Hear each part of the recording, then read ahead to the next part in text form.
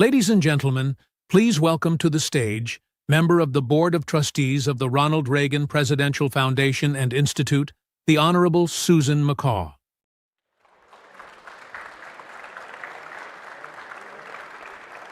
Hi, everyone. Delighted you're here this morning. JPMorgan Chase is the largest bank in the United States and the most valuable bank in the world. Earlier this year, Jamie Dimon marked 20 years at its helm, 2 decades of navigating crises, global upheaval, relentless change, and without ever losing sight of what endures. We are honored to have him back at the Reagan National Economic Forum. He's now 2 for 2, and we hope to continue the streak. President Reagan believed that economic strength and national strength are inseparable. It's a conviction Jamie Dimon has returned to often, and perhaps no stage is more fitting for that conversation than this one. Jamie's insights are always sharp. When he speaks, people pay attention, and they should. But to me, the most fascinating thing about Jamie is not simply what he does, it's the values that inform everything he does. Last year, on this very stage, he spoke with conviction about the importance of trade agreements and our alliances across the West, not because of the bottom lines, but because of those relationships are, in his words, essential to keep the world safe and free for democracy. That is not the language of a banker. It's the language of a statesman. This is a man genuinely committed to democracy and free markets, not out of self-interest, but because he believes they make the world better. He believes in the shining city on a hill that President Reagan invokes so powerfully, that the United States is a beacon of freedom, opportunity, democracy, and hope. And Jamie just doesn't speak these values, he acts on them. Under his leadership, JPMorgan Chase has launched a $1.5 trillion security and resiliency initiative, directing capital towards industries critical to our national economic security and long-term strength. That is American leadership with a balance sheet behind it. As a former diplomat, I've seen what true and real global leaders look like, and Jamie Dimon embodies it. He is more than America's most important banker. He's one of America's most important voices. Jamie closed his remarks here last year with 2 pieces of advice that stayed with me. First, listen to everybody. And second, don't put a good foot forward, put the truth forward. 100% the truth. Tell us and we will deal with it. Jamie, we're delighted to have you back to put the truth forward. We're also delighted to welcome back Morgan Brennan, anchor of Morning Call on CNBC and a member of the Council of Foreign Relations, who regularly interviews heads of state and our nation's most consequential chief executives. Ladies and gentlemen, please join me in welcoming Chairman and CEO of JPMorgan Chase, Jamie Dimon, in conversation with CNBC and Morgan Brennan.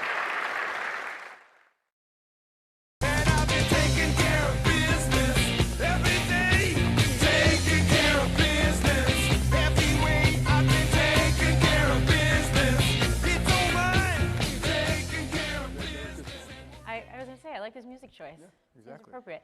Okay, first of all, it's great to be back on stage with you, Jamie, a year later. And I do feel like the bar's been set high after our conversation last year. So let's start right there, because last year on this stage, you talked about tectonic plate shifting, both in terms of geopolitics and the global economy. How do you see it now?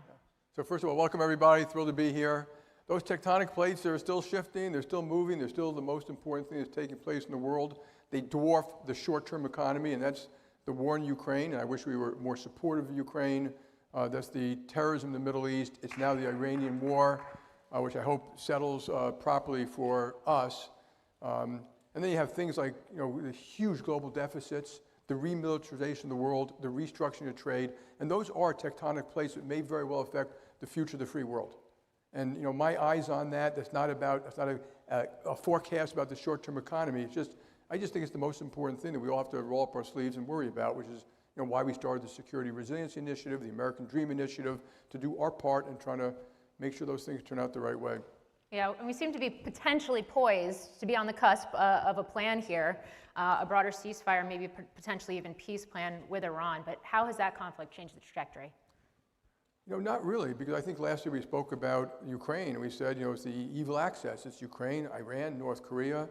Iran, the other thing, I hear a lot of people, they talk about Iran, they usually mention, or at least some people, it wasn't an imminent threat, it wasn't an imminent threat. No, a threat is when I'm threatening you. They've been killing people, terrorizing people for 47 years. And if you actually think about it, and they had proxy wars, they've been doing it not in the Middle East, they've been doing it in the United States. They killed a lot of Americans. They killed a lot of Americans on October 7th in Israel. They killed a lot of people in Africa. And my thought is, why did we put up with it?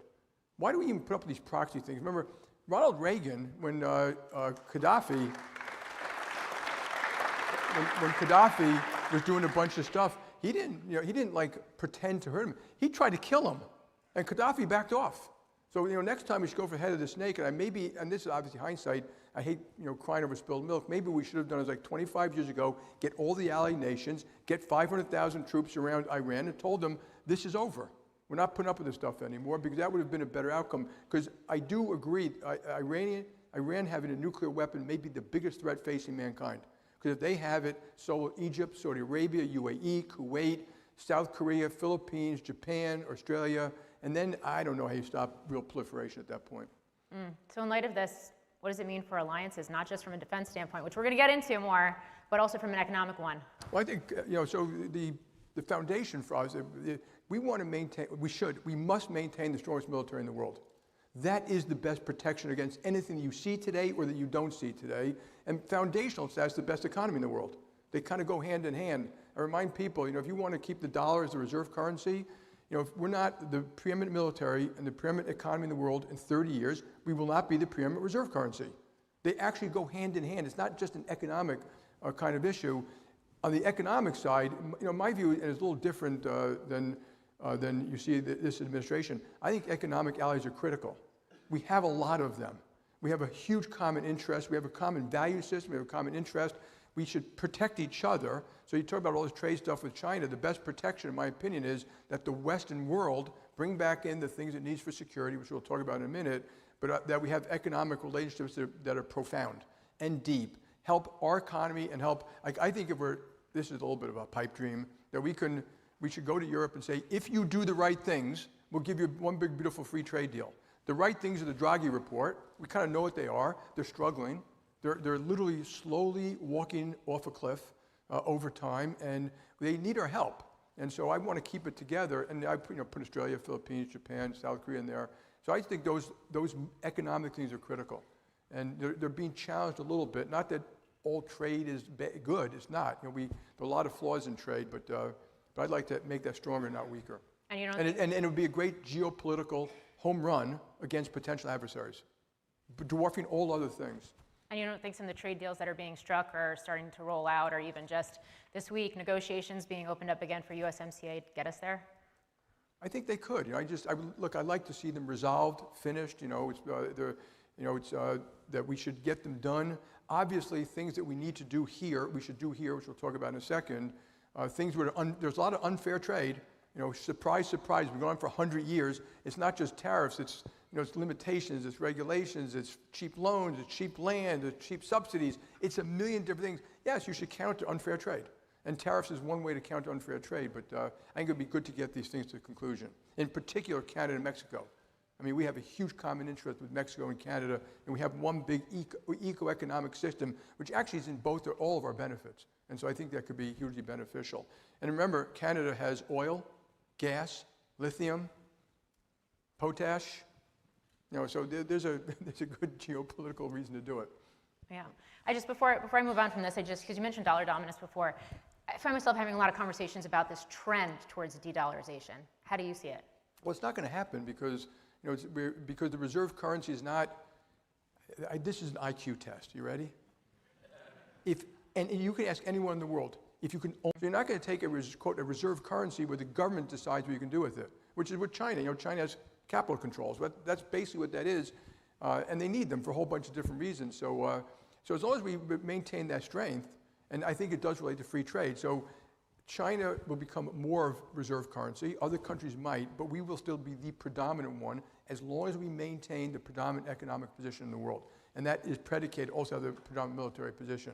I was in a country, I don't want to mention the name of it, they were complaining about America and said, you know, we're so concerned about America, we've taken our gold out of America, we've put it in our vaults here. And I looked at them and said, you do realize your vault here can be taken by 3 armies who aren't that far away. And you know, that's real politics, folks. That's the world. So the notion that you're secure like that, this nation's secure.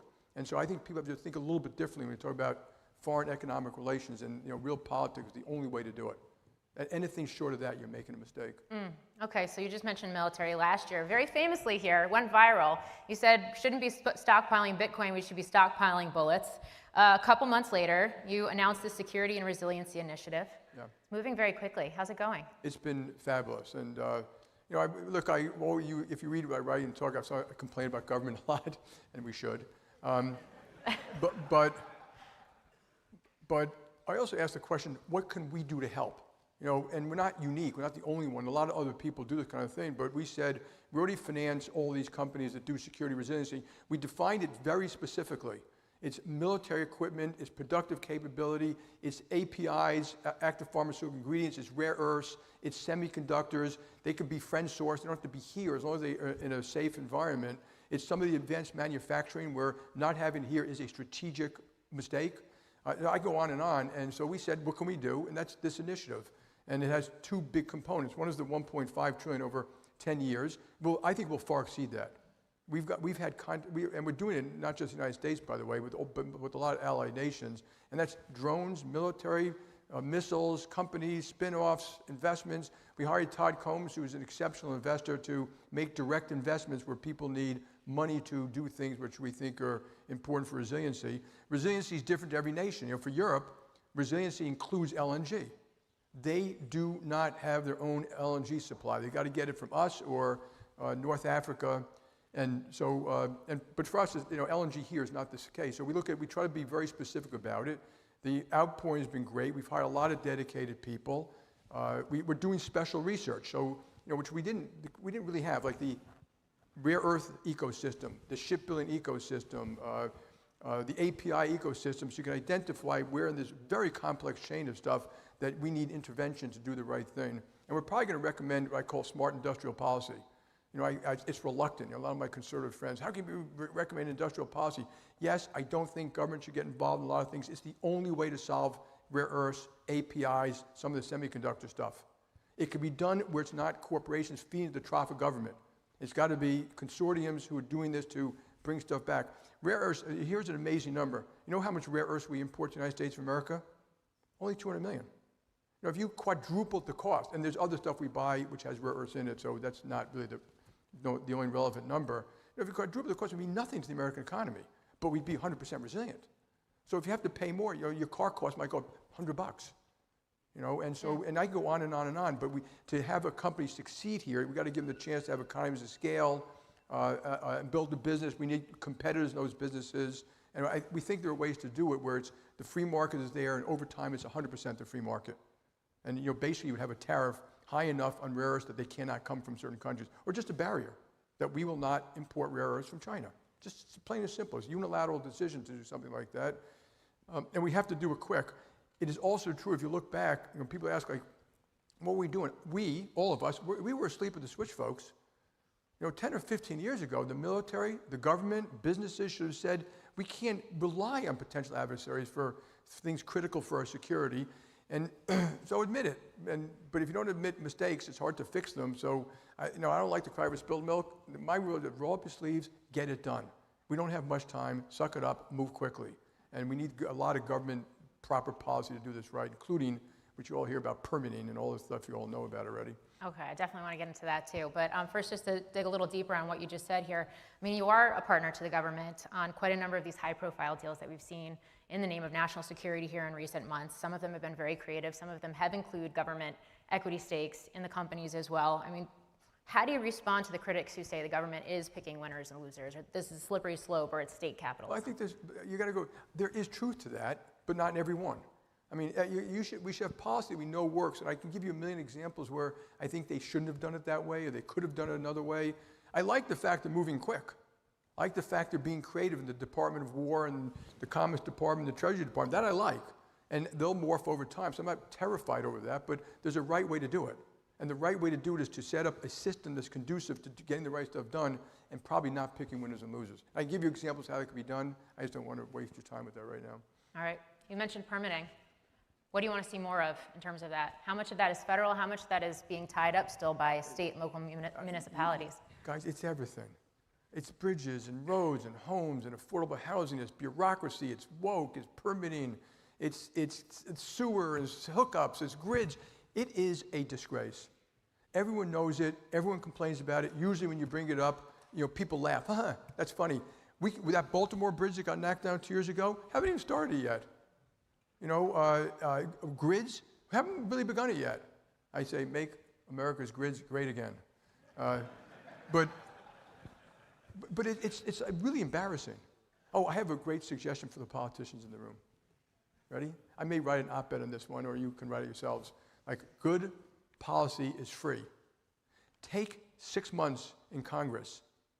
Do not raise revenues or cut expenses. Don't do any of that. Don't get involved in that debate. Just change policy. That makes things better.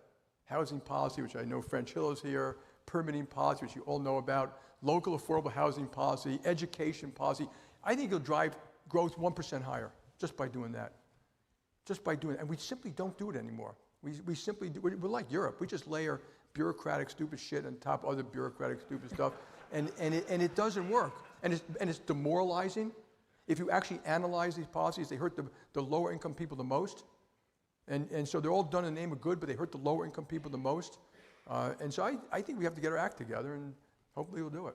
Yeah, I was going to go in a completely different direction, but now I got to pick up what you're putting down here, Jamie. Go for it. Affordability, this idea of a K-shaped economy that's continuing to exacerbate here. I know you're leaning in on this too from the bank's perspective. And it's affordability, again, it's not it's affordability. Of course it's affordability. That's a Democrat issue, a Republican issue. The question is, how do you get it effectively? And you can have a lot of policies that you think it's making it more affordable, you have less supply. And so, obviously it's a key thing. Just all these other things, you can do them right or you can do them wrong. And we end up in this binary debate about how you do them. But, of course you should make them affordable. It's not a K-shape, like one part going up and one part going down.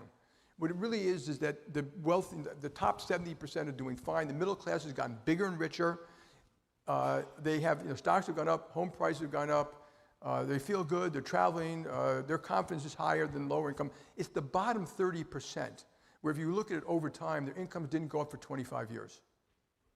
Okay, and they're not really earning living wages anymore for a whole bunch of reasons I won't go through here. And it used to be if you get up in America and even if you go to 10th grade, you get out, you get in a factory or somewhere, earn a living wage, and soon have a family, have a car, have a house. That's not true anymore. And it is incumbent upon all of us to fix that problem. Now that problem, by the way, we've thrown trillions of dollars at it, Democrats and Republicans, and it didn't work. And those people, by the way, when you talk, and we all talk about problems, they have worse crime, worse schools, less affordable housing, worse food, and there are policies that can fix that. And it's not that their wages have stagnated, they still have jobs, but they're not seeing the opportunity, and they're angry about it. And then they see governments wasting tremendous sums of money, picking winners or losers. Even my Democratic friends, when I ask them, do you believe if we gave $1 trillion to the federal government, anyone would be better off? It's just not possible. It would end up in all these special interest groups, and it'd be a big potty that they give to folks. It's policy. It's education policy. It's housing policy. It's infrastructure policy. It's crime policy. And that stuff works done right. And there are a lot of examples. If you read Fallows wrote that book when he went to 50 cities, none bigger than Columbus, about how they're building river walks and bringing in businesses and improving their schools. Good policy works. And it's got nothing to do, in the most part, for Democrat and Republican. It's just good policy. Well, we just talked about how JPMorgan is looking to enable this on the military and defense side, defense industrial base, industrial policy side. How's America's biggest bank looking to enable us on the affordability side, on the American dream side? Yeah, and so I met with the Mayor Mondani the other day, and I said everything I wanted to say, but one of the things I was saying, like, what do we do? Like, what does a bank do? And so I walked in the front door. We have a big flag in the new headquarters. I salute that flag every morning. I told him, I salute that flag every morning, and your parents came here for the same reason my grandparents came here, were Greek, mostly Greek immigrants who never finished high school, for the freedom and justice that this country means. And that if you opened up, America's borders, billions of people would move here to be American.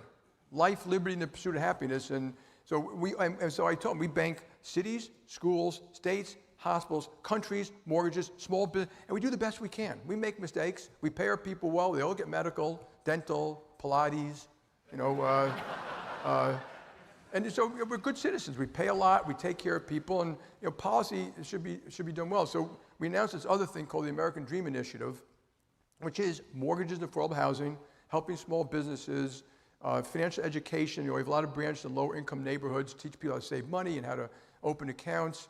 Work skills, which we've already talked about, which have to be done locally.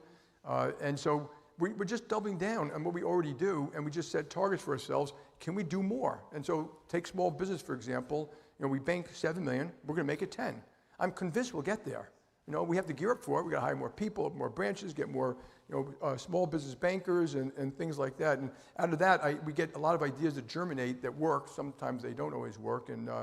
But I just want to point out, because it may be the most important thing of all, is to reignite the American dream type thing, is I remind people that the Constitution is a legal document.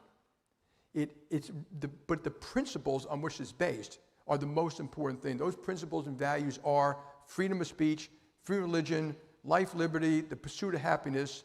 The pursuit of happiness to them did not mean, are you happy? It meant have a purpose. You could be an artist, you could be a farmer, you could be a military officer, you could be a caregiver. It meant to make the world a better place, to try to create equal opportunity for people. And we don't teach those values anymore. And they are the foundation that made this country great. And and all these schools, I've looked at them now. You look at some of the colleges and even high schools, they don't teach a lot of American history. And you could say, in America, those values are still extraordinary, why 4 billion people come here. It doesn't mean we didn't have flaws. I don't know, I've read a lot of history. I haven't read one country that didn't have flaws, not one. And of course you should acknowledge them and try to fix them if you can. But that's part of the American dream. Fixing the bottom 30%, lifting up everybody, creating equal opportunity. I think that would dramatically reduce polarization and anger, which you see all over the place. And so we're doubling down on that too. And we're quite unabashed about it. The tax policy piece of this specifically, last week, Jeff Bezos was on CNBC, made a lot of news, basically said bottom 50% of Americans should not pay federal income tax. Government doesn't have a revenue problem. It has a spending problem. That he'd be potentially more open to paying taxes if it meant the money was actually going towards the greater good here. It kind of reminded me a little bit of some of the comments we've heard from you in the past, especially when I think about things like, earned income tax credit. Yeah. So first, when I saw Jeff doing that, I'm saying, thanks, Jeff, God bless you, get involved in the debate. You may not agree with everything he's saying, but I like the fact he's saying stuff, and he cares enough about our country to actually get on there, because a lot of people just simply don't do it or even think about it very much. And tax is very complicated, okay? So I generally agree, and if you look at the bottom, the 100,000, they don't pay that much anyway. So you got to be a little careful. And they're all different types of taxes. You got your sales tax, and you got real estate taxes, and some drive bad behavior and all that. And it all should be kind of looked at. I like the earned income tax credit, which today as it stands, if you're a single parent making $14,000, the government gives you $7,000. At the end of the year, in a check. Some people are entitled to it, don't get it. If you have no children, they give you like $700. I would take that, the $14,000, I'd make it $12,000. I'd get rid of the child requirement. You're working, you'll go home with $26,000. If you're two parents, you have $52,000. And the reason I like it is because, first, I think it would pay for itself. We know one thing about jobs: they create dignity. That first rung in the ladder. When I hear people making fun of burger flippers. A lot of those burger flippers end up owning and running McDonald's. They are proud of what they accomplish. A lot of our forefathers came here, and that's what they did when they got here. But that first rung leads to a second rung. Jobs lead to, the money would go to the person, so it's not big government deciding whether you can buy potato chips and soda or not. They would spend it on their families and their homes. They spend it locally. It might foster local restaurants. They might buy more insurance or a tutor for the kids or something like that. And it would lift up those economies, but it also has the great virtue of bringing people into the workforce, making work pay more. And we know one thing about jobs: better social outcome, more household formation, less crime, less suicide, less recidivism. So if you actually did the full analysis, which is hard to do, and we really haven't, I guarantee it would more than pay for itself. And that would cost like another $50 billion. If they did that, yeah, I think people would be willing to pay as long as it went to them. If it's going to go to Congress to decide who to give it to, no one's going to want to pay extra money in taxes. Let's shift gears to monetary policy. We got a new Fed chair, Kevin Warsh. Yeah. How do you see this new regime taking shape, especially when you have a bond market that, according to some investors, is pricing in a Warsh effect? Oh, yeah. I'm not sure that's true. So first of all, high quality guy, experienced, knows markets, was at the central bank. He was at the New York Fed when we were going through the great financial crisis.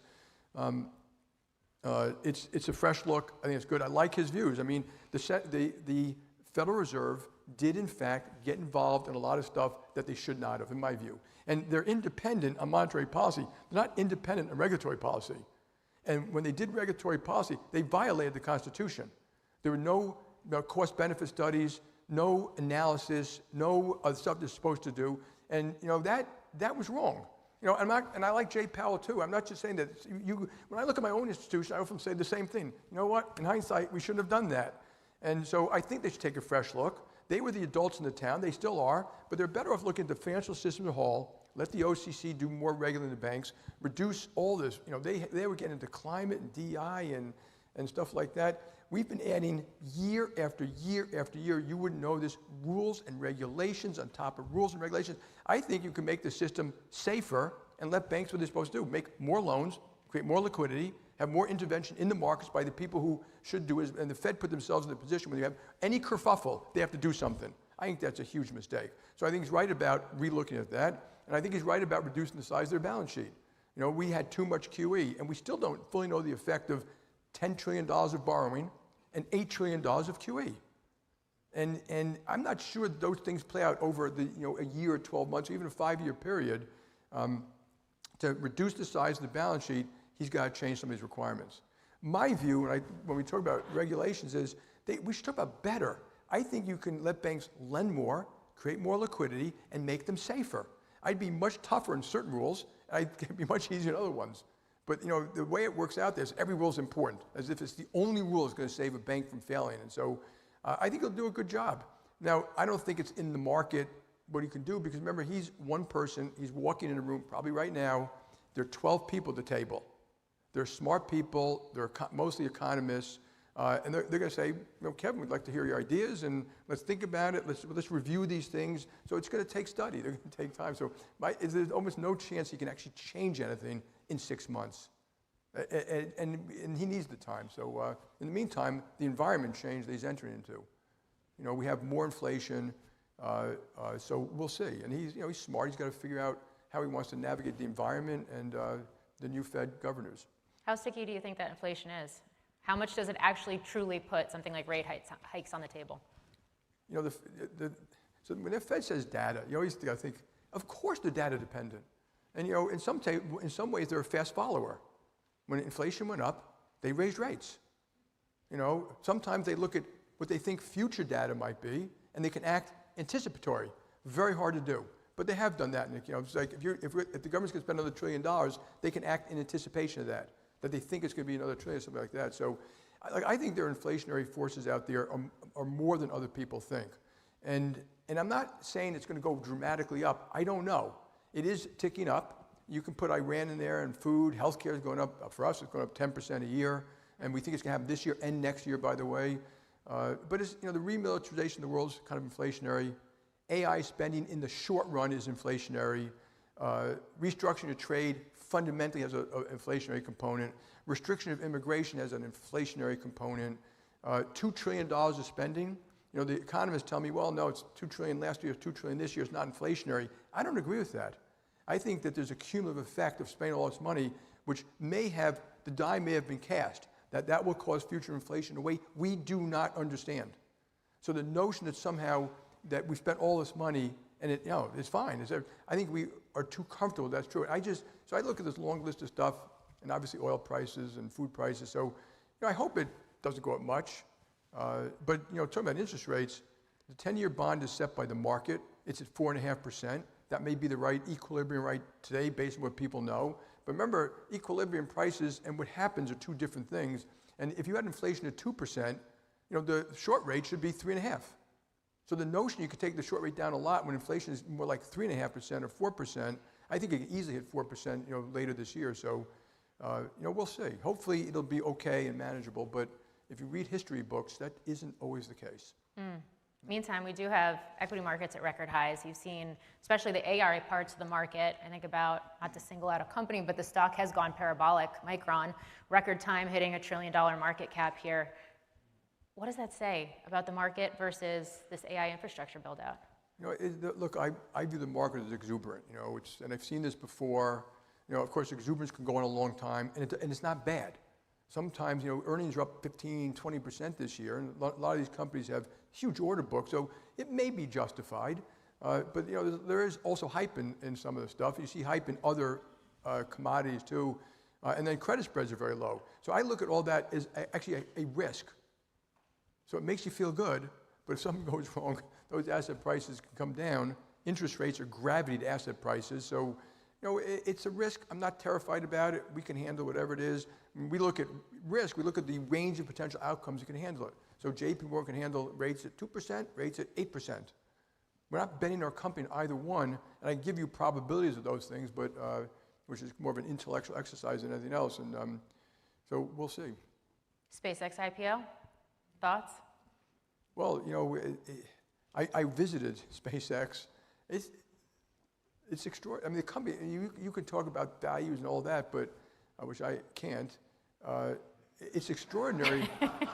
It's extraordinary what they've done. I think it was 100 launches last year.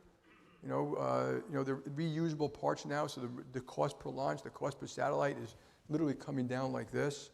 So I wish these guys and Blue Origin, I wish them the best. I mean, they're inventing stuff that can, change humanity for the better.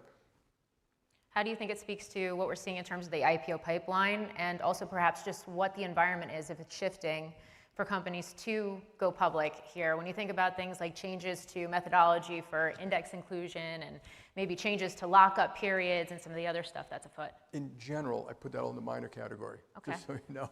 I mean, you guys are going to buy or not buy. You're going to look at that stuff. You can decide it makes sense. I always think corporate governance should be done right. And so when you look at some of these things, you got to say what's fair to you. If you're a buyer or a partner of mine or an investor in a company, how would you treat it? But right now, markets are wide open. The M&A markets are booming. Equity markets are booming. But I do remind people, and debt markets relating to M&A are booming. So debt markets, there's a certain amount we just constantly refine. There's also an amount that's episodic, is based on M&A type of activity. But ECM is kind of the tip of the spear. And if you look at ECM, it can close and open pretty quickly. I mean, I forgot, in 2022 we had 400 IPOs in America, and the next year we had 20. I mean, it was as dramatic like that. So that is often based on sentiment, short-term values, the specific stocks themselves. Yeah, we're they're flashing the clock on me right now. I'm going to just a little bit longer here, just a little bit of a lightning round. Biggest risk that's not getting enough attention? To the geopolitics of how the free world, how this plays out in the next 20 years. Okay. Given the fact that the bank has moved forward with some crypto products, adopting some aspects of blockchain, has your opinion about cryptocurrencies changed? It's not about cryptocurrencies. We're one of the biggest users of blockchain. I think blockchain, we've been talking about it for 15 years. Okay, we're still talking about it. I do think it'll replace financial market infrastructure. We have a JPMorgan deposit coin. We can already move money 24/7. But I do think, when crypto folks point out the weaknesses, they're right. There are a lot of changes you can make it better. FedWire could be, the FedWire is 5 days a week and 10 hours a day. It could be, why not 6 days a week, 20 hours a day? And real-time payments have a huge benefit for people. All true. Cross-border costs too much, and we will be part of fixing that. And I'm not that worried about stable coins. All I've ever said about that is if you have them, they should have the same rules and regulations as us. AML, BSA, KYC, insurance, disclosures, liquidity, transparency, social requirements, which we have. If just a level playing field is all we ask in that kind of thing. And I do think it'll change some of that stuff. Not worried about it. Okay, deal making. You made some news earlier this week when you said that the bank might be acquisitive here to the tune of $10 to $20 billion. Anything more you want to add? I'm shocked that people get shocked. I just don't understand it. We have a lot of excess capital. We've always been very clear that we've deferred deploying it in our business. I do believe we can do that. I can't do it all at once, but we earn very good returns, and we're going to deploy it serving clients around the world, the way we serve clients today in payments and asset management and capital raising. Of course, we should be thinking about acquisitions. Can you imagine a CEO saying, absolutely not, no chance, never do it. So, there's not one in mind, but I was thinking this morning about buying you guys, Versant. You look cheap to me, and, and we would not probably, me. We would probably pay the talent more than you're paid by them, just so you know. But yeah, there might be something out there. But the other thing, as a management tool, you always get smart just by looking and thinking. Why are people doing things? Why a lot of people are doing better than us in a lot of areas.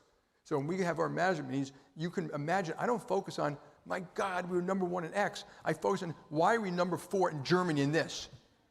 Why didn't we build Stripe? Why didn't we have a better market-making system like Citadel? Why didn't why can't, I want Chase UK to be like Revolut, which is worth $75 billion. Can we do that? What are our strengths? What are our weaknesses? And so we should always be, and looking at acquisitions, I love the fact we do organic growth. It's hard, banker by banker, branch by branch, system by system, country by country, client base by client segment. That's what we do.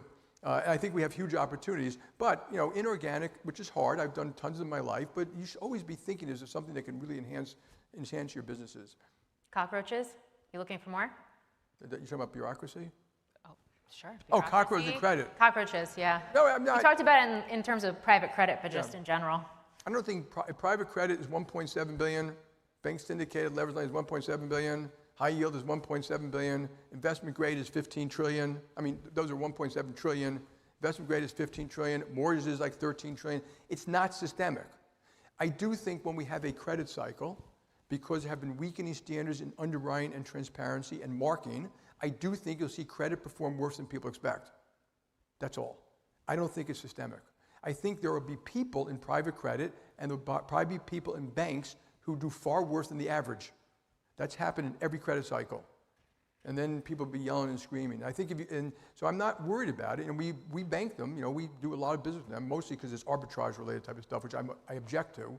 But we do it too for a whole bunch of different reasons. And I think when I tell the regulars, when you have a lot of arbitrage taking place, it should open your eyes. And it often leads to problems down the road. So not worried about it. We'll see. Okay. Last question. I'm not going to ask you about succession. I'm not going to ask you about running for public office. I'm going to ask you what your legacy is. What do you want that to be? I grew up, and I'm sure a lot of people have the same thing where, the values were have a purpose in life. And, my brother's a teacher. My other brother was a physicist. My dad was a stockbroker. I read Graham and Dodd, the big, thick one, when I was like 17 years old. But there was no push. But it was also work hard, do the best you can, make the world a better place, don't allow bullies, treat them with respect. And all I want my legacy, at least relating, and my family is the most important. My country, my family is the most important. That love and respect and what I give and get, that's the most important. I now have 8 grandkids, 3 lovely kids, and a wonderful wife, and I'm lucky. And I count my blessings for that. My wife would say I don't thank her as much as I should. So that's number 1. My country's number 2. Bar none, I'm deeply devoted to helping fix these problems, whatever it takes kind of thing, in my view. But for the company, I just want that gravestone to say, when people visit, we're better off to that son of a bitch. Jamie Dimon. Thank you. Folks, thank you very much. Good luck to each and every one of you. Ladies and gentlemen, this concludes our conversation. FinTech, agentic commerce, and financial freedom in the digital economy will begin shortly on this stage, and new ideas for reinvigorating American economic growth will begin shortly in the Air Force One Pavilion.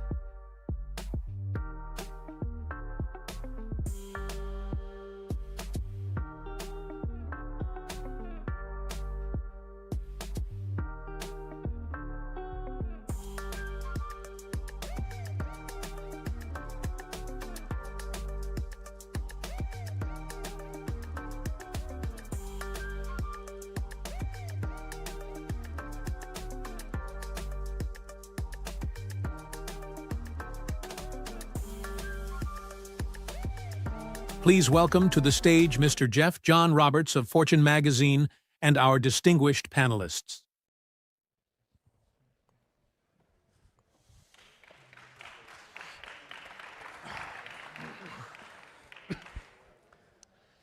Good morning. Thanks for joining us. Jamie Dimon's a hard act to follow, but I promise we will be almost as cool as he is up here.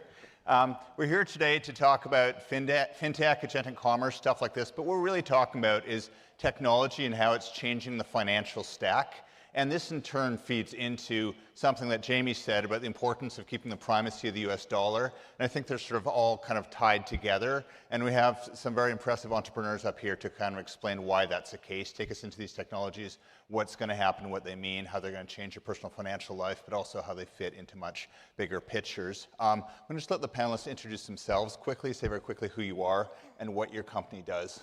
You want to lead us off?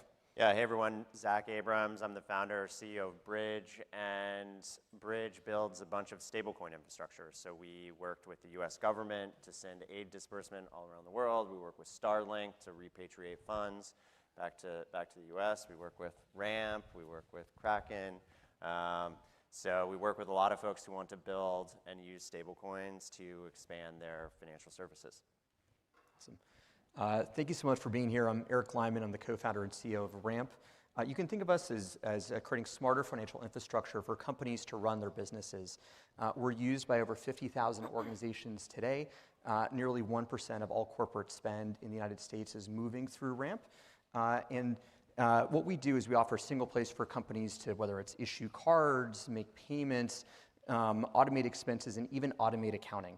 And so when others are focused on kind of giving you the tools to move or store money, we're working on automating your expense report, automating your accounting, moving funds to higher yield automatically. And the way that we measure ourselves is not how many dollars we move, but how many fewer dollars and hours our companies spend. A typical company using Ramp is able to cut their expenses by over 5% per year and grow revenue 3 times faster than the US average. I'm Arjun, co-CEO at Payward. Kraken is one of our flagship products. We do a lot, so we kind of separate what we do into 2 buckets. One is trading, so spot for crypto, margin, perpetuals, derivatives, et cetera. So it's one side of the house. And then what we did is we grew our customers and clients' assets over time. Then we moved into what I call banking, what we call AOP. So we try to simplify it as much as possible. And that's all over the world. So we're about 190 jurisdictions, about 100 plus licenses, 15 million customers, and we've been growing at a pretty fast clip. Everything that they said that they do, we do as well. I would like to think we do it a little bit better. And my name is Sigal Mandelker. I'm at Ribbit Capital. Ribbit is a global investment firm that's focused really traditionally on the future of money. So for a very long time, that's meant fintech, crypto. We're glad to have been investors in Bridge and Stripe, and now Stripe Bridge. And but really,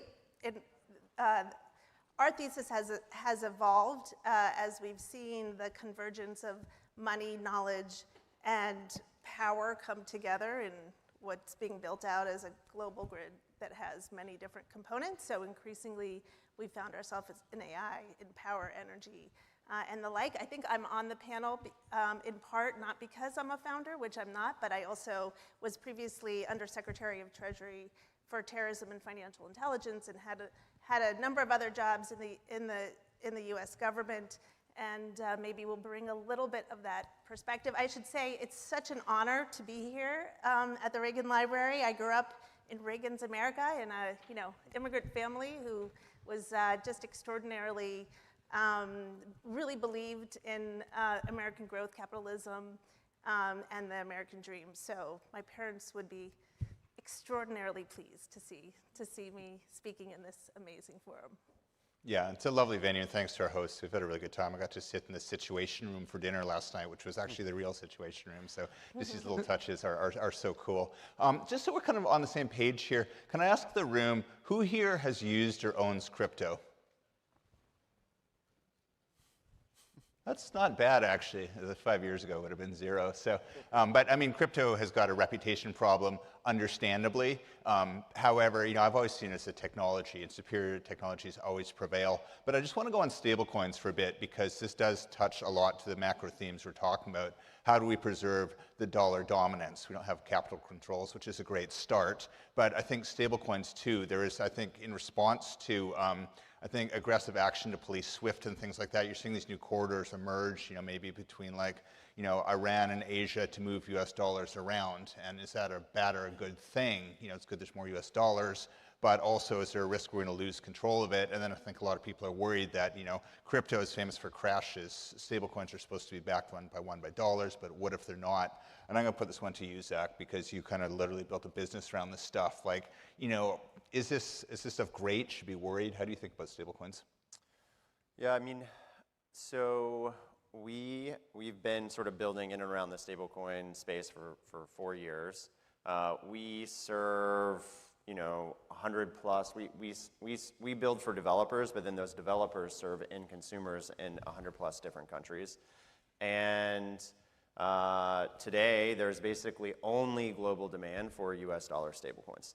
And so before stablecoins, every country had its own file format for money, and most of the people in those countries could only access their specific file format.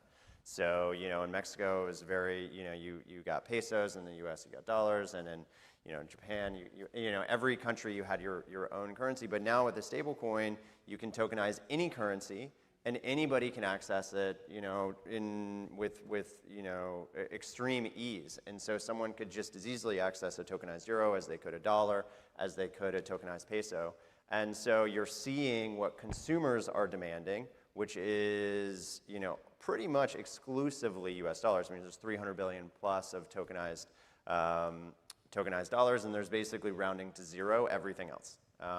And so consumers globally want dollars, and there is no real viable alternative. And when we go into different countries, it's astounding to me that there has been this assumption that I've had in my head that people want funds in their local currency. But we have a developer building on us that is building a neobank for folks across Mexico, and all of their balances, this is, the average balance in their neobank is equivalent of 20 US dollars, which is very, very small.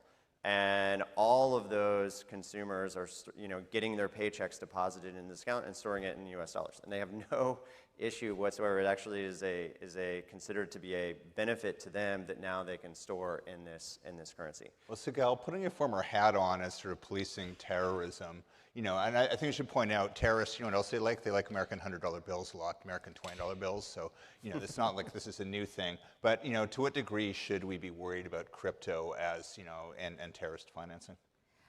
Well, I mean, we should be worried about terrorist financing with respect to any means of moving value or money, whether it's through trade finance, through the banking system, or, of course, for crypto. The thing about crypto is that it's extraordinarily transparent. So it looks, when money flows through luggage, right, on a plane, going through certain countries onto others, you can't detect it unless you're able to see that the person is, through a magnetometer or something, is carrying a bunch of cash. When money goes through various different wire transfers, at some point you might be able to see it if you get a clue that that's happening because of some suspicious activity. On the other hand, if money flows through crypto, for the most part, you can see it instantaneously. So as someone who spent my career going after bad guys, as a prosecutor, as a regulator, as the person who oversaw the US sanctions program, in many respects, I would much rather the money or the value flow through crypto, because I can see it instantaneously, that it's happening. I can use it to detect all sorts of different links, because once it goes from one place to another, then you can instantly see that it's hopping in 5 different directions. And you just need to have the right regulatory guardrails, the ability to burn, to freeze assets as they're moving through different flows. And when I was at Treasury, we really built up a lot of the global financial infrastructure, global AML rules that allowed crypto to fall within a space where governments all over the world could detect it and ideally track it down and freeze it. And we invest in companies like Chainalysis. That's basically a huge part of what they do, is to make sure that illicit assets don't flow. I want to stick with this topic for just one more beat before getting into AI and other stuff. I've got a good question coming in here on the implications of these dollars are suddenly mushrooming everywhere. Does that mean more freedom? Is that a good thing? I'm going to put this one to you, Arjun, too, because Kraken operates in a lot of these overseas markets. And also, too, I mean, how do the local governments feel about this? Because recall Nigeria was jailing those Binance executives because, you know what, they run their economy really badly, and so, you know, their citizens are like, no, thank you, I don't want your crappy currency, I'm going to get the dollar. So how do you see all this from a kind of like, you know, how do local populations, governments feel about this trend? Yeah, you know, I think we have a tendency to like use these words, tokenization and like, you know, crypto. I think what's really important is that, you know, it's not a, you know, we talk about BTC, ETH, crypto all in one like verbiage, but a lot of what we're building is financial rails. And at the basic level, it's financial rails 24 hours a day, 7 days a week. And then you're able to move capital, move securities, commodities, et cetera, at that same rate. And we've been just continuing to make it cheaper, better, faster. So I think like leveling set, that's really important. Now, when you give people anywhere in the world that access, similar to how you think about distributing cash, you know, when you move these are the words we'll use, money from a non-custodial wallet to another non-custodial wallet, that's the technical term, you're really just replicating what someone does if I just took a dollar bill out, or 100, or hopefully the next, you know, 250 with Donald Trump on it, and I give it to him. There's no one in the middle taking something or extracting along the way. That's like really the freedom that we talk about in terms of creating this, you know, the technology so people can do this. So when you hear that you have this proliferation of stable coins or these crypto assets being proliferated all over the world, it's because we've made it much easier. Now, at some point, what happens is that the flow of that capital will go to another asset or to another institution, and that's actually where you do your KYC, AML, or you see what the flow of funds look like, and that's where the transparency shows up. At Payward today, and part of Kraken's business is I think we do roughly today 65 to 70% of all worldwide onboarding and offboarding for cryptocurrencies to fiat or fiat to cryptocurrencies. That's a lot. So we work with all of the intelligence agencies. We freeze funds. I get messages all day. I get threats all day that says, like, you froze my funds. But the point here is that you just have so much demand for assets that people consider that are safe. And in some markets, they don't use the word USDT. They don't use the word USDC. They just use the word US dollars. And then there's a technology that's proliferating that asset. So for better or worse, it's spreading. And I think, you know, the point to you to remember, this is a technology. However you feel about Bitcoin and crypto, a lot of this was built in America. And I think, you know, this has been a benefit. It's spreading dollars around the globe because of the technology we're building. And of course, it's sort of the outset. The other important technology right now is AI. And, you know, it's starting to integrate with the financial system. And I think, like many of us, I'm still getting my head around how exactly it's going to go down. But I know, Eric, you've been deep in this. Like, where is this going to touch our lives first? Where's it going to touch our personal finance to most Americans? You know, I'll start with one example. I mean, for folks who work or, you know, have a job, one of the worst hours of your life is having to go every month do your expenses. You know? It's just this experience that you feel is normal and justified. And I think it shouldn't exist. If you use Ramp, you kind of experience this where your cards are smart, your expense policy drives how it actually behaves. Maybe you get a text or we pull the data ultimately from a merchant, and your expense takes under a minute to do. And the reason for that is AI is doing your expense report. It's able to take this unstructured data and match, here's what you actually bought. If you extend that into the finance organization, as companies have gotten bigger, you know, the amount of regulations and accounting work that goes into operating a company becomes truly immense. From something small like paying bills to your vendors to larger, to how do you go represent all the activity, understand and account for every dollar, and then incrementally spend the next dollar and put it towards the right place that returns higher yield. It takes a lot of knowledge work, and I think that the promise of AI is you can take a function that is very backwards looking. 80% of your time might be doing this tedious and monotonous and operational work, and have that done for you. And where it gets really interesting, and happy to say more on this if of interest, when we look at the data for firms that are adopting and spending on AI, we're seeing this pull away in terms of growth, where they're actually able to redeploy people to much more high-value tasks. They're growing revenue faster, and we're seeing strong early signs that they're actually some of the strongest job creators, and in fact are hiring more. And so it's one where sometimes in the narrative with new technologies, people get worried. What's going to happen to jobs? What does it mean for me? And I think there's very little data grounding the reality, and what we find is job growth and convenience is going way, way up when this is actually getting adopted in the real world. Yeah, I think AI equals more efficiency, and I think we're starting to get the fruit of that despite the fear. But just like kind of zooming out for a bit, who's winning right now in AI and finance? Because that's going to matter a lot. Because I recall in Asia, they sort of leapfrogged us by a generation with smartphones. They were paying with their phones like a decade before we were, and we're still writing checks. But on the AI front, I guess I'll maybe toss this to anyone else here. Who's out front? Is it America or someone winning this? I think the biggest risk actually is that while the open source technologies and innovation is happening in Asia, and if you look at, we're pretty globally distributed, so about a third of our employee base is in Asia as well. And so when you take a look, we use our frontier models, so OpenAI, Anthropic, et cetera, as like our first set. But what's happened over time is as we train our own models as well for our own use cases, we're using the frontier models less for cost optimization, but the other models are like 6 months behind the American models. I think the biggest risk when we talk about crypto or AI, I think they're actually pretty synonymous with each other, is that we fall behind because we're too centralized. I mean, I think when you think about AI, there's an interesting parallel with crypto.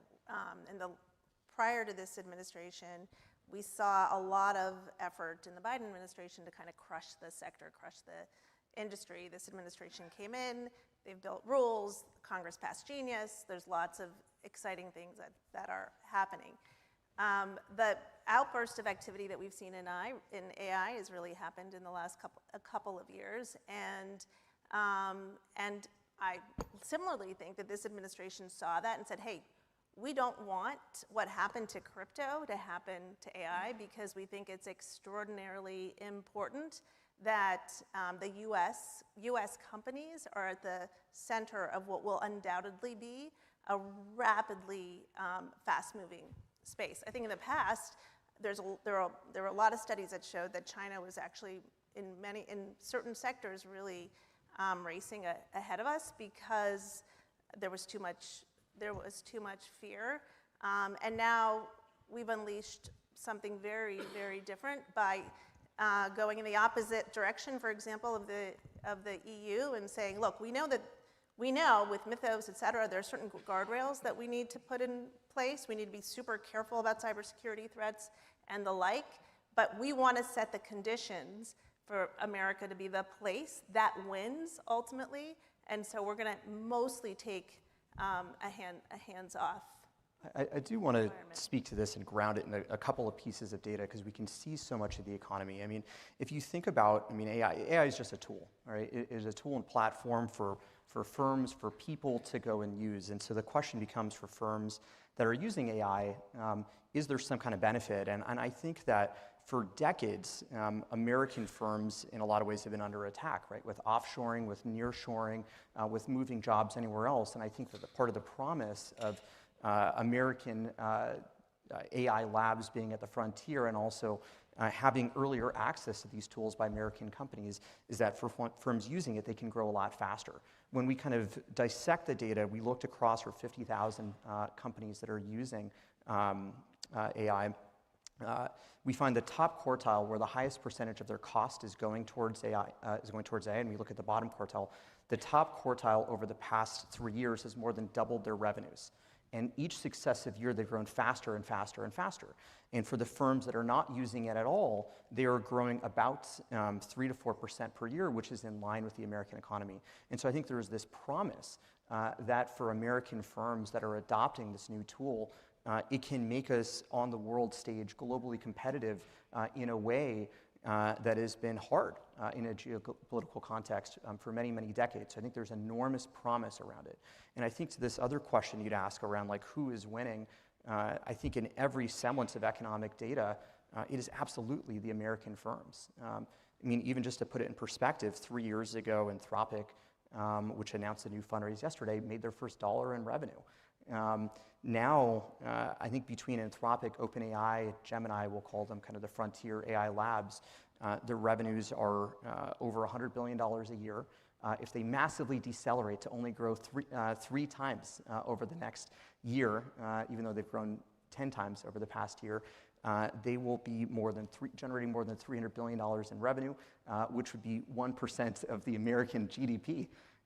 These are enormous institutions, and there is nothing comparable, nothing like it anywhere in the rest of the world. And I think it's been a great thing, actually, for American competitiveness. Yeah, I mean, some of you might have seen the Anthropic's fundraise yesterday. I had to look twice. It said they raised, what was it, a $60 billion Series H. Yep. I used to cover startups for a living, and I'd write headlines, so-and-so raised 10 million, and this was a big deal. I mean, just the scales we're talking about here. And the AI thing, I mean, I think it's not just affecting us, it's affecting the entire country, and we got to get our arms around it and overcome the fears and how to do it right. But that's way above my pay grade. Where I think we can talk about it, though, is on the domestic front. There's ideas like Trump accounts, how to, I'm speaking to Bill Ackman next week about how to, there's a lot of people who don't have any bank accounts at all. I'm sure everyone in this room has got retirement accounts, this, that, and the other, but there's, tens of millions of Americans who don't have any of this. How do we get that in their hands? And I like that idea a lot.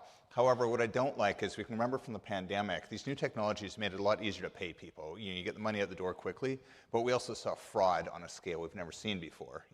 And so I'm wondering, if we're going to go do this again, will AI give us better, and blockchain give us better guardrails to actually distribute money efficiently with less fraud, while also not turning into a surveillance state? And I realize there's a lot in that question, so anyone go for it.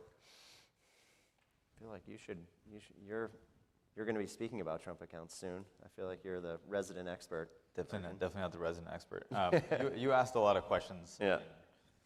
Fraud. Look. I think the reason why we have what I call leakage in the system, and fraud being a large part of that, is because our systems and tools still use like paper, pencil, and faxes.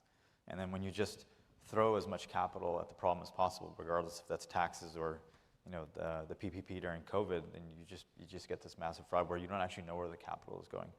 Software, AI, ledger systems, those are all helpful to be able to audit the trail of where the capital goes and be able to see what's efficient, what's not, and how do you get an actual, as much of that dollar to the end state as possible, rather than 30 or 50 or 70 cents going away. I think like when we talk about crypto, when we talk about AI, again, we use these terms that seem so complicated, but let's use ramp for existence as an example. We use it, and a lot of my portfolio companies use it as well, and we're trying to move over to it at Kraken or some subdivisions of it. I don't have to now, over time, interface with this product. I don't have to log into anything. I can just be much more efficient with my people, who, by the way, will use now hundreds of agents, thousands of agents, which is equivalent to like a 10x human to be able to do. You're able to just do more stuff. So what that means is that you'll be able to catch fraud faster. You'll be able to have economic activity faster, and you'll be able to have more productivity, which is essentially where you want to be. And so when I think about where we want to be as like Americans, and like the heartbeat of any economy, is like, how do you get a small to medium business person operating at the same capacity as us or JPMorgan? That's like really what we're talking about here. And so there's a lot of these terms that people say the future is already here but not evenly distributed. Yeah, we were using agents and bots, not at the scale that we're using today, 5 years ago, but we spent a lot of money. But we could because we had a lot of money.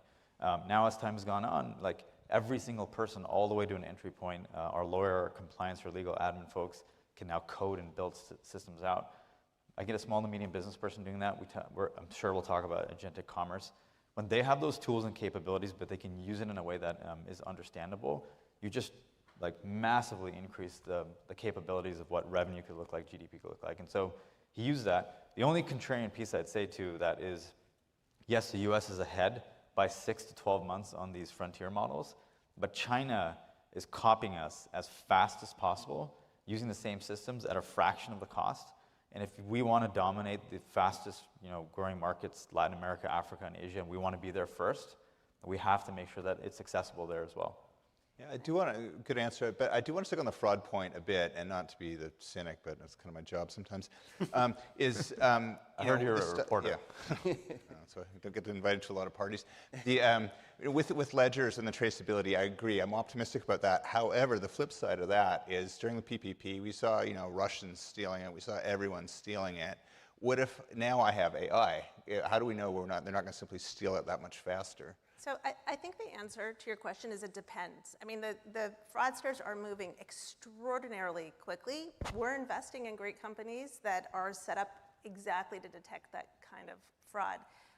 The problem the reason we could lose, I'll say, on the fraud side is if regulated institutions aren't incentivized in the right way to actually invest in the kind of technology that's going to keep the fraudsters from getting ahead. And I say that because when I was Under Secretary of Treasury, I used to have banks come in to me all the time and they would say, Sigal, because of the way we've been regulated, we are spending north of 95% of our time on things like justifying why we didn't file a SAR in a particular way, which is nonsense, right? Like, that's not what I wanted them to do. What I really wanted them to do was to build out the extraordinarily sophisticated financial crime intelligence units that would allow us to detect how North Korea or Iran were trying to evade sanctions and get access to dollars or to prop up their WMD programs.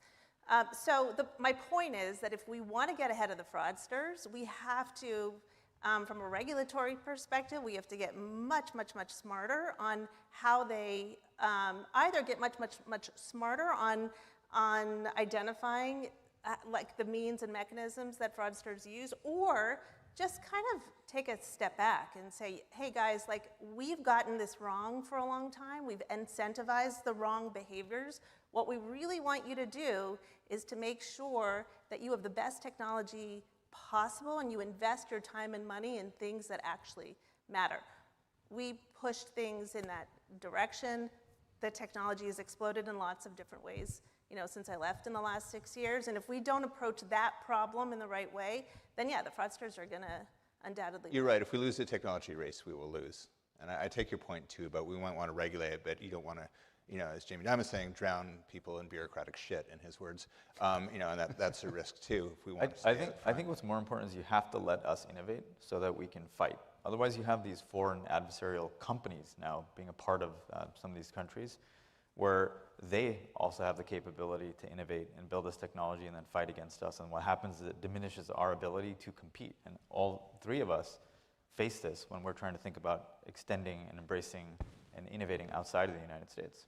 Yeah, there's been a lot of focus on cybersecurity risks recently with Mythos and sort of what's happened with the banks, but the same thing is happening to every single financial services company on the compliance front. And like I was telling Sigal this last night, like I literally got a WhatsApp video call from Stripe's CFO who told me that he needed me to do a bunch of diligence in Europe and then sent me an NDA and so on. And then I sent an email to him and was like, hey, what's going on? And then he followed up and was like, what are you talking about buying a company?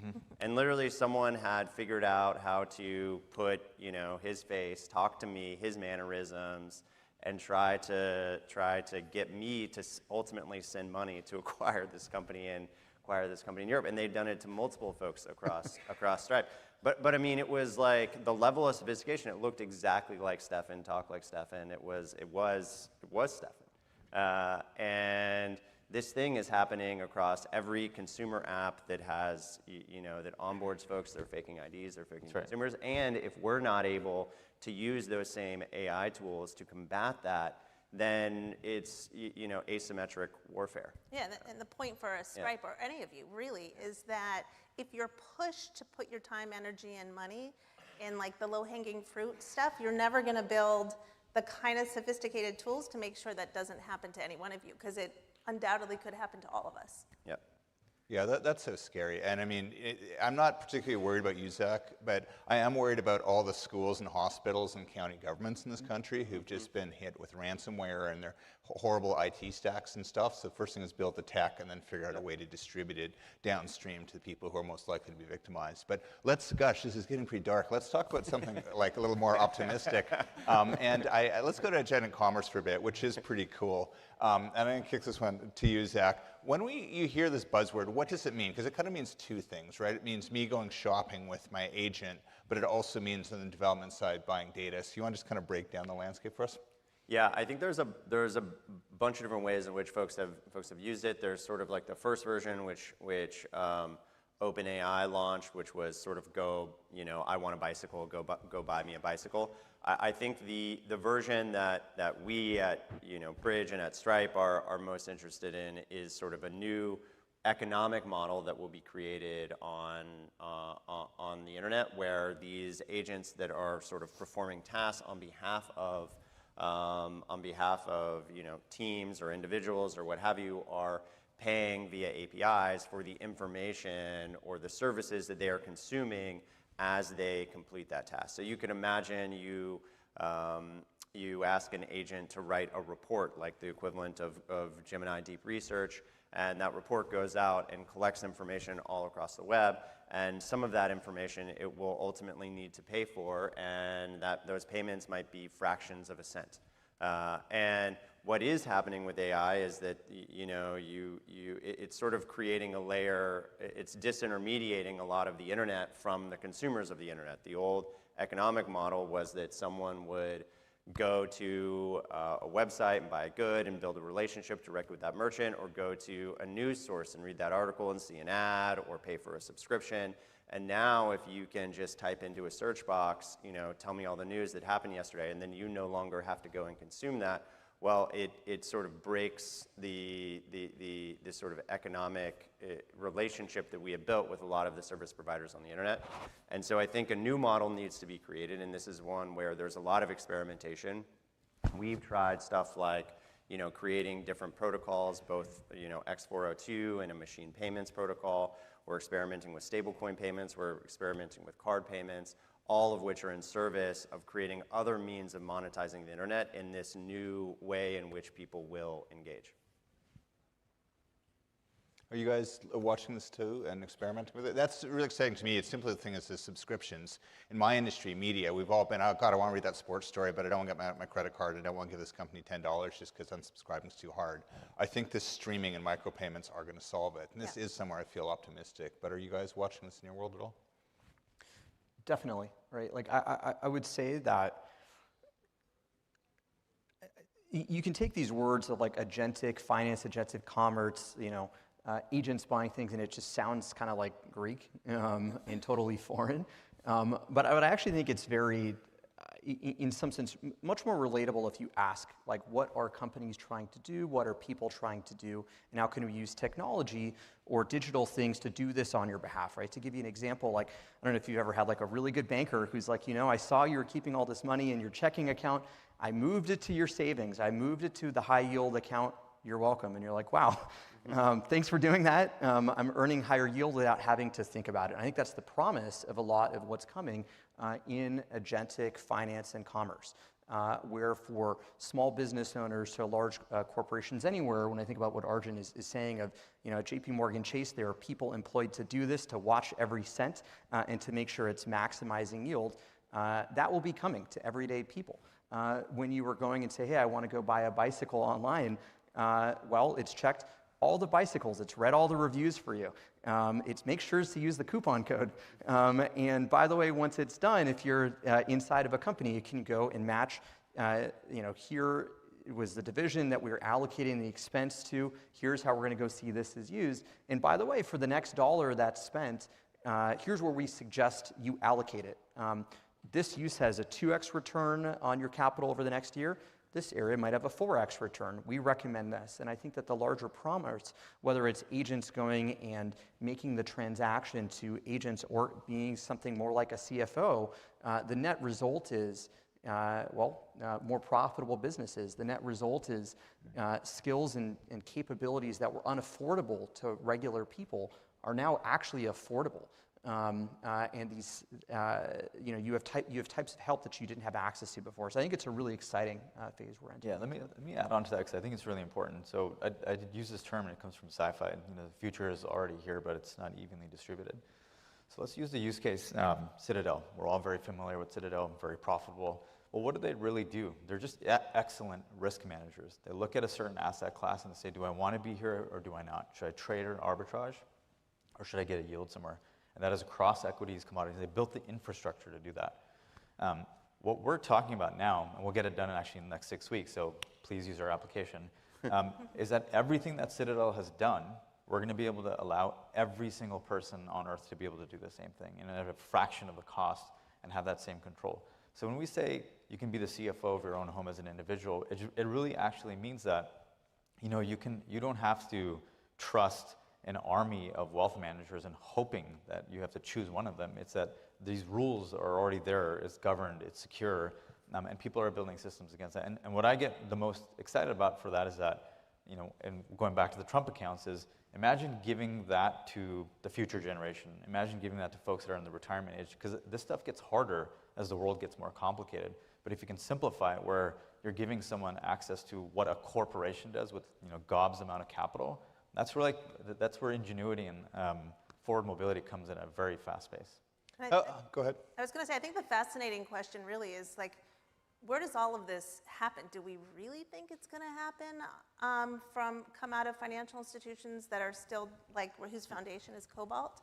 Or alternatively, do we think it's going to come out of this convergence of AI, knowledge, power, data centers, and the movement of money? Is it going to actually happen on these fundamentally different and new rails that were built in the last X number of years? Our bet is it's going to happen on the new rails because those new rails are going to be much better equipped to deal with the micro payments, to deal with tokenized securities where people are going to have global access real Yeah, time. I was going to ask you, Sigal, how far away do you think all this is? I mean, I get it in theory, but I'm not someone actually who loves playing with the technology. Even at Agentic Commerce, I'm sure these three guys are going to be nothing more fun than getting a terminal open and telling the robot to buy their Nikes. But most people just don't want to do that. I think you need a clean user interface, as happened with the internet. And how far away are we till everyone in this room can use what we're describing without finding it? Yesterday, I mean, go on ChatGPT or OpenAI and say, I want to buy a product that is this size and that, and then you'll have Stripe in the background powering you to get to Etsy with the capability because of Stripe to instantly make those kinds of payments. I think it's happening right now. Yeah, Robin just put out a credit card that lets you do that. I think the thing is we talk about user interface, but that might be a paradigm of the last 30 years. If you go back 50 years, depending on how you grew up, and many of the attendees that are here, you had a relationship with someone at a brick and mortar store. That's kind of where we're going back to. We talk about crypto and we joke around and we say, here's a dollar bill and let me give it to you, and there's no intermediaries along the way. This is kind of becoming the same thing, which is, why do you want so many intermediaries to have an experience that you trust around your health or how you shop? And I think these are weeks and months away. I don't think these are years away. Yeah, but I think people like intermediaries because I did a story on financial advisors. They seem someone who's ripe to go away. I mean, who needs them? But it actually turns out, I think more affluent people really want that. They want someone to go deal with that, Anthropic's very powerful Claude financial advice. So I think that their role, Edward Jones and companies like that are actually doing just fine, to my surprise. But if you trust somebody here, I'm sure there's a financial advisor. If you trust that financial advisor, and now they are armed with 1,000 agents at the same capacity level as an institution like JPMorgan, then you're going to want to go with them. And that's what I mean by not having so many intermediaries. I also think one of the things they worry about, that we should all worry about, is that your assets are kept somewhere that's safe and secure. So fundamentally, I don't think that functionality is going to go away, right? The custody of your assets, because people really want to make sure that the access to those dollars isn't going to get destroyed. But then agentic commerce is the thing that it will end up, powering so much of this other activity. And ultimately, you know, you have your own, people can custody their own assets with crypto in lots of pretty incredible ways that don't require you to put a bunch of cash under your pillow. Yeah, I mean, I think coming back to your point on agentic commerce, all of sort of what has happened over the last, you know, couple months has made me realize and made us realize how important, you know, this sort of like clarity and the Clarity Act and just regulation is going to be for us to establish things like stablecoins as core, you know, payment instruments that folks can build on top of, because all of these like new platform shifts tend to necessitate new ways in which people pay. And the internet necessitated new ways in which people paid, which was the credit card. It was a perfect form factor for facilitating payments on the internet. And as the internet scaled, then we started using cards in stores, and the cards were basically this mega platform shift in financial services. We're seeing the same thing now with AI, and it's like, it's not just paying for things, you know, even paying for tokens themselves is extremely complicated with existing payment methods. At Stripe, we're seeing, you know, astronomical fraud rates as folks in China and elsewhere steal credit cards, buy tokens for Anthropic, resell those tokens to other consumers, and then those consumers cancel the credit card. So there needs to be a new form of payment where folks can pay for these that is deterministic, so that it can't be unwound, which will enable these models. You know, ultimately what's going to happen is, you know, the model companies are going to be treated like, you know, the travel industry or the gaming industry, because the fraud rates are going to be in like the teens %, which is going to increase the cost. And so there's just, even in buying tokens themselves, there's necessitating new ways in which folks pay and different, you know, finality of those payments, not to mention, you know, the sort of micro payments and paying for APIs and all this other stuff that we think will be important as folks need other business models on the internet. And then layer on top of that new forms of identity. Yeah. Yeah, that's going to be something. I think Google's deep in on that too. It's going to be interesting to see how it emerges too, because you're right. New technology would never behave the same way. Like my industry, when the internet came to newspapers, it's like, let's take that article and put a PDF on the internet. And, you know, we did that for years, you know, but that just had missed the point. And that always is going to happen with the new technology. We're out of time, but I want to do a real quick rapid fire. All of you just take 10 seconds or less to say a trend to watch that you're excited about in the coming year. It could be something that came up on stage or something else. You want to start, Sigal? Well, I think it's going to be what I started with, which is what is this conversion of AI, power, and money? How are the three going to come together to build the next great companies? Look, we're here at the Reagan conference, and just thinking of everything as an American, it's voting with your time, it's voting with your dollars, it's freedom and access to your capital. And I think if we can be at the forefront, and that's what I'm most excited to see every day, and proliferating that worldwide, that's what I'm the most excited to see. I mean, for me, I think that there's a lot of questions this political cycle around AI. I think it's an incredible tool for prosperity. And I think looking deeper into the data, understand, is it creating wealth? Is it destroying it? And how do we get the best out of it? I think it's going to be I think it's going to be one of the dominant themes of the next 2 election cycles for sure. And I would say, you know, coming back to the point that was just on, is like, what is the new economic model for the internet going to be as folks increasingly engage through AI? Yeah. Well, thank you. A really stimulating conversation. Please give a nice hand to panels, and thanks to our hosts again.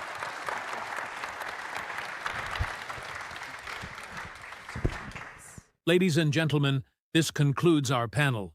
American economic growth through homegrown talent and better immigration will begin in 10 minutes on this stage, and infrastructure and energy for the AI era will begin in 10 minutes in the Air Force One Pavilion.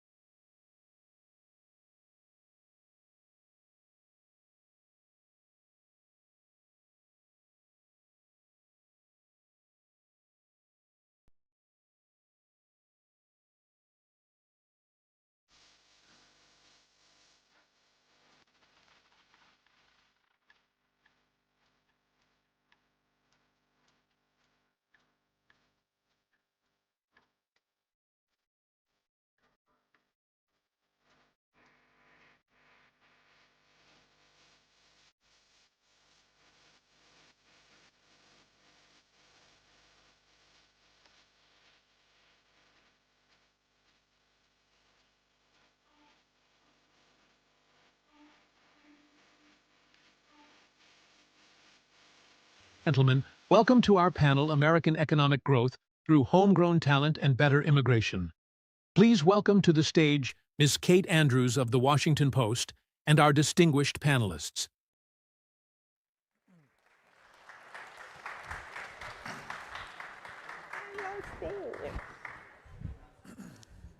Wonderful. I think we're going to jump right in to keep time. I'd like to welcome you again to the Reagan National Economic Forum. My name is Kate Andrews. I'm an opinion journalist and an editorial board member at The Washington Post. And you're joining us for the panel on American economic growth through homegrown talent and better immigration policy. So education and immigration, two small topics to cover over the next 50 minutes. Truly two of the most important areas of public policy if we want to fix the major problems and crises that America faces, whether that's the national debt, the AI race, defense and geopolitics. We can only solve those issues if we are educating the next generation and providing them with the skill sets to do so. But we may not be able to wait. We need a lot of those skill sets right now, and that's where it gets even trickier. But thankfully, the Reagan Institute has assembled the most wonderful panel for us, genuine experts in the area who day to day are dedicating their efforts and their institutes and their businesses to upskilling Americans and to pursuing these problems. So I will introduce them now. To my immediate right, we have Dr. Daniel Diermeier. He is an author, professor, and chancellor at Vanderbilt University. We have Brian Hooks, chairman and CEO of Stand Together, which is a nonprofit that promotes and upholds civil society. We have Daniel Lubetsky, who is the founder of the Builders Movement, which tackles us versus them culture. And he's also the founder of Kind Snacks. I'm sure we've all had one or 100 of those. And of course, we have the Distinguished Fellow for the Council on Foreign Relations, former US Secretary of Commerce, and former Governor of Rhode Island, Gina Raimondo. So please join me in thanking our panel for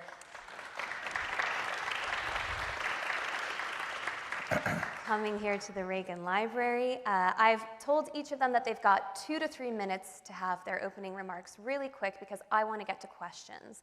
I know that all of you have been encouraged to submit questions through the app. They're going to come straight to me here on this tablet, and I want to get through as many of them as we possibly can. So we're really going to need you to be involved as well. Secretary Raimondo, why don't we start with you and head back down this way? Good morning, everyone. It's wonderful for me to be here. I want to call out Mike Froman, who runs the Council on Foreign Relations. It's good to see you. So the topic of this is around talent and how our systems are holding back growth and mobility. And I would say that AI provides a big opportunity for us as a country to wake up and fundamentally rethink how we train people in this country. And having been a former governor and also the architect of the CHIPS Act, I've had a front row seat to the many ways in which post-secondary education and workforce training, frankly, don't work. We spend almost $1 trillion as a country, and the results are mediocre at best. AI is coming. There's a lot of anxiety. I'm personally quite excited about the innovation and growth that AI will produce in the long run. I think we have a transition problem, transitioning people from here to there and making sure everyone can participate in an AI economy without the bottom falling out. And so what I think, maybe a provocative thing to end on, I think it's time for America to come together in an all-hands-on-deck way, probably at the state level first, because that's where workforce training happens, apprenticeships happen, college happens, and say, let's fundamentally redesign, tear down the wall between learning and working, bring employers into the equation from the get-go, and make sure that every American, whether you're 18 or 45, has an opportunity to get the skills that you need at a price you can afford to thrive in the economy. Thank you so much. Daniel. I was just thinking that instead of talking about economic policy, I'm going to share a very romantic story with all of you, which is my relationship to this country and to President Reagan. I was born in Mexico City. My father was a Holocaust survivor. He was liberated from the Dachau concentration camp by American soldiers who risked their life to liberate a continent and asked basically nothing in return, risking their lives, giving their lives, and helping, propel an incredible 50 years of growth for all of humanity in every regard, not just economic growth, but democratic growth, rule of law, all of that advancement. And my dad was a third grader when the war started, when he was sent to Dachau, so he didn't go to high school, let alone college. My mom barely finished high school. I was able to go to college, to law school, to my parents' regret. As a nice Jewish Mexican kid, did not practice law and studied kind instead. And I just always think about how there's no chance I would have been able to build a company from $10,000 to a $7 billion company just through hard work and through merit and through bringing everybody together. No place I could have done it elsewhere. I think upwards of 50% of CEOs and founders of Fortune 500 companies are either immigrants or children of immigrants. So for me, the thought that we would not want to attract people that see the American dream, that recognize the American dream is just bad policy. If anything, we need to help have those people inspire all of us to not take for granted the incredible gifts that we were given and to find a way to unite together to celebrate that and to work on that. On that note, Brian Hooks does a lot of work there. So. Brian, go ahead. Well, I think it's fitting that I'm flanked by two people who were not born in this country but are tremendous leaders and really kind of charting a course on two of the most important issues in the country. And so on the immigration front, I think my colleagues here speak for me on that issue. I'll talk about education. I lead an organization called Stand Together. We're a philanthropic community, which means we have hundreds of the country's most successful business leaders, innovative philanthropists, and we try to solve problems all throughout the country, which puts us in about 1,300 communities all over the United States. And so we have a unique window into the challenges that people are experiencing right now in the country. And the punchline won't surprise you. People are struggling. Right? They're looking at the pace of change right now, and the reality is that the institutions that we've relied upon for the past few generations to help people live good lives are not keeping up. And when we think about that, you have to wonder, why would we expect them to? Right? The 20th century institutions that kind of define our society right now were not defined for our 21st century problems. And to Secretary Raimondo's point, more importantly, we're not designed to make the most of our 21st century opportunities. And so I think what's really important when we're approaching challenges like we're talking about today is now's not the time to kind of tweak things at the margins. I think we need to reimagine the institutions that help us to live well together so that everybody can make the most of the potential of the future. And just a word briefly on education, because I think this is a great example of something that's already happening. When we look at the education system right now, it was a system that was designed for an industrial age. And we can debate on whether it was good then, but it's certainly not helping to prepare kids to succeed now.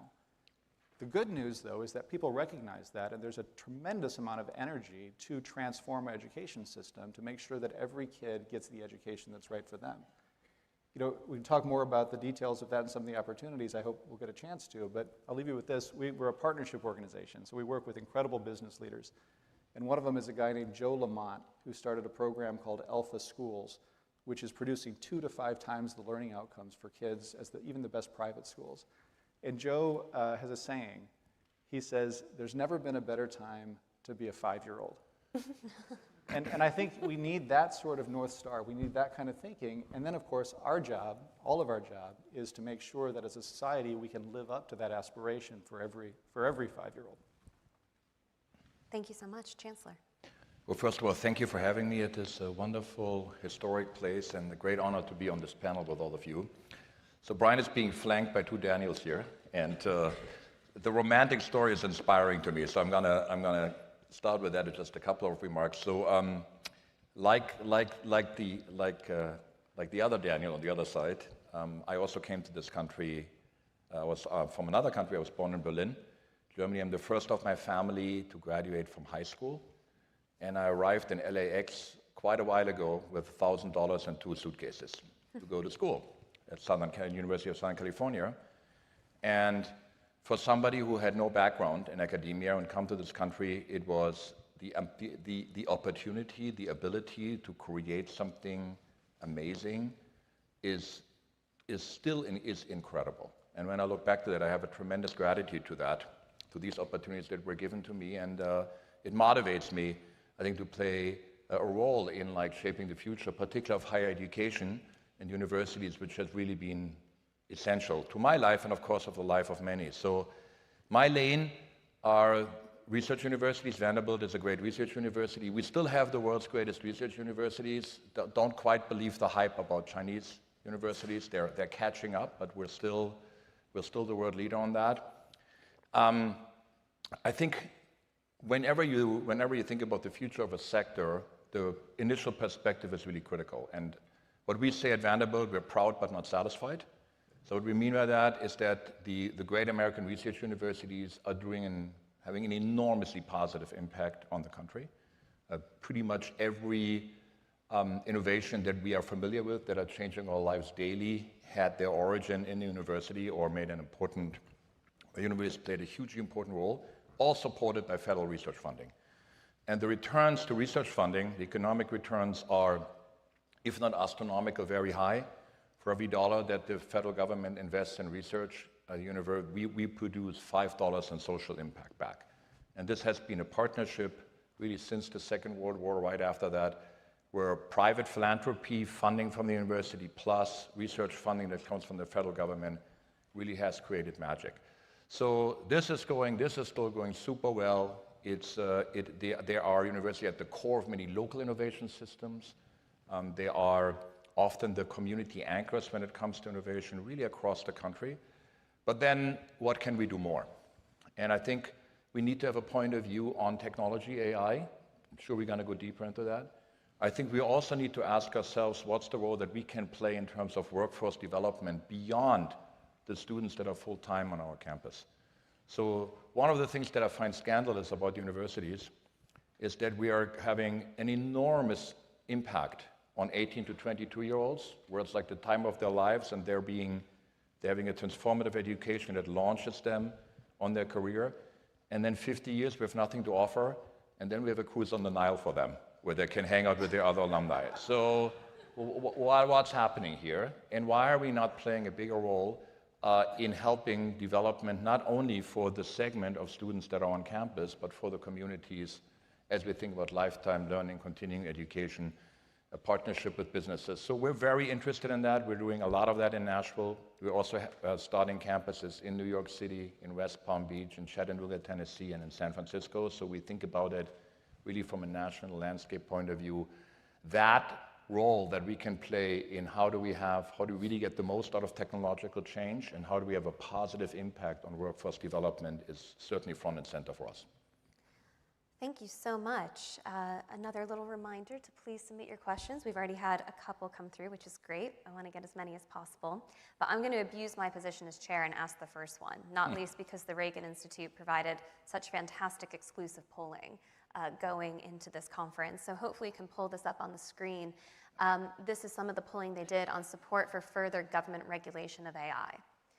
Now what you can see there, and I know we have a couple people on the panel who are heavily involved in nonprofits that promote bipartisanship.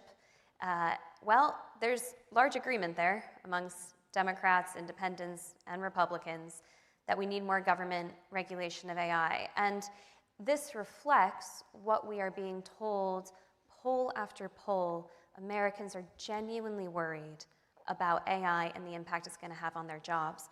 So the two questions I want to put to the panel, answer whichever you'd like, combine them, is how can we convince American workers to have more trust in this process, in this technological revolution, or should they trust it? Are they right to be as skeptical as they are? And my second question is, how do you start to reskill workers that are simply not convinced that the job is going to be on the other side for them? And I would point to something like coding. I mean, young people were being told less than a decade ago, become a coder, your future is set. Well, If you use any of these AI chatbots, they can help you build an app in a matter of hours if you've had no experience. It's not to say coding's gone, but what do we do when a workforce is genuinely skeptical about the jobs actually being there on the other side? Daniel, I'll start with you. This Daniel? Your okay, chancellor. you have to have a light. Your okay, chancellor good. for the purpose of the panel. Whenever we think about regulation, it can be useful and can be terrible. I think when you look at what's happening in Europe, I think the regulation of the technology sector and AI has really choked off a lot of the innovation there. They're trying to kind of fix that, but one has to be very, very smart about this, so that the fears that people have to be understood, addressed, but you don't want to overreact either. So that's the kind of overarching aspect. I think there is when you remember the launch of ChatGPT, I think this was an amazing moment, but there also was something that was problematic. Because the way we were all kind of blown away, I think, that we saw ChatGPT do things that people could do reasonably well, like write a mediocre poem. That was amazing to see. And you saw like, wow, this is something else. But the next thing it does, it triggers, of course, a fear, am I going to be replaced? And you mentioned the coding, of course, where it probably has the most visible impact of that. But that's only one part of AI. The other thing is that it's a huge enabler. So we can do things right now with AI that we just could not do before at a massive scale. We see this certainly in the research enterprise, where our faculty are all over this. Faculty are the ultimate first adopters, so they love new technologies, and whether that's on, we solved one of the hardest problems, not me, but one of our graduates, John Jumper, got a Nobel Prize for that. So one of the hardest problems in drug discovery, or how to think about drug discovery, is how to understand protein structures from a sequence from amino acids. Enormously complicated problem. Did it at DeepMind, and amazing opportunities. But we need to be able to tell that story, I think, in a way that's convincing to people. Because right now, I think the focus is too much. Okay, your job, you do data entry or you do spreadsheet, oh my God, that's at risk. That's typically what we see, right? We see these reports, statistics, which jobs are most likely to be replaced, rather than focusing on the opportunity. But these opportunities can't be abstract. They need to be concrete. You need to have examples where you can do things now and create opportunities for people, for businesses, for universities, for communities that you couldn't do before. So I think that's a miss, and I think we need to fix that.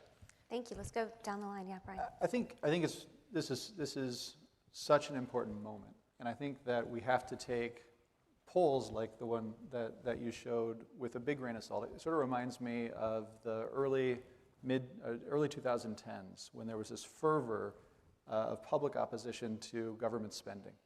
And when you ask people in the abstract, should we cut government spending? Absolutely. Huge numbers for it. And then you offered specifics.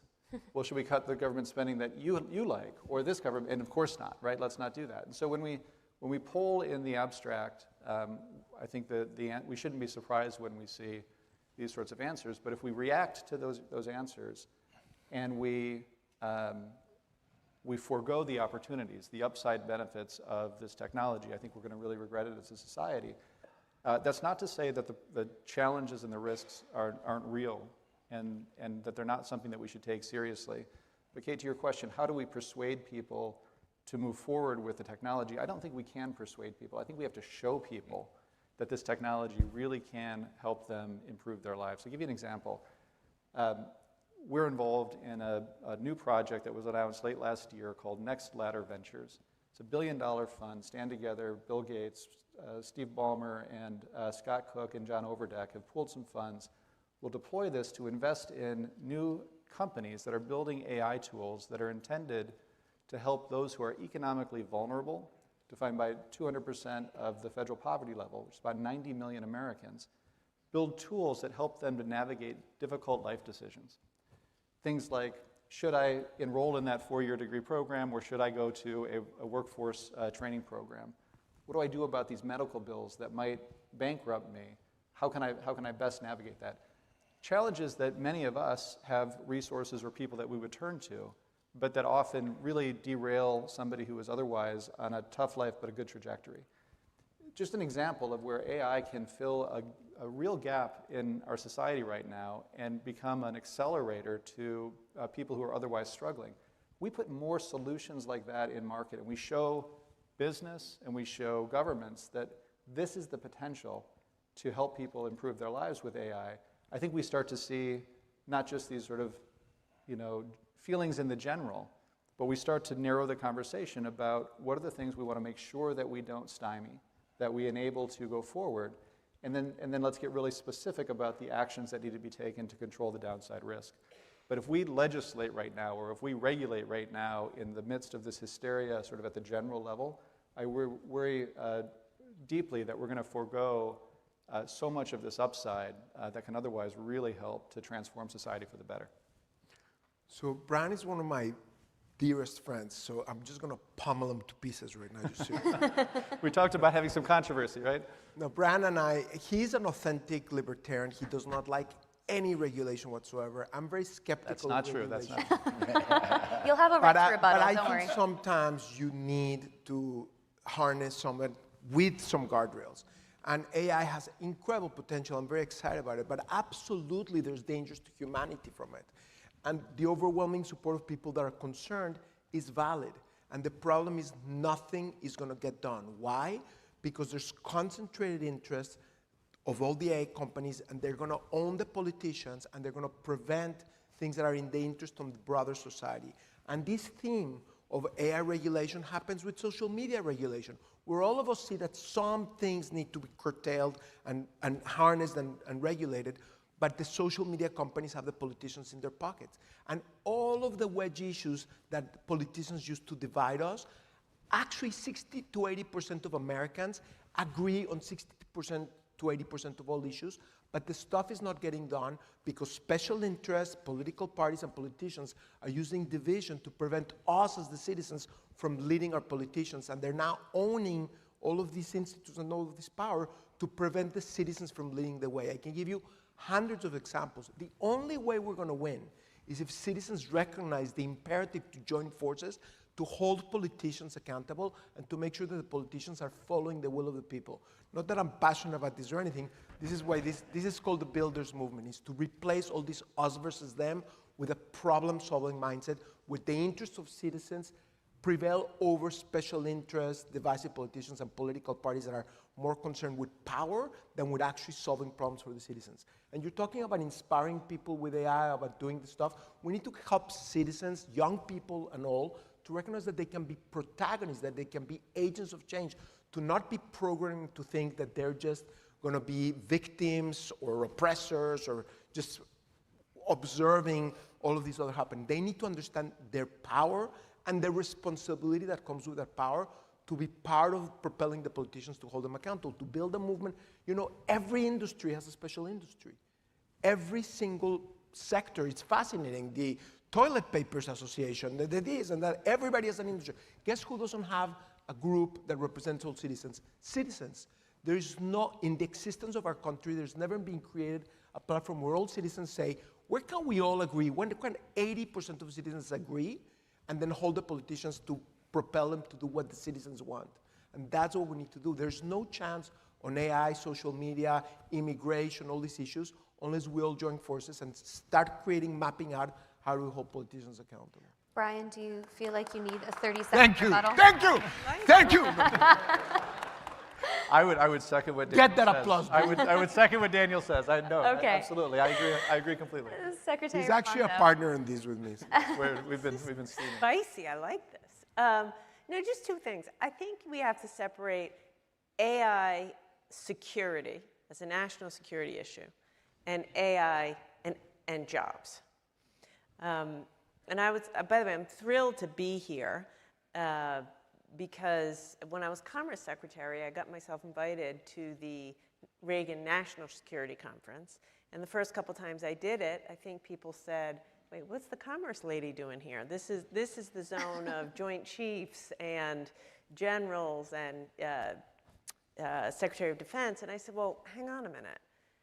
Semiconductors, supply chains, industrial base, manufacturing, AI kind of matters to our national security. And so out of that grew this conference, economic security. And so it's hard to know from the data that you had up, when people say we want regulation, is it jobs, because they're afraid to lose their jobs, which they are, or is it, you know, the mythos example, which is like genuinely scary. So what I would say is on the national security aspect of it, I am a bit of a hardliner around this. I think we'd be crazy and stupid to give China our most sophisticated AI chips and our most sophisticated model weights. I think we need to control that. We have it, they don't. They want to use it against us. Take care of America first. On these sophisticated models, I do come down on the side of government testing these models before they're released to the public. And so that sort of regulation, I think it's important to do. I had a meeting this morning with Secretary Bessent. They're thinking through this. You can't just let these models out into the wild, particularly when then, you know, think about what a non-state actor could do, getting their hands on a model or model weights and applying it to create a bioterrorism. I don't know about you, but I don't want 10 guys, a non-state actor, 10 guys in a cave somewhere creating a new pathogen and releasing it into the world. So I'm for regulation of that and government doing the testing. On the jobs bit of it, as I said before, I'm an AI enthusiast. I think the toothpaste is out of the bottle. Being anti-innovation is not going to lead to growth or prosperity for America. I think it's a transition. And this country, like, people should be anxious because our country has a terrible track record of getting people through economic transitions, right? Anyone remember TAA? Basically, disaster. We told everybody, don't worry, free trade's going to create lots of jobs, and if you're going to lose your manufacturing job, we got a government program for that. It's called Trade Adjustment Assistance, and it didn't work. It was a disaster. It was bureaucratic, and it didn't work. So, and you know, my dad got crushed in that. You know, he was a victim of not being able to get another job, and he was 56. He didn't want a government handout. He wanted a job. So I think we got to get ahead of it. I think we show, don't tell. Show Americans, you know, give incentives to companies to retrain and redeploy, and show them how they're going to get redeployed into a new job. You know, I have 2 kids in college right now. You know what they're being told about AI? Don't use it. If you use it, you're going to get caught for cheating. Hello? Teach these kids how to use it so they can go off and start their own company. Then young people might feel a little bit less afraid. So I think what one of you said, Brian, let's massively update our system to help people get through the transition.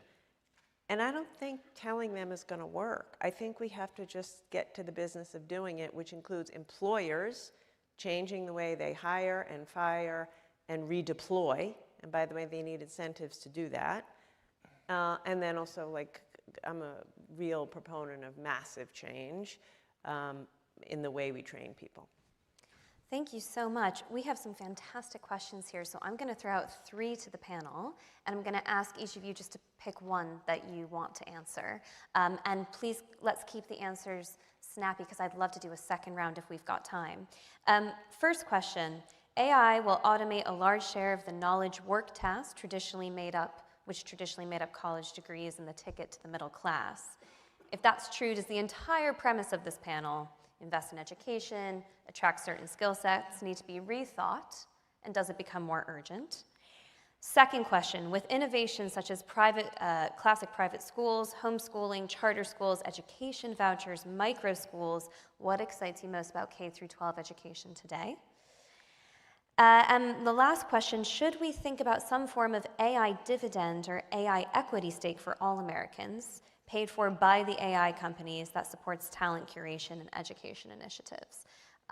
So Daniel, I'll start with you, and then we'll jump around on the panel. This Daniel. Yes, this Daniel. The real Daniel. The real Daniel. Daniel Lubetsky. This is, by the way, I was with Brett Stevens earlier this week, and I'm like, we're launching a show to spotlight builders, and I'm like, who is the most important person you recommend I interview? And he said, Daniel Dermaris. Very kind. Thank you.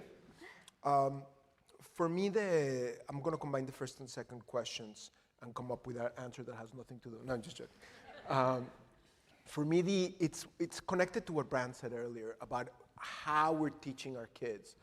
We need to teach the skills that are going to be important in spite or beyond AI. Creativity, thinking outside the box, leadership, courage, curiosity, compassion, all of the skills that make a builder's mindset. Like to help people to be critical thinkers, to think outside the box. Because what is AI today, at least? It's taking all of the data and creating logical conclusions on patterns of what exists. It reminds me of when we were launching Kind and other companies were like, oh, we used all this data to tell us what should be the next product. And all the stuff that came was like me-too items, things that already exist. If you really want to transform society, you want to think outside the box, something that does not exist. You have to come up with something, dream things. So we need to teach kids how to dream. We need to teach kids how to look at each other's eyes, how to lead, like skills that Joel Lamont and others are at the forefront. By the way, he's from Austin, Texas, where I now live. And I think the essence is for education to prepare the kids to add value, even though AI is going to be able to do a lot of the other earlier stuff for us. Thank you. Secretary Raimondo? Yeah, listen, no one has a crystal ball. We don't know where AI is going. I just don't buy that there won't be work for humans to do. I just don't buy it.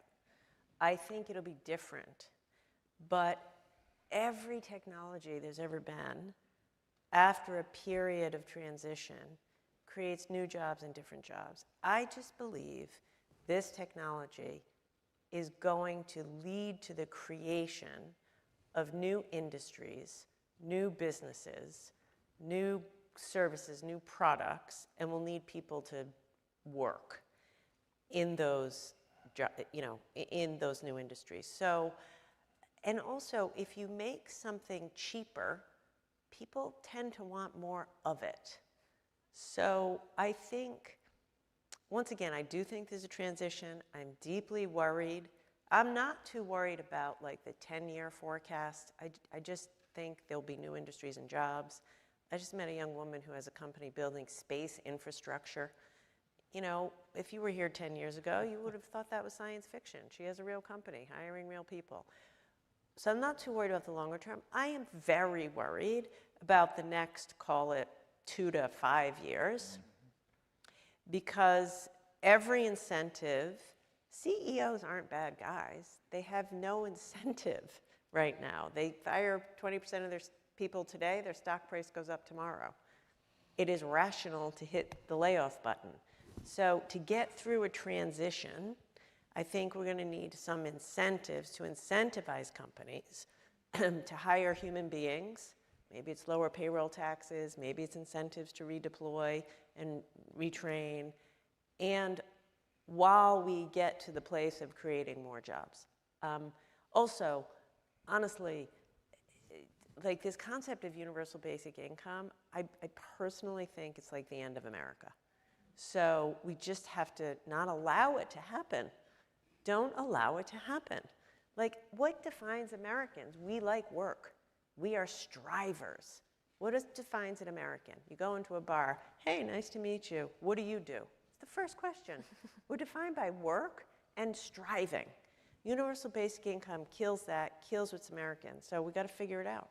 Thank you. Certainly a tax on jobs these days looks increasingly sillier, even more so than it did before. Could I just double down on that? Brian, I think please. what Secretary Raimondo just said is maybe the most important thing I've heard in a long, long time.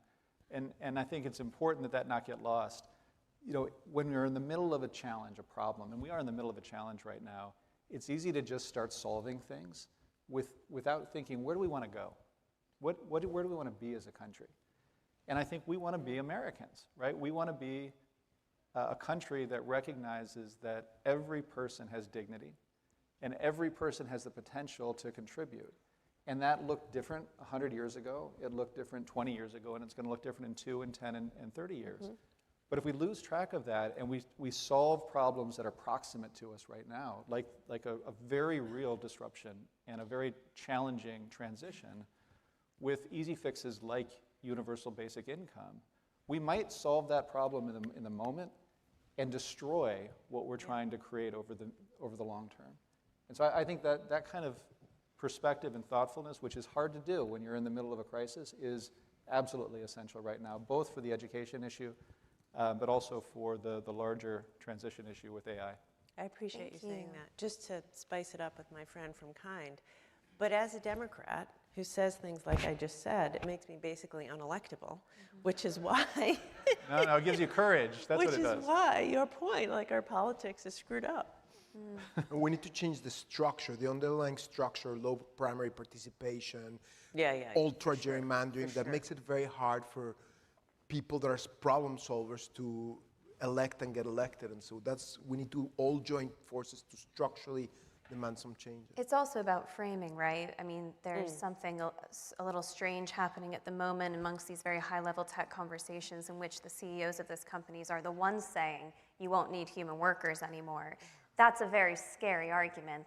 It comes across quite different if you say, well, would you prefer, a modest handout from the state, or would you prefer a secure job? I think a lot of people would opt for the second. Chancellor, which question would you like to answer?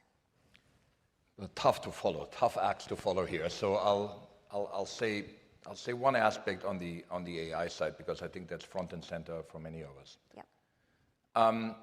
I've been around the block now long enough that people say the university will die in the next 2 years, and here's why.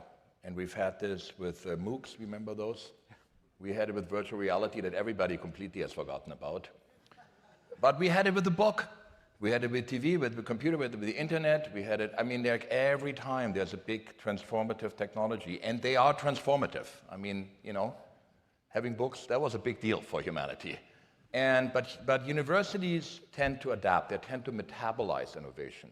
They're not being replaced. Of the, I think, 10 longest living institutions in the world, 7 are universities. The oldest universities are almost 1,000 years old now. So, and the way this works is you take the technology and then you adapt and you change how you think about education.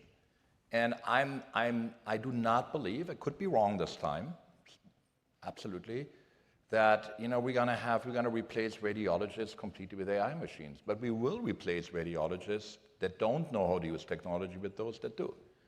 And so what we see with our students is, we're laser focused on that. You got to know the technology. You got to know your domain. So you need to know how to think from first principles, and you have to be able to be collaborative, work in a team, work together. When you have these two things, you're thriving in the job market right now. Certainly, we see this certainly for our graduates. But the key for us is, no matter what our lane is, whether it's philanthropy or politics or business or universities, to be super agile and to understand that this is moving very fast. And we need to have an operating system that allows us to move with pace that is kind of commensurate with the pace of change that we're seeing in technology. Thank you so much. We've got 2 questions on immigration here in about 5 minutes. We're going to do our best. The panel title pairs homegrown talent and immigration as 2 solutions to the same problem, but politically they often pull in opposite directions. Is a coalition that supports both actually achievable, or does winning on high-skilled immigration require accepting restrictions on lower-skilled immigration, some of which we might find morally troubling? And then the second question is simply, can the restrictions that the administration has set out last? I'd like to pull up another slide from the Reagan Institute with their exclusive polling, Views on Scaled Immigration. This one personally warmed my heart, the fact that there really remains broad support for immigration, especially when people feel like the immigrants are contributing. And Daniel, you had some great stats there about the businesses that immigrants set up and the huge prosperity that they can bring. Panel, you each have realistically about 1 minute, a little bit less. I'm going to give you 45 seconds each to sum this up, but I would love your views on immigration before we go, either on either of those questions or on this polling. Chancellor, let's start with you. So I was at Jamie Dimon's keynote earlier before, who talked about his grandparents, and Daniel talked about his parents, and of course, in my case, I came to this country a few years ago. Look, what makes this country great, it's a country based on an idea, on a set of principles. And that makes it unique, and it's an idea based on opportunity. And in my lane in universities, the reason why we are thriving, where we're the best in the world, is because we have support from the government, and we are the destination for the world's greatest talent. Those two pillars can never be lost. We have around, when you look at the high-end STEM PhD programs, where we're creating the next generation of innovators and scientists, about 60 to 70% are PhD students from foreign countries. And they're the best in the world because they want to do here, they want to come here to do the best work. Now think about what a great deal this is. They got 16 years of education paid by a different country. They're super motivated. They come here, they work for very little money because you don't get a lot of money as a PhD student, let me tell you. And then when they're done, they create businesses and the next innovators and scientists. That is awesome. There is not a either or here, we need both. We're roughly $200,000 engineers short that we need for this country. We're on 700,000 skilled workforce short in the high-end kind of industries. This has to be an all-out effort in order to create the human capital that will further foster and nourish this great innovation economy. Thank you so much, Brian. I think this conversation about immigration over the past 20 years has got us all balled up in the wrong place. Get out of the current frame and think about it this way. A bunch of CEOs in the audience. If you ran your company the way that we run our country, you would be bankrupt. and that's absolutely true when it comes to immigration. You think about immigration is a critical path to bring the best of the brightest here, talent. And the idea that a CEO would have to choose between keeping their company safe or attracting the best and the brightest, it's just ridiculous. You can do both. We can have border security and we can have a welcoming environment for immigrants. Here are 3 words that you will never hear in a successful talent company's strategy: lottery, country caps, and high-skilled, low-skilled. This doesn't make any sense. The question is, can a person come and create value for our country? And if they can, we want them here. And the idea that we would call somebody who wants to come here and make a life for their family and work in agriculture, is that high-skilled or low-skilled? I don't know, but it's high value because we need food, right? The idea that we would call somebody who wants to come here and help to build houses in a country where the price of housing and the shortage in housing is extraordinary. We have more open positions in construction today than we've ever had in our country. Is that high-skilled? It's high value. And you can go sort of down the list. You know, these gentlemen are extraordinary examples of what immigrants have brought to our country. My grandfather came here 3 generations ago. His parents, after they got off Ellis Isle, they got shipped to the middle of the country on a train to work at a factory they'd never heard of. 3 generations later, I'm sitting at the Ronald Reagan Institute talking to a room full of some of the most successful people in the world. If we had called them low-skilled workers and said they couldn't come, I wouldn't be here. And I think many of us had that story, that same story. So I think this is one of the most important issues for our country, but if we try to solve it in the current framework, we're going to fail. We got to start thinking correctly about this rather than be constrained by the wrong-headed thinking of the past 20 years. Thank you. Daniel? Yeah, I want to just connect a couple dots. First of all, it's very apt that we're here at the Reagan Library. President Reagan's last speech that he gave as president was about immigration. If you haven't heard that speech, go look it up after this conversation ends, because it will make you cry. I cry over any AT&T commercial, but it is so powerful the way he spoke. It is so beautiful the way he spoke. It's so inspirational the way he spoke. And the fact is that what Brian just pointed out, there's wide consensus on this. And if you ask Americans, they will, if you put 20 groups of Americans across the spectrum of politics, they'll come up with the answers. It's not that complicated. But the problem is incentives. This is not a problem that started now. More than 20 years, close to 30 years I've been tracking these issues being talked about, and the politicians don't have the courage to solve it. And it's not like Secretary Raimondo said, CEOs are not bad people, they're just responding to incentives. Politicians are not bad people, they're just responding to broken incentives where if they try to solve problems together, their party will tear them apart and their primary constituents will tear them apart because they just are speaking to their bases. And structurally, this has become a very serious problem. And the only solution is that all citizens develop methodologies for all of us to come up with solutions to propel the politicians and to create the right set of incentives so politicians will respond solving problems rather than tearing us apart. Thank you so much. And Secretary Raimondo. Yeah, first of all, I love what these three guys said. I find excellent points. 3 quick points, I know we're out of time. One, to me, this is all about America's competitiveness. I've spent a lot of my career thinking about how does America compete in the world? How does America outcompete China? This is competitiveness. We need to be a magnet for the world's best scientists, for the world's, eager beavers. Like, we want to be a magnet for the talent that we need to compete. And we got to figure out a way to do that. Secondly, just playing off of your comments, Brian, I remember at one point somebody was talking about how, if wealthy people could, buy the golden ticket, they could get into the US. And I was thinking, I'm not sure I want that. Like, my parents came with a lot of immigrants I know who are now massively successful, had your stories. I came with $5 in my pocket, and then I created this company. So I'm with you. Like, I don't care if you come here rich, but if you come here with the dream to be part of it and make our country better, I want you. We know how we will compete.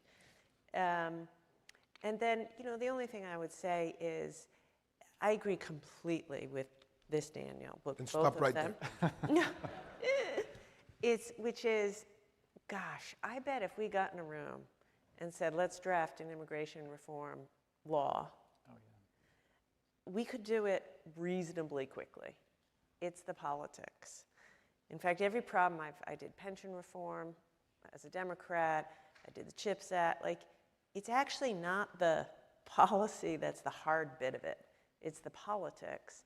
And so I think in this regard, that's why I'm going to end where I began, which is a matter of competitiveness. If we want to have the best companies, if we want to be the most innovative, we need the best talent. And it's in all of our interest to figure this out. Please join me in thanking Secretary Raimondo, Daniel, Brian, and the Chancellor. That was fun. You fit a lot in 50 minutes. Well done. I think we're off to lunch now, so hopefully we can all catch up there. Thank you. Ladies and gentlemen, this concludes the panel. Please make your way to the Air Force One Pavilion for our luncheon and keynote conversation.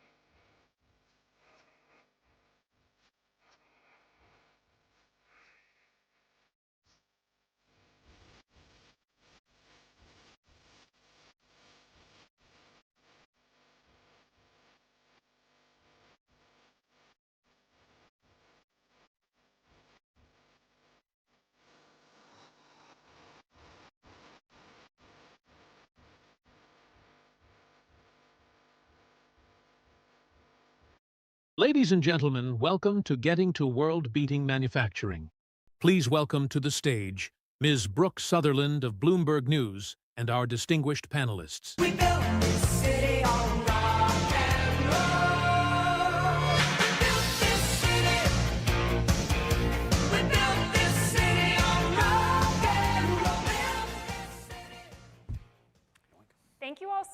joining us today, and thank you to our panelists for participating in this conversation about how exactly we go about revitalizing U.S. manufacturing. I'm joined today by Chris Power, founder and CEO of Hadrian, Dr. Boris Softman, co-founder and CEO of Bedrock Robotics, and Jan Schramik, founder and CEO of California Forever. Members of the live audience can submit questions via the RNEF app. We have a lot to get to today and a very important subject, but I wanted to start just by asking you all how we got here. There's widespread support for revitalizing manufacturing in the US, but we've been talking about this for roughly 2 decades. Given all of that rhetoric, it would be great to hear from each of you, why don't we have more manufacturing in the US? What are the key hurdles? And Chris, maybe we start with you. Well, I think you're in such a deficit because really 2 big structural things happened in 1986 to today. One is we offshored all commercial manufacturing, which was most of manufacturing in the first place, and then after the peace dividend, we cut defense manufacturing jobs by 63%. And then you've got this 40-decade deficit of skilled trades, both in aging and just raw volume. And the second thing I don't think people talk about enough is the reason why Germany and Japan have such good manufacturing economies is because all their factories got blown up in World War II and they had to greenfield them. But we won in the United States, so all our factories are still from, like, honestly, still World War II, maybe Cold War. But it's mostly a people problem because we told all the kids in the 80s and 90s that if they didn't have 4-year college degrees, they weren't kind of celebrated in the country, and then now everyone's 62. And now things are speeding up a lot, but the deficit is so large that you're talking about a couple of $100 billion of recapitalization, not to mention, 50 to 100 million jobs a year kind of productivity gap. And it's just a lot to catch up on because the tide massively came out over 4 decades, and it's going to take slightly longer than the first year of the Trump administration to fix it. So I'll add one really big category, maybe a little bit of depth on it, and that's the labor side of it. So of course there's policy elements, there's regulatory, but at the end of the day, in order to build manufacturing capacity, you have to build and then you have to staff it. And there's a systemic challenge here where labor in China is $4 to $5 an hour, and you're talking about 5x jump minimum in the United States.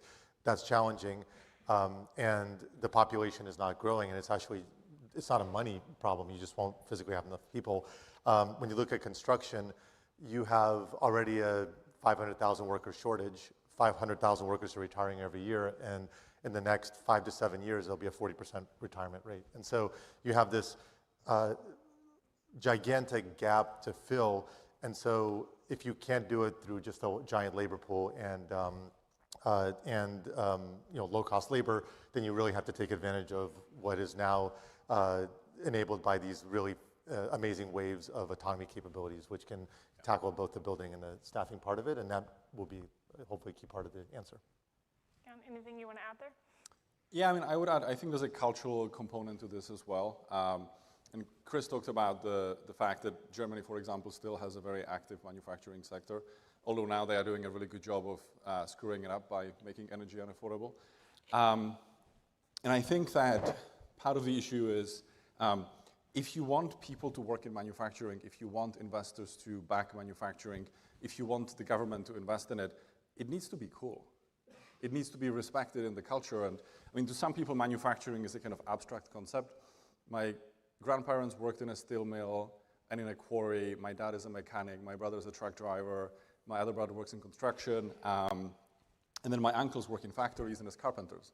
And so I grew up in it in the former, in Central Europe, in the Czech Republic. And when I was growing up, there was a deep sense of cultural appreciation that if you were an electrician, that mattered. Pride, and it was pride, there was a sense of pride, it was respected in society, and it was more prestigious to be an electrician than to be a manager of a coffee shop, or whatever is the equivalent of it today, I don't know, social media influencer, failing social media influencer.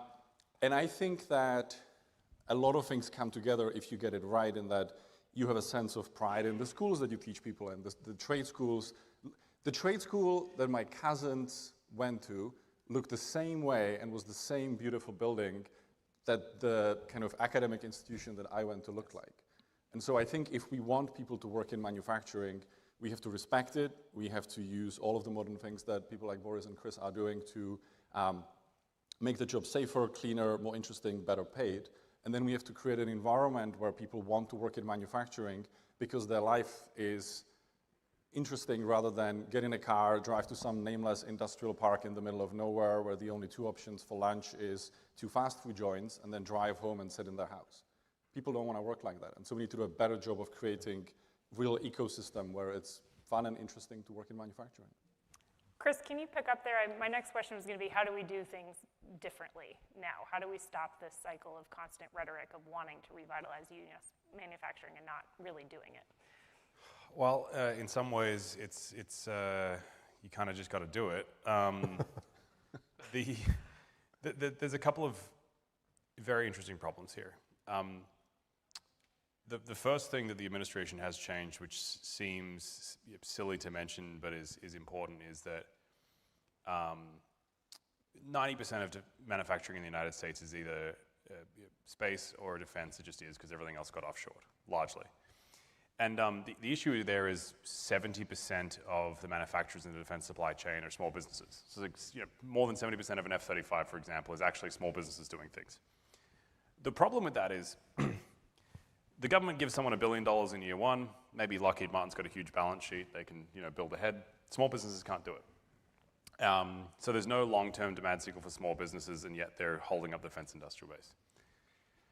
The second big problem, and these are very easy changes, by the way. Second big problem is after the 2008 financial crisis, it became functionally illegal for a small business to get a loan for a new machine. Versus you used to be able to go to your local small bank and get a loan for $1 million, and the small banking business who was in your community would be like, wow, Jan's running the manufacturing company. And the third and most pecunious one is that the funny downside of cost plus, which is it's functionally illegal for most defense primes to pay a small business. They get fired if they don't pick the cheapest option, and the payment terms are 300 days. So you basically have got patriotic American small businesses kind of by the throat, and these are very easy structural changes, and the Germans do a very good job of this. And the one thing you would change structurally, economically, is that the German government will give you a loan against your invoice to a defense prime so that you've got like working capital. So there's like several of these very simple structural things that just like unleash everything, and that largely solves the small business problem, to be honest. It's like access to capital, there's working capital, and letting them just kind of do their jobs and getting it out of the way. In terms of the big scale stuff, it's starting to happen, and there's basically 2 problems.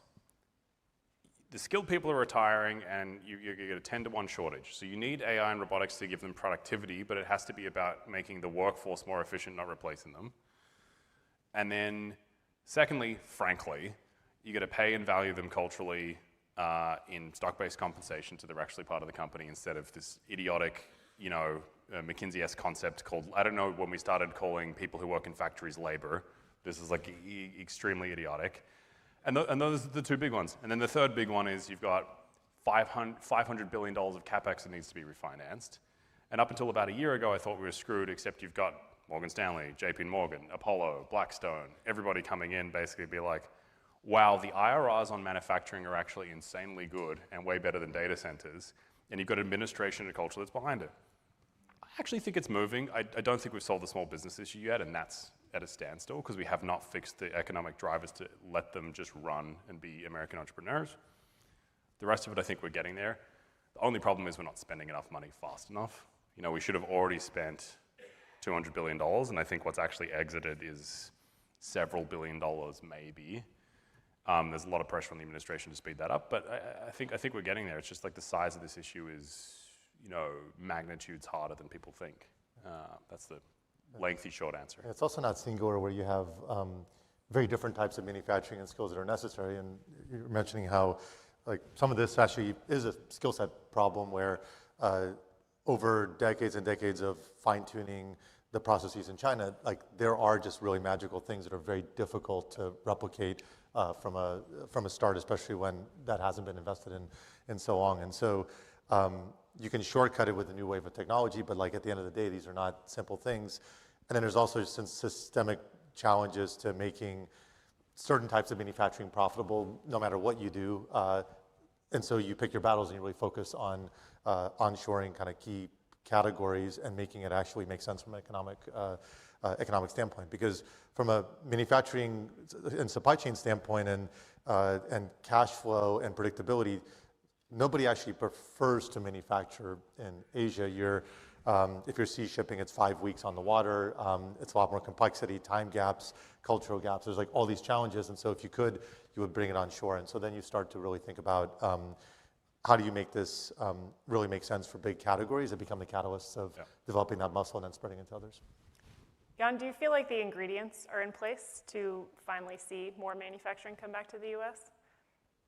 Yeah, I mean, I think if we continue the direction of making it, I think Secretary Besson said it this morning. The idea of abdicating industrial policy to the free market is insane. You cannot be a superpower if you cannot manufacture the things that make you a superpower. If we get cut off from our supply chain and we can survive for maybe 2 years before society breaks down, I think COVID showed that actually it's more like 6 months, then you are not the world superpower. And so I think you can have sectors where you can let the free market run, and entertainment. I mean, I think we don't need to overregulate or subsidize entertainment, but I think in critical national security industries, which is a very broad range of industries, we need to have industrial policy, which is what made this country work for 250 years. In the Ronald Reagan Institute survey that was published this week, one insight that jumped out to me is that by an almost 2-to-1 margin, respondents favor speeding up government approval to build factories, although there is a drop in support if that speed comes at the expense of lax regulations and opportunities for legal challenges. There's also pretty consistent agreement across political ideologies in that 40% range that it is too hard to build factories in the US right now. Boris, what do you make of those data points? Is it too hard, and what is necessary from a practical perspective to make it easier to build without sacrificing those other priorities, particularly around the environment? Yeah. So just looking at the building part of it, like it's genuinely challenging and the costs are high. Some states are much better than others at the regulatory climate. And it's not being helped by the fact that there's the most immense competition for building that we've ever seen in our lifetime from data centers, where like right now, this year, there's about $700 billion spent on data center construction by the hyperscalers, and that's actually expected to go up to well above $1 trillion next year. And this is already straining, a challenged, force. And so you have these physics that are actually quite difficult because now there's a capped supply, and what happens is that this becomes a radiation on everything, including the ability to build manufacturing facilities. And it tends to actually also cluster where on top of that pain, you see a disproportionate amount in the South where you have a friendly regulatory climate, energy ecosystem, workforce, land, everything, at least to the deepest degree possible. And so you start seeing a huge congregation of investment in areas like Texas and Arizona, which again strains the ability to kind of keep up with this. And so you really need to unblock it from all dimensions. And when you look at such a kind of deep pain point, I think these are actually pretty similar challenges in manufacturing as you see in the in the building space, as you see them in the manufacturing space itself. What changed over the last probably 5 years is that the ability to physically automate, for example, a manufacturing process used to be a scripted process, which was very expensive, but it was worth it if you're doing something high volume and very expensive like a vehicle. And so you'd have robot arms kind of going and doing things. And there's very little actual versatility to these systems. But now, like, you're actually able to take large-scale kind of machine learning algorithms and data where you have it available in these sort of circumstances. And in the case of Waymo, you're able to have a vehicle driving in absolutely kind of infinitely complex environments with 200 million driverless miles. And this is like a highly interactive system with 10 times greater than human safety. If you take that driving task and you apply it to the construction phase of a project or actually the assembly part of what actually needs to happen, you're bypassing these constraints where the labor just doesn't add up. Like there's only so much economic stimulus you can do to compete with a $5 an hour labor pool in China. But now you can turn this from a rigid process that has very limited capability to something that's actually far more versatile and starts to have a library of things that it's able to do. And you start to kind of build up this capability set similar to how circuit boards are now very automated in the final manufacturing phase, because you have a library of things you can do and you use that library very effectively. That can start to bleed into so many other categories that all of a sudden changes the economic feasibility of this to actually exist in the United States. Jan, what would you like to see more of from the government in particular to make it easier to build things? Yeah, I mean, I'll comment on the permitting question as well. Sure. I know more about permitting than I ever wish to know. We're building a city with 174,000 homes and 100 million square feet of space and possibly the biggest shipyard in America. So I've learned a lot. And we're doing it in Northern California, by the way. So I know more about permitting than I ever wish to know. I think the way to think about permitting, and I think the mental model is really important for what happened. We had a massive industrial build-out during the war and in the after-war periods. And what happened as a result of it is we didn't have standards, and so we polluted the water, we polluted the air, you had smog in LA, and there was a reaction to it. And in 69 and in 70, we passed the National Environmental Protection Act, and in California the equivalent, which is called California Environmental Quality Act, which basically said, before you do something, governments have to go and study the impacts and describe them.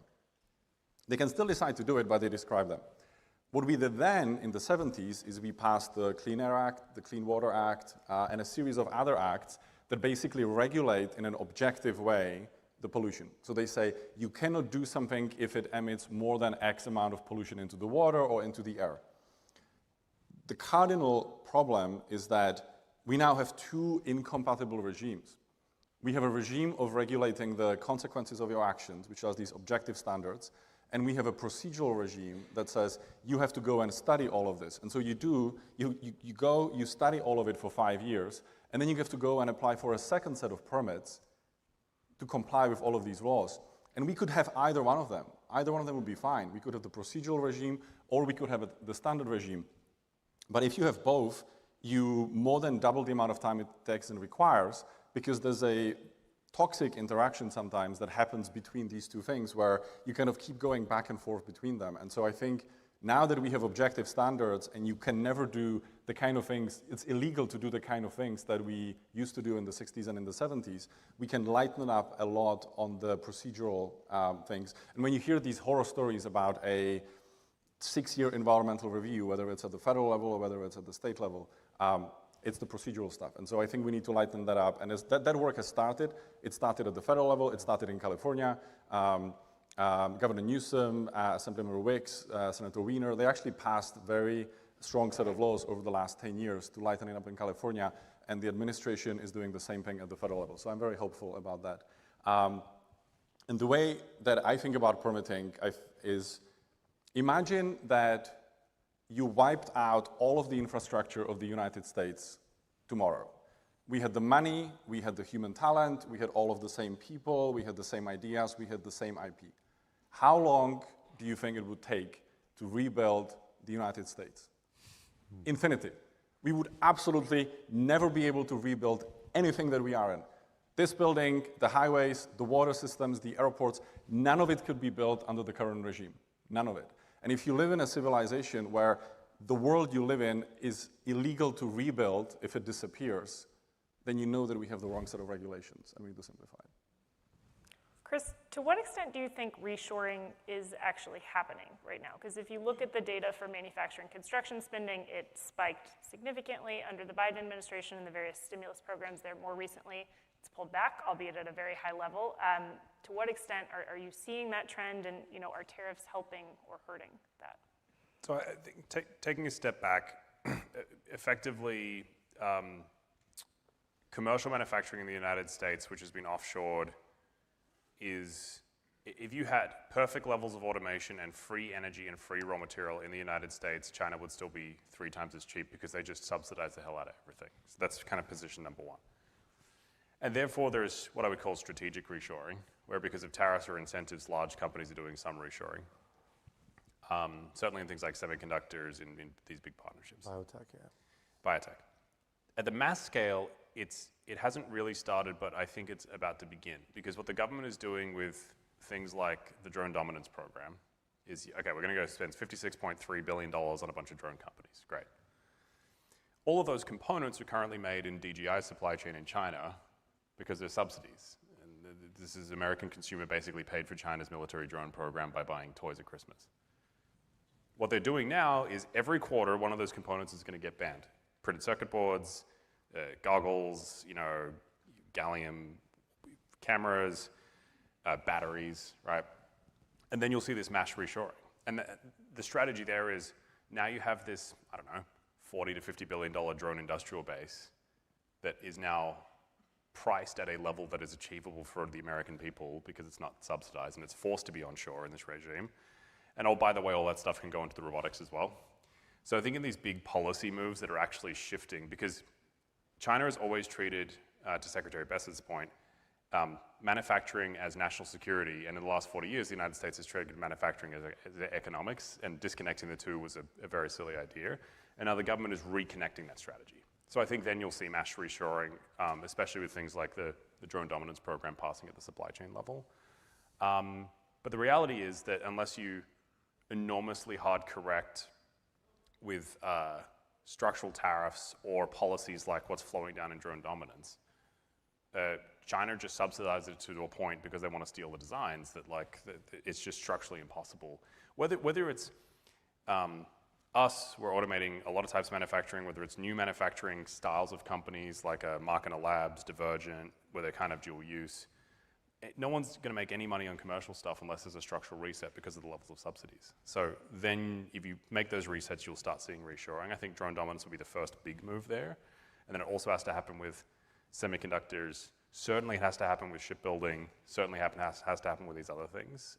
But I think the administration is getting there very quickly, category by category. There's a challenge where if you go from the final manufacturing to the supply chain, there's a very deep exposure because there's certain components that you just cannot currently get in the United States. You want to get motors, magnets, they're coming from China very largely. Many types of cameras, sensors, other chips. And so you have this exposure that most companies are not in a position to go and reinvent their entire supply chain and try to onshore it until you get to fairly massive scale, like tens of billions of dollars. And so one enabler of this is to actually treat this bottom layer of inputs to manufacturing as a hyper-strategic focus area, and through technology, subsidies, and other means, actually try to figure out how to bring that, how to onshore that, and then that actually catalyzes both the unit economics and just the sheer feasibility of a lot of the other types of manufacturing. Another interesting insight, in my opinion, from the Reagan Institute survey is that by a margin of almost 2 to 1, respondents say that keeping prices low through free trade is more important than strengthening domestic manufacturing if making goods here would raise total household spending on those items by $1,000 a year. Jan, how do we avoid that being the choice with domestic manufacturing? I think it's what Chris said. You start at the top end where we are less price sensitive and where we already buy domestic, and then use that to scale up the expertise, the ecosystem, the workforce training, and then it's going to go down in the supply chain. I mean, if we look at how did we get most of the industries that we got, in an incredible number of cases, it started with the Department of War or Department of Defense, and it started with basically national security. It started with the space. So many of the innovations came from radar and aviation and space program, and so we started at the top end where it's less price sensitive, and then we drive it down throughout, and those also happen to be the industries where we need to catch up the soonest. And so there's a very natural thing to do, things like the drone dominance program, things like shipbuilding, and then that is going to bring with it slowly the supply chain step by step. And eventually, are we going to make all of our t-shirts and sneakers in America? I suspect we're going to end up making more than we do today. We don't have to make all of them. But I think we start at the top end and then we go down.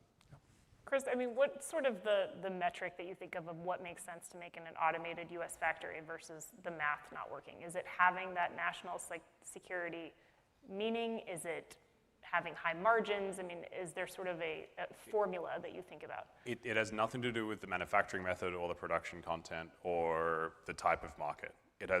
The only thing that matters is whether it is currently ITAR or not. And if it's not ITAR, everyone offshored it. To a degree where they now can't onshore it even they wanted to because there's no scale. That's it. Now, in terms of automation or not, it's pretty easy. There are things people will pay a lot more for, like robotic welding, because there are no welders and there's a structural imbalance. And then the higher the labor component, the more automation you can put into it. But structurally, I just think it's regulatory right now. The only reason we have any manufacturing left in America is because the defense supply chain got locked onshore. Everything else is gone and has to come back with structural resets.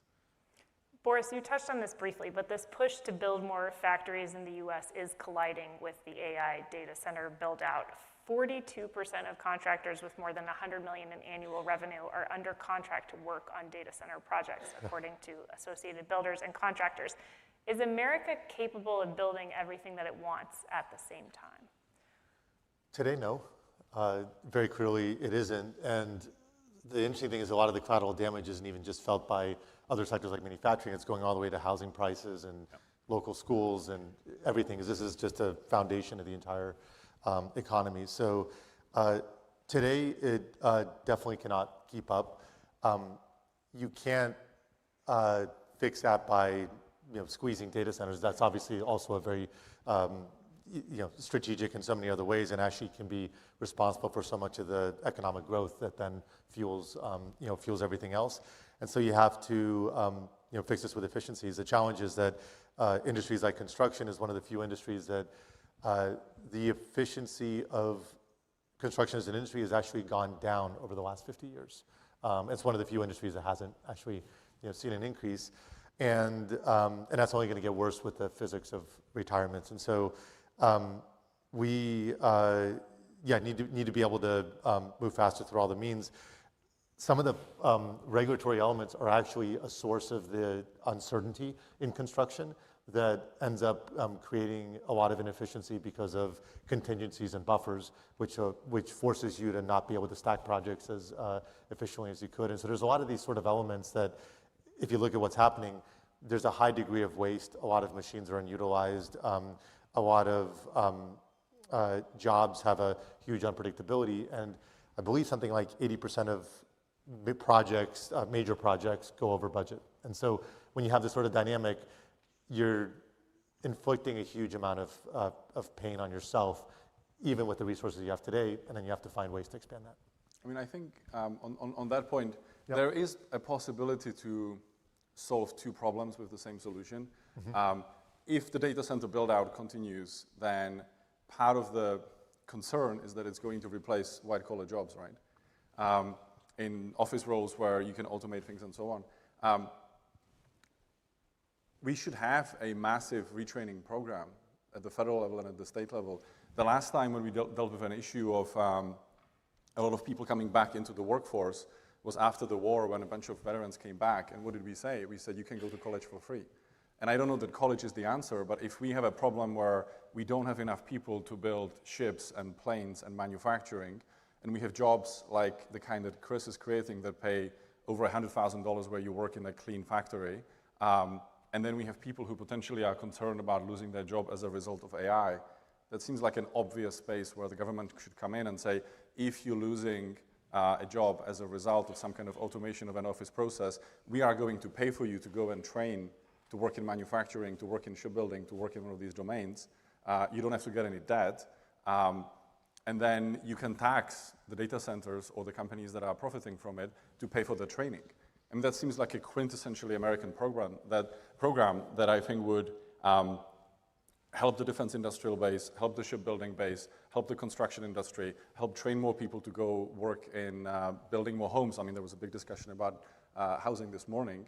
And then at the same time, alleviates the concern about the impacts of AI and allow us to reap the benefits from it in making other jobs more interesting and safer and paid better, which is what Boris and Chris are doing. So I think this is a quintessentially American problem to solve, and one that we are perfectly capable of solving. Reminds me of the Industrial Revolution, where there was a lot of fear that you start to automate a lot of jobs, start to disappear. What happened, to work? But the reality is when productivity skyrockets because of these sort of factors, you end up seeing way more leverage per worker that is now operating in this new world. Now it takes training, it takes time. There's inefficiencies as all of this propagates through, but by the end of the Industrial Revolution, the productivity skyrocketed, the average salary, I believe, more than doubled, and the net jobs increased. And so it is not a zero-sum game when you have these sort of technological revolutions, but you do have imbalances that need to be worked through, and then there's ways to facilitate it. It's a great idea. And I wanted to ask all of you all about the labor problem, because I don't think I can have a conversation without the issue coming up when talking about reshoring with industrial leaders. I think there's 500,000 job openings in the manufacturing industry, and this comes up all the time as a reason why companies manufacture in Mexico, because you can get the labor and it is available. And so Chris, would love for you to jump in here about how do you get people excited about manufacturing again in the US? How do you get them to want to be a part of this industry, and what is the role of the companies themselves here in bringing them in? Well, firstly, I think what we have to do is make it exciting, make it clean, make it safe, and pay people what they're worth. These are very simple, but apparently very hard things to do for everyone else other than most of you companies. And then I think the fourth one is I really don't think there's this labor gap. The reason why people send things to Mexico is because they're not ITAR and they're offshored at a price that is bad for American jobs. But I will tell you that I'll give you a practical example of where I think this is the opposite answer is. The submarine industrial base by itself has a 50 million man or woman hour gap per year of highly skilled people. At the end of the day, we have very good trade schools. Actually, the training inside the primes is pretty good. But at a practical level, we are attempting to pay people less than you can work on the McDonald's at Rhode Island to do a very difficult thing. Oh, and by the way, it's in an area where an apartment costs $4,000 a month, which at the end of the day, I think comes back to letting the big industrial companies run their companies instead of being legislated by the government to pay a GSA rate, which has nothing to do with what's going on in the local area or what their recruiting team can attract talent. And then secondly, everything like housing and level of autonomy comes down to massive amounts of deregulation and let the public market. If there's a massive shipyard and there's a lot of people that need, nicely built but, economically viable housing, I am sure someone will come and develop them if they are allowed to. And then the third big one is what autonomy, like construction, like what we do at Hadrian and our other kind of peers in the industry, is you can put the work in the center of the country instead of having the high-value jobs only available to the coasts. And that is, I think, the most important thing about the reindustrialization of the nation is pushing the value to where the people are, instead of the only place you can get a well-paying job is by moving out of your hometown and going into an area where you literally have to be on the coast for that economic advantage. And building in the middle of the country, I think, is much more possible with things like data centers, high levels of factory autonomy, certainly shipyards, and all this other stuff. And I think that's the way you go do it. I think the main one is it's got to be cool, it's got to be culturally celebrated, and honestly, I think the Pentagon is doing an incredibly good job of starting to push this message out. But the main acid test is if you're some 18-year-old kid, and you got to be just as proud to hit on some girl at a bar and be like, well, I'm going into manufacturing, and unless that happens, the whole thing doesn't work, Word.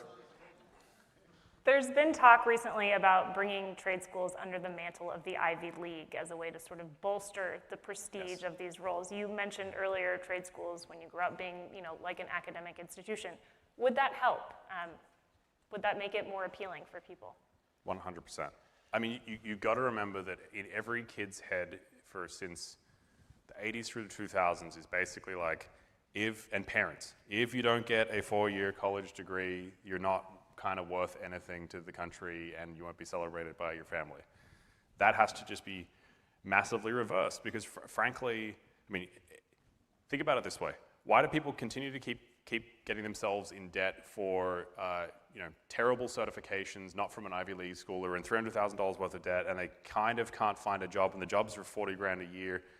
It's got nothing to do with economics. It's just that we told all the kids for 30 years that they shouldn't be proud of being an electrician or a plumber or a welder, and yet they could be making literally hundreds of thousands of dollars in a construction job. These are some of the most rare jobs right now. It's all cultural because we went turbo elite, we offshored all heavy industry, and we told everyone unless you sit at a desk, you're kind of like not an American anymore. And that's the main thing that has to change, and the rest of the economy will sort it out after that. I would, so we've actually been discussing this. We've been discussing an idea of building what does the Stanford of trade schools look like if we build it in the new city? And I'm not sure that I would have the Ivies run it. I think it should look like an Ivy, but I'm not sure I would have them run it. I think culturally that might be a conflict. But I think it's, you build a great campus. I'm all for giving electricians and welders degrees. Let's just give them degrees. Degrees have been already spread widely. You can get if you can get a degree in social anthropology, you can get a degree in being an electrician or a degree in being a welder. It's way more complicated. It's way more demanding. Yeah, I do not understand why we give degrees to people who have degrees in all kinds of social degrees and English literature, and we don't give degrees to electricians and plumbers and people who operate CNC machines. It's so complicated. If you've ever been to any of these production lines, it's way more complicated than most of the stuff that people get degrees for. So just give degrees to people, build a beautiful campus. You can go there, you can have a college experience. Maybe it doesn't need to be 4 years, it can be 2 years. You can be in a sorority, you can be in a fraternity, you can go to the football games, you can get the experience. Let's subsidize the heart of it with money that is being made in the AI boom right now. The government can pay for it. We're going to fix the shipbuilding industrial base. We're going to fix the defense industrial base. People don't have to have debt. And we can have national security. It's not that complicated. I also wanted to ask, I was taking a look at your plans for the Solana Foundry, and it struck me it was kind of akin to GE Appliance Park back in the heyday in Louisville, which for the uninitiated was such an economic force that it had its own zip code, own railroad tracks, and fire department. It worked for a while, at least. What makes that ecosystem model right for this particular moment in time? I think the history of manufacturing is kind of, actually goes to Chris's point again. So the Industrial Revolution starts in England, then the huge benefit that we had in America is that we didn't have the old guilds and the old system. Yeah, there were no radiologists. Exactly, guilds. exactly. Yes. We could create a new industrial system, and then in that, we created places like Detroit or El Segundo and the aerospace industry in Southern California or Silicon Valley. And the reason why Detroit worked was not because you made cars. It worked because you made mufflers and windshields and the whole supply chain. And then what happened in the 70s is the Chinese looked at it and they were like, oh, this is a really good idea. It's a really good idea to build a city that is focused on making some things in a particular way. And they stole all of our best ideas and they just run with them for 50 years and we let them. China works because they have these incredible innovation ecosystems, and generally speaking, the way it works is a lot of the cutting-edge stuff happens in Shenzhen, and once they figure out how to build it in scale, they go and they put it in some other city somewhere else in the country where they build the equivalent of the gigafactory, and then they go and invent the next thing in Shenzhen or somewhere like that. And I think we can 100% just take the best ideas and implement it here. And I think the relationship between places like El Segundo and Silicon Valley and the nation should be, we invent the new things there, we scale them, we perfect it, that's where the company is started, it is funded, it creates a factory for 100 employees, then a factory for 1,000 employees, and once we've perfected it, and we know how to build it in scale, we go and build a factory in Ohio or Arizona or Pennsylvania or Michigan that employs 10,000 people, and it makes the thing. And the next cycle can begin in El Segundo or Silicon Valley. And so these ecosystems work. We know it because we invented it. We just forgot the lesson. So let's just do it all over again. Do it in Southern California, do it in Northern California, do it in places like Austin or the Research Triangle, and then we take all of the factories and we put them in the rest of the country, and we can run the world. We have time for one question from the audience. Reshoring advocates often cite national security as the justification. We can't depend on adversaries for critical supply chains. But the US defense industrial base has historically been kept alive by government contracts, not market forces. If the Pentagon stopped buying tomorrow, how many of these manufacturing companies would survive on commercial demand alone? Oh, tomorrow? Oof. If it's specifically tomorrow, zero. I do think if you skip ahead 10 years, we are going through defense with high levels of autonomy and back to commercial. And I think the NDAA banning components under drone dominance is a great way to do that. And I do not know this for a fact, but I almost guarantee you someone's going, well, if I can make an actuator or a motor for a drone or a printed circuit board, that's exactly what we're going to need for the robotic supply chain. But we've got to bootstrap it with high value, price insensitive defense and then come back into commercial. But if you cut it off today, I think the whole thing goes away. I mean, the revitalization of shipbuilding is just going to be purely defense driven. And then we have to unlock regulations to let American ships be sold throughout the world. But it's got to start with defense and then unlocked through commercial. But it's a big bet everyone's making. I think, so there's a good example where this was, at least more recently, less influenced by government, which is automotive. And so you think of like the new automotive companies, Tesla, Rivian, others that have started successfully in the last 20 years. They got boosted by some government subsidies, so that wasn't tariffs, that was subsidies, and so that let them get off the ground. And more recently, in a lot of ways, they're actually at an advantage because a lot of the traditional automotive companies, they have structures and manufacturing strategies that are fairly set. They have, really long-lasting, kind of contracts with labor that actually are challenging them in being more malleable and flexible in a way that actually hurts both sides.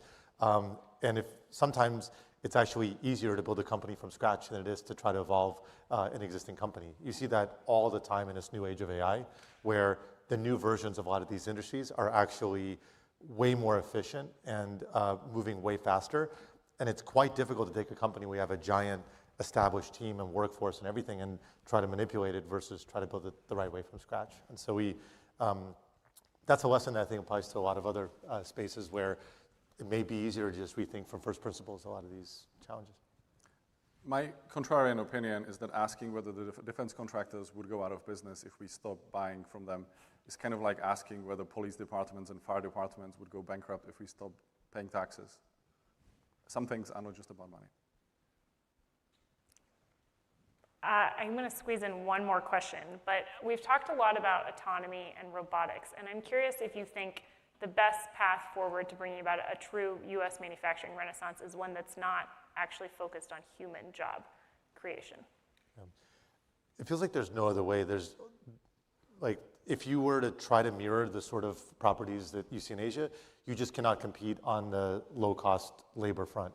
You can compete on the very specialized and highly trained managers of these facilities, the specialized development of new processes, but we should not try to find unnatural ways to compete with $5 an hour labor.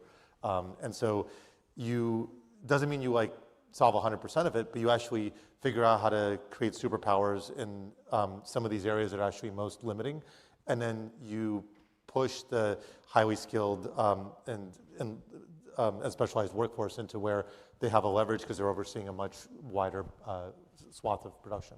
Yeah, I think for high mix, low volume manufacturing, it has to be augmenting humans to be 10 times more productive. Tesla learned this lesson. It's like a very bad idea to have a fully automated factory even for automotive production. Like Navy welding, you're never going to get that 100% automated because it needs to be, there's like a little bit of good human judgment. The strategy has to be, none of us in this room could drive a Formula One car manually. I could barely start the clutch. If you put Tesla autopilot on a Formula One car, we could all get around the track faster than anybody else. And so it's about giving humans superpowers is the point here. Yeah. Great. Well, thank you all so much for being here today. I appreciate it.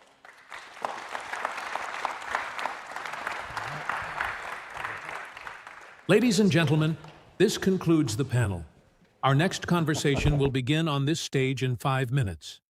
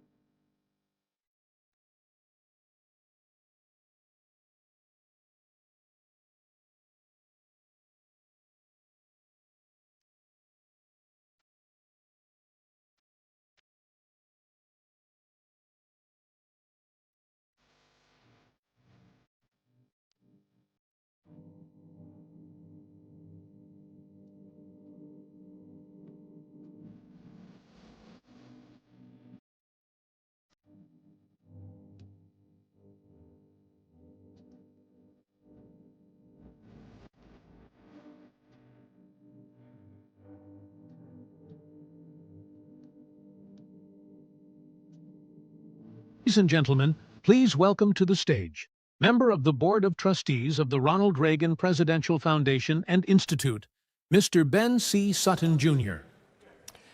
Thank you.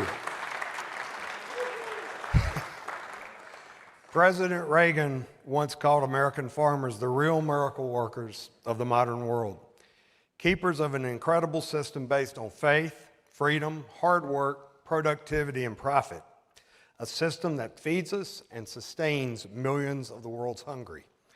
And President Reagan also believed government should be a friend, partner, and promoter of American farmers and their products.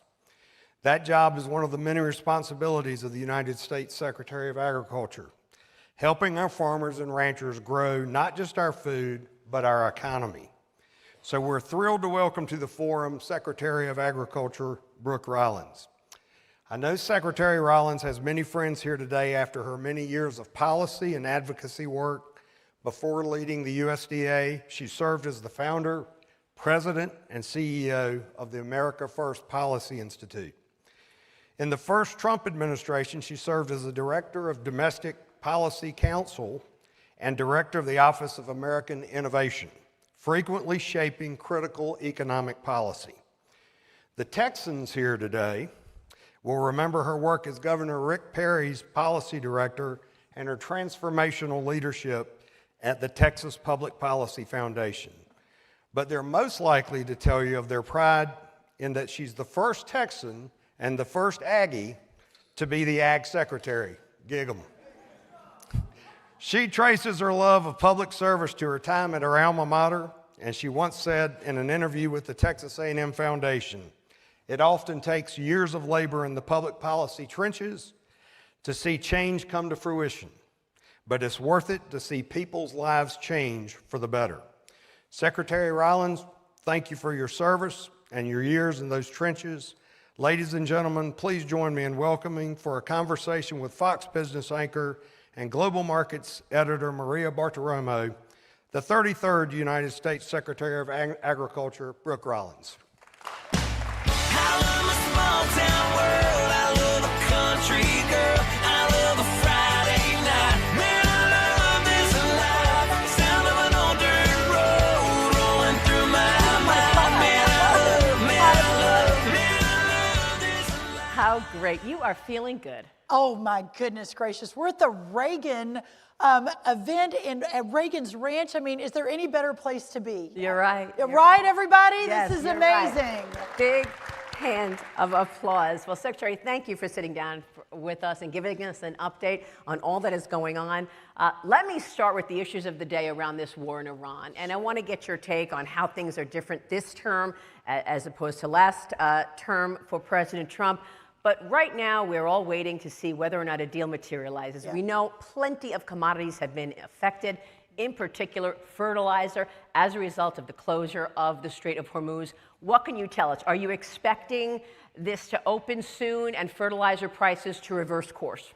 Well, yes, let's talk fertilizer. But first I want to say it's really an honor to be on the stage with the amazing Maria.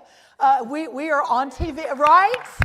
I mean, she's kind of an icon, to be honest with you, and I do her show quite a bit. It's usually at 6 a.m. or some zero dark 30, and she's always so well prepared and so beautiful, and frankly such an inspiration to a lot of us, and in making sure that the right information is getting out. And you've just been such a champion for America First, for free markets, but doing it in a way that I think honors your profession in such a remarkable way. So I am honored to be on the stage with you, Maria, and I just am so grateful. Very kind of you. I appreciate that. Thank you. Listen, y'all, let me start here. Talk about fertilizer, talk about inputs, talk about American agriculture, talk about national security, farm security. Is national security right? If we can't feed ourselves and fuel ourselves, we will no longer understand what freedom looks like or tastes like. That's how I believe existential this really is. And I think that I look back at the first term, I was the president's domestic policy chief. I was in the West Wing with him. We built out that entire domestic policy agenda. At the end of the term, we fully expected to be there for the second contiguous term. I had basically led the effort to prepare for that second term, and that included agriculture. But what I didn't realize is sometimes was not on my bingo card that I was going to be the Secretary of Agriculture. I grew up on a farm. I'm a rancher. I'm a fifth-generation row cropper from Minnesota. I studied agriculture at Texas A&M University, as I think Ben mentioned. But I never expected to be the Secretary of Ag. And I often say that sometimes God and Donald Trump have different plans for you than you have for yourself. So here I am. Having said that, this has been the best job I have ever had and will ever have. The opportunity to make a difference and to fight for the most American of Americans, I believe, which are our farmers and ranchers, to fight for food security, to fight for a healthier America alongside Bobby Kennedy with the MAHA movement, to fight over weaponization of government, to begin to deconstruct all of the unbelievably bad policy decisions that were made under the last administration, that basically we inherited the trade deficit after leaving a trade surplus. We inherited a 40% increase in inputs for our farmers. 8 or 9 out of every 10 farmers in America are not profitable. I mean, these are massive issues. In the meantime, we have offshored our supply chains in agriculture and food. We have let foreign interests, including foreign adversaries like China, I would argue Brazil and others, to buy up a lot of our agriculture in America, to consolidate. The family farm, the independent farmer and rancher is being pushed out by, if not weaponization, by solar farms and wind farms. I mean, it is one massive, complicated issue after another.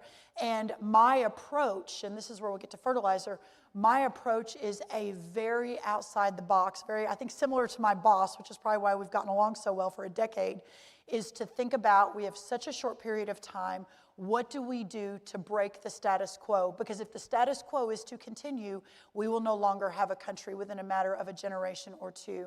The fertilizer issue is an interesting one. The Strait of Hormuz, obviously the Iranian conflict, certainly caused some disruption in fertilizer, and our farmers once again are seeing a 30 to 40% increase, but that was on top of a 50 to 60 to 70% increase in the Biden years for a lot of reasons. 20, 30 years ago, we produced almost all of our own fertilizer in America. During that time, and this is basically reflective of almost all of agriculture right now, we began to offshore. And as of today, 50% of the fertilizer that we use in our country, we have to get from China or Russia or other countries. And so when the strait closed, it really shined a light in a way that has allowed us to move at warp speed, we call it Trump speed every day, to begin to reshore our fertilizer in this country. So just a couple of days ago, Maria, I announced the largest ammonia plant in the world will break ground in less than 30 days. We basically took 2 years, maybe 3 years off of the permitting that was necessary for that to get it back to America. Howard Lutnick, and I know, how great is Scott Bessent? I'm sure he's gone off to the next thing. I call him Scotty B. I've got Scotty B on my left in the cabinet meetings and Scotty T, Scott Turner, on my right in the cabinet meetings, which is another conversation for another time. But we have the most amazing cabinet. We all love each other. But Lutnick has his pot of money, Maria, from all the trade deals, the tariff money. Chris Wright in energy has this pot of money on energy dominance from Congress. We're now prioritizing some of that to build fertilizer plants. And that's what's so beautiful about this. We're talking to the Army Corps of Engineers, General Graham's running that, about fast forwarding all the permitting so we can start it right away, bringing those costs of inputs down for our farmers, and making sure that we can continue to feed and fuel and clothe ourselves so that we have the national security and putting America first for the next generations. This is really the president. Pardon me. This is really the president's agenda: That's deregulation, right. Tapping into energy, all of the above. Tax cuts, and all of this has produced a very strong backdrop for the economy, despite the war in Iran. Once the strait opens, would you expect fertilizer prices to reverse? Absolutely. Fertilizer will come down immediately. Fuel is going to come down immediately. All of these inputs that are so important for all Americans, but certainly for our farmers and ranchers, which of course ties directly to affordability. Yes. And that is the number one issue amongst an array of issues for our president, making sure that every American has the opportunity to live the American dream, the housing, the food, the fuel, all of the above. And to that point, I'm sure Scott talked about this, but we have built the infrastructure, what I believe, for generational prosperity. Very similar to Ronald Reagan back in the 80s. I see so many similarities between what we're doing today on the policy front to what was happening then as well. You know, it's interesting because Treasury Secretary Bassin did talk about what has gone on in the last couple of decades in America, and he called it while America slept, right? And he talked about how supply chains were in China, and it was just cheaper to do that. It's just incredible to me that suddenly now people's eyes are opening to the fact that these are national security issues. That's right. How is it possible that for all of those years we were relying on China and still rely on China for things like the underlying components in our medicines or for semiconductor chips? These very critical things for America's growth. That's right. I tell you, I grew up in the Reagan years in Texas, a small town. I was raised by a single mom, very not fancy. Went to Texas A&M on a scholarship from the Future Farmers of America, kind of full circle. FFA paid my way through Texas A&M, y'all. And then the Houston Livestock Show and Rodeo paid my way through Texas Law School at UT. So anyway, God has a really funny sense of humor. So here I am, the ag secretary. But I remember growing up in those Reagan years in the 80s in small town Texas.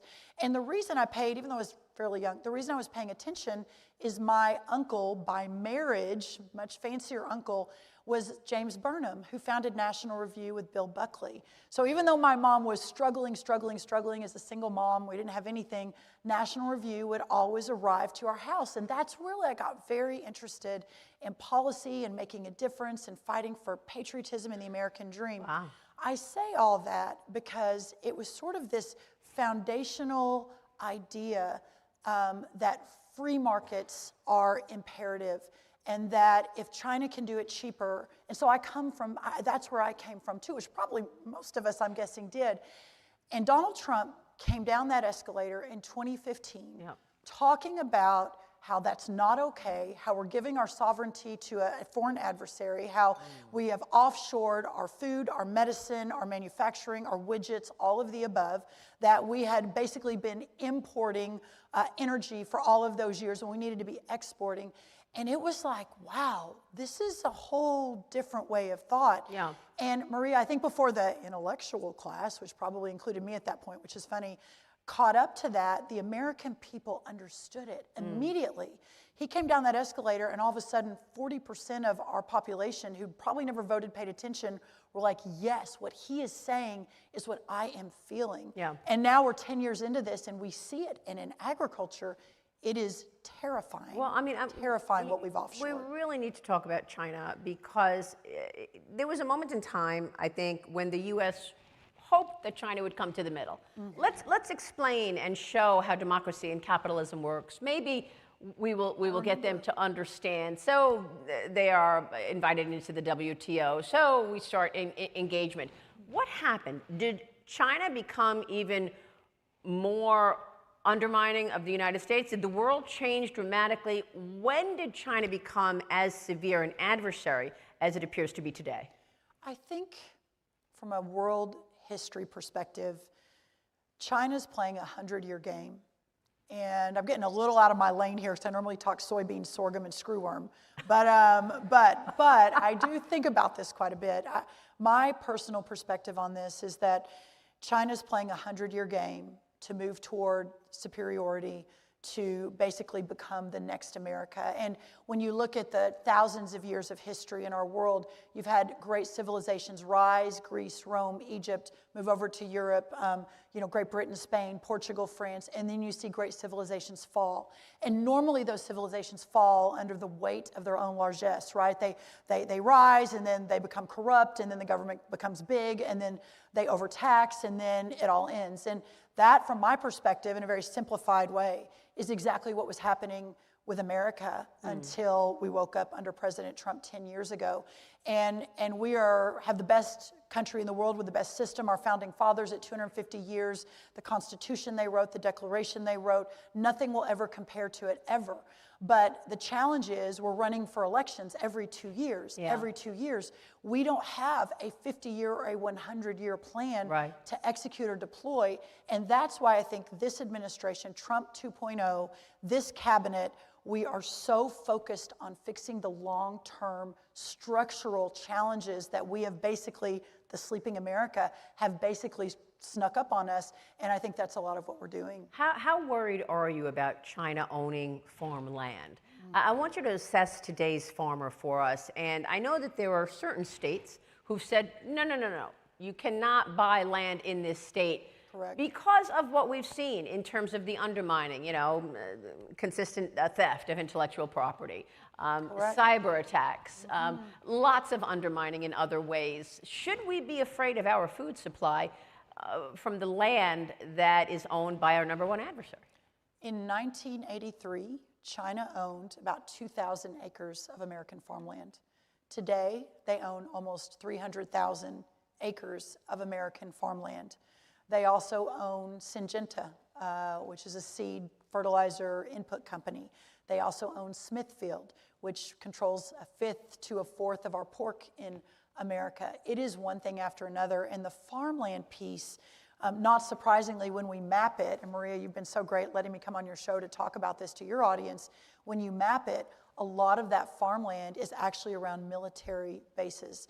Can you imagine a world where my friend Ross Perot Jr., who I think is here somewhere, decided to go buy farmland in America or in China, and the Chinese said, yes, come into China, buy whatever farmland you want, and buy it around our military installations. This is amazing. That would never happen in a million years, and perhaps most countries that would never happen. But in America, again, while we have been asleep, it has been happening. Is that about surveillance, that they want to be near the military installations? We certainly believe so, but it's also about undermining our food supply chain, we believe, and I believe, I should say, and I think it's a massive issue. You know, the beautiful thing about our country and our Constitution is, and you alluded to the states stepping up and into this gap, is the 10th Amendment of the Constitution talks about the states and the government being closest to the people, right? This was the founding fathers' vision. This is what President Reagan was so good at explaining, that the self-governing style, the self-governance approach was unprecedented in American history. And the way our founders envisioned it is a small federal government. We're trying to get back to that. By the way, I think the newest numbers are our government, I mean, at USDA, we've let 20,000 employees go. We went from 100,000 employees to 80,000 in just a matter of months, and that's happening across the entire federal government, that we're back to the size of the government from 30 or 40 years ago, which is kind of amazing, and I think sort of deserves a round of applause. Yes.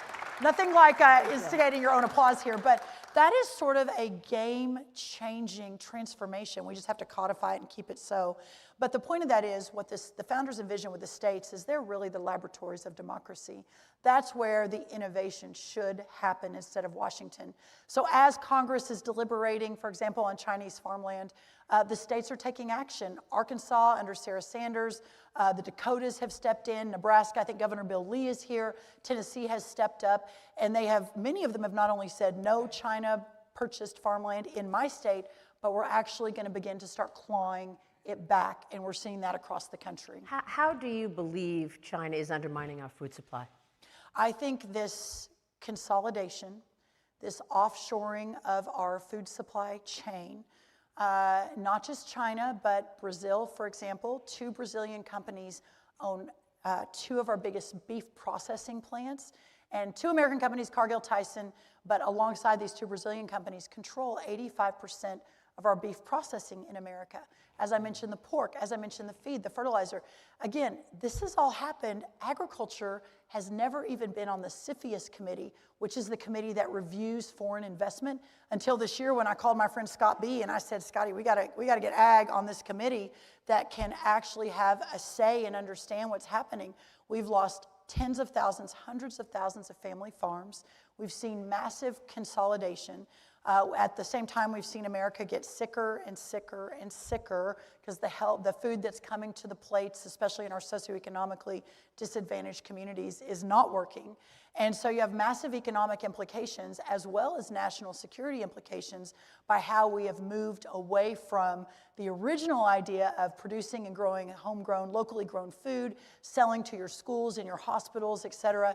And that's what we're working to now reverse the trajectory of. What do you want to say about affordability? I mean, the president is walking this balance of trying to eliminate a potential nuclear terrorist in Iran, but at the same time trying to get the Strait open so that oil and gas prices go lower, and so much so ahead of the midterm elections, so that people don't feel the pressure that they're feeling right now. What are you expecting? So the reason I love working for this president, and it has been an almost 10-year journey. I was in year 2, year 3, year 4 of Trump 1, running the Domestic Policy Council, and then, you know, we didn't stay for that second term, and lots of people sort of went other places, and I started an organization called the America First Policy Institute in the very dark days of post-January 6th, post-Biden being inaugurated, a lot of conversation that the president, Trump, is either going to go to jail, he's going to be bankrupted, he's done, he's finished. And from my perspective, I just felt, you know, it's almost like God was whispering in my ear that, listen, God gave America another chance in Trump 1. What you proved in 3 years, 4 years including COVID, was that you can deregulate, you can drain the swamp, you can return power to the people, you can light an economy on fire and have the lowest unemployment in the history of the country, where more Black, Hispanic, high school, non-high school grads are going to work and feel the American dream for the first time in their lives. That actually happened, and a lot of people said that would never happen again. Talk about a country peaking and then on the downslide, and it happened. And so from my perspective, when I walked out of the West Wing for what I thought would probably be the final time ever on January 20th, I was one of the last 8 there with him on January 20th, 2021, it occurred to me that we're not finished. And I didn't really mean Donald Trump. What I meant was the America First movement and the battle against the darkness and the radical left and the idea that, you know, that entrepreneurism isn't righteous and biblical, and that free market capitalism hasn't been the biggest driver of prosperity and anti-poverty of any policy in the history of the world.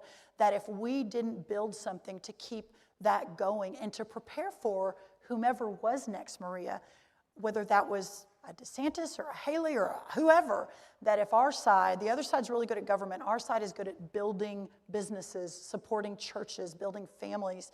But if we didn't get good at government, that we would never have another shot. And so working with the president in the interim, building the America First Policy Institute and drafting 300 executive orders in 2023 and 2024 in case our side did win again, having 196 agency plans ready for day one in case our side did win again, whether it was 24 or 28 or 32, that we would never be caught unaware again. And so having that opportunity to be part of that and working for the president and circling now back to Iran, the point of all that is that he is perhaps the only president in our lifetimes that would be willing to take this Iranian challenge on. I think most would be afraid of what it would do. It's true. Yeah. And he just wants to do the right thing. Yeah. And sometimes it's a little bumpy, and sometimes it's a little imperfect, and sometimes maybe he says things that a few people are like, oh, wish you hadn't have said that. But that bold courage is unlike anything I've seen, and I see it all day, every day. But you've got to communicate that to voters ahead of the midterms. Yes. Voters who are feeling gasoline is above $4 a gallon. You know, I mean, last year it was all about eggs, which is what the Treasury Secretary just said, and he's right. And now the media is focused on other things, like the price of beef. Yes. And so, again, in terms of affordability going into the midterm elections, can you get that to be the top item to talk about so that voters feel better and the Republicans have a better shot? Because there's a Yes. lot of expectations that the Republicans will lose the majority. And then what happens? Yes. Every committee will be an investigative Go into committee. impeachment. And they Yes. will We did it the first term. Yes. Yeah, I lived it the first term. So in terms of getting that back up to the front and center, affordability, how are you going to do it? Well, I think, first of all, I am so cautiously optimistic that we will keep the House and the Senate in the fall, that we will be able to, and if we do, I agree, big clap, and if, or should I say when we do, it will be historical. But when we look at where we were 4 years ago, 6 years ago, 8 years ago, the districts that are in play are much smaller than they were the last time we had to go through this. We have significantly more resources in the bank, thanks to probably many of you in this room who have answered the call to give to the efforts to support these midterms. And we have such an extraordinary story to tell. Now, it's hard to tell through the mainstream media, et cetera, but we have such an extraordinary story to tell. So from my perspective, to answer your question, we just have to go tell our story. This morning, I was on a potato farm in Bakersfield, California. That's Congressman Valadeo's district. That's one of the swings. Yesterday, I was in Arizona talking about cotton and how we bring the great American cotton industry back from almost complete destruction. There's not much left, but we're now going to build it back up. Well, that was in one of the swing districts in Pima, Arizona, that congressman there. On Monday, I was in Pennsylvania with Bresnahan and McKinsey, two of the swing districts in Pennsylvania. We are hyper-focused on making sure that we are going to Americans where they are and telling the story in an intentional and strategic way. And I just believe we're gonna be successful at that, and most Americans will see what we've been able to achieve. Very important. And you mentioned cotton. Tell us about the Great American Cotton Plan. This is one of your recent announcements about changes in cotton. What are you trying to do? Well, so you go back, and this is probably, not that anyone in this room is probably interested in cotton, except my friend Ben from North Carolina. Or I'm sure everyone's interested, but probably never thought you'd hear someone from the main stage at the Reagan Library talk about it. But here's why it's important. In 1607, way before the Declaration of Independence, way before the Revolution, the first settlers came to Virginia. And the very first plant that they planted was cotton. In 1776, George Washington outfitted his army as best he could in those times with cotton.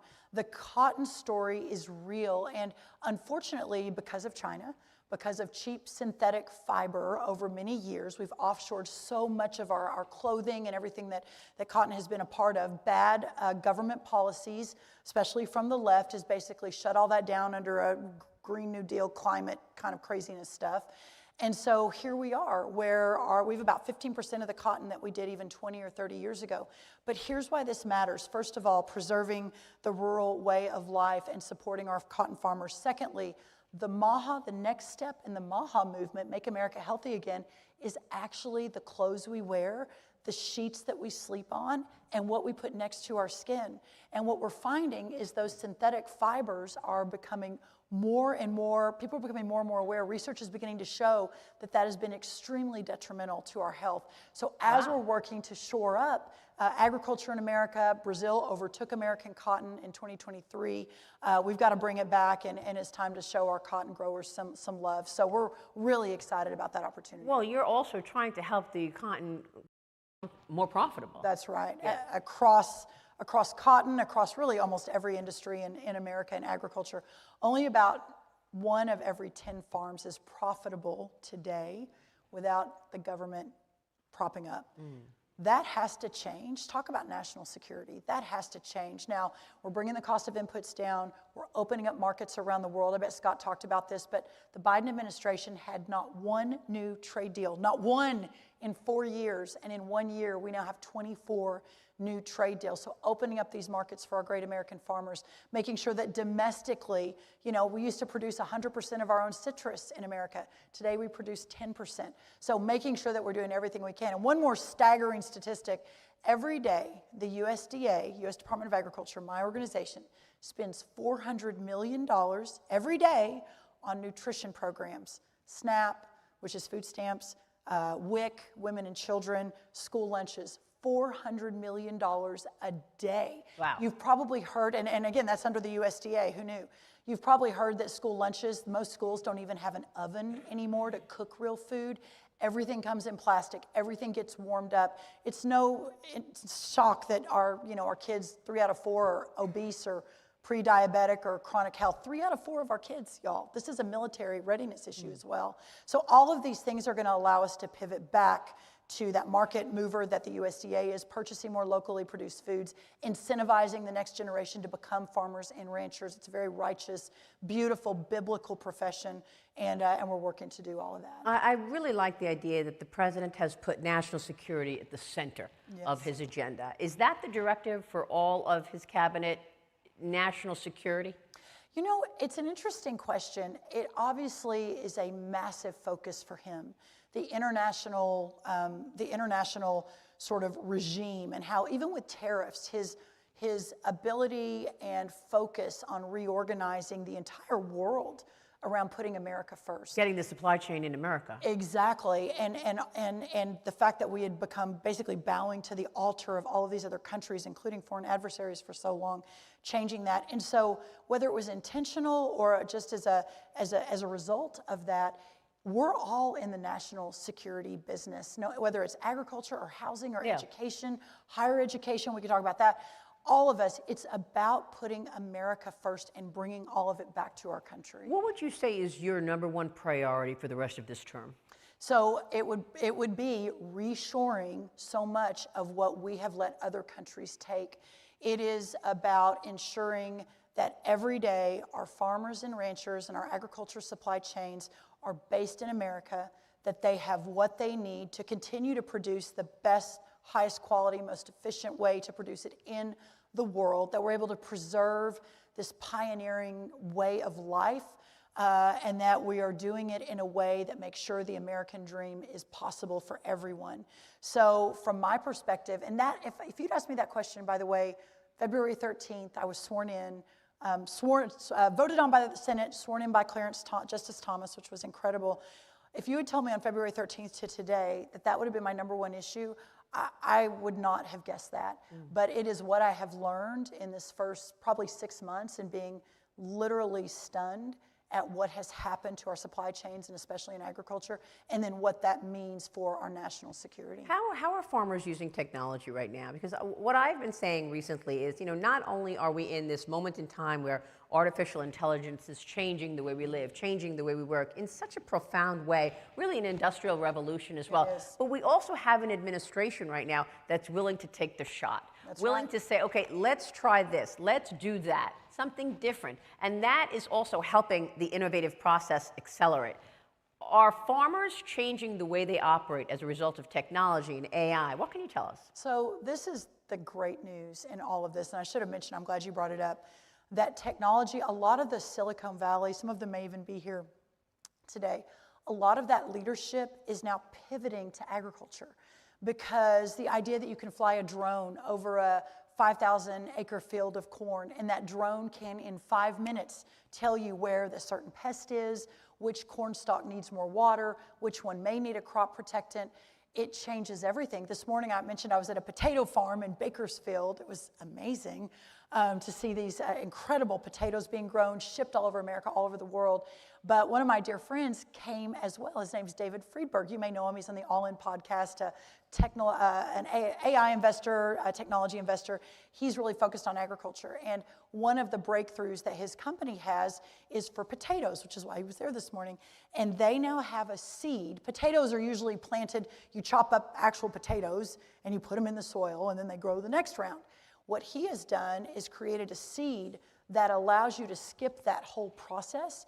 And in so doing, you have a cleaner field, you don't have to do as many pesticides, and the numbers show that for the potato farmers that haven't made money in 7 years, by the way, 7 years potatoes have not been profitable on their own, that it will increase the profitability by $2,000 an acre. This is a game changer for agriculture. So we are so bullish on the opportunity to turn this ship around for profitability, for value, for affordability for the consumer, and to make sure we're also making America healthy again. By the way, why haven't potatoes been profitable? Well, again, agriculture, we have, especially in the Biden years, inputs went up 40%. The markets around the world closed. Unfortunately, government, and man, I wish I could change it overnight, but I can't. But you all know the ag subsidizing that comes from the government. And listen, I now believe it's a righteous effort. If we hadn't, we probably would all be eating all Brazilian and Chinese food right now. Like there actually is, I will argue, which I'm not sure I would have until a year and a half ago, but I will argue there is a very important role, a national security role in the government of America, making sure that we are preserving our farmland and our products. But because it hasn't been a free market, you just see a completely dysfunctional market in ag. And some years, some commodities do fine. Most years, no one does well at all. And then the government comes in with a check. So we're trying to figure out how to better do that as well. I know the president is waiting on the European Union to sign off on this trade deal that the president has put forth with a 15% tariff. What would be a victory for the agricultural industry in the U.S. with regard to Europe on trade? Europe has been a market that, for the most part, has been closed to a lot of American agricultural goods because of their crazy radical left agenda, to be honest. What the president has done is completely opened these markets up for the first time. And just such a huge shout out to Scott Bessent and Jameson Greer and Howard Lutnick, who are kind of our trifecta, our trade negotiators. They are walking into every room, obviously with the manufacturing in mind, obviously auto in mind, but they have all put agriculture really in their top 1, 2, or 3 in every one of these negotiations. We just saw them come back from China. The Chinese commitment to buy, a lot of our soybeans, which is very important, but then an additional $17 billion in agricultural products from America. That's an unprecedented deal for our ag community.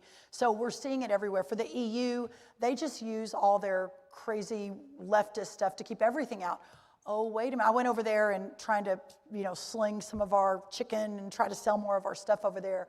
And they're like, the press has said, oh, we don't want your chicken because you spray it down with all kinds of bad chemicals. And I said, well, what you're talking about actually hasn't happened in America since 1978. And they said, oh, really? Well, we didn't know that. That's not what is known. So, Europe is protecting a little bit themselves, but it's also they're in a lot of problems over there. Their farmers are not doing well. They talk about us losing our family farms. They're almost down to nothing in Europe. They've got a lot of other problems too. But all of this is just going to be so massive. We're selling American beef into Australia for the first time. We're selling rice into China for the first time. We're getting so many of our commodities into Europe for the first time. And this is, again, it's unprecedented, and it is going to make a massive difference in the long run. Well, Secretary, we can see and feel your enthusiasm, and it's amazing to see government directors and government employees, cabinet secretaries have this kind of euphoria. Oh. And is there anything you want to share with us that the public doesn't really understand about your portfolio and about the Secretary of Agriculture's role? As I mentioned, I never, this was not on my bingo card. I was not planning to be the Secretary of Agriculture. I had 4 kids. My husband is in the energy business. I am a policy person, build policy, infrastructure, and change hearts and minds and try to move towards freedom wherever I am, whether it was in Texas to begin and then America First Policy, which I founded after the first White House.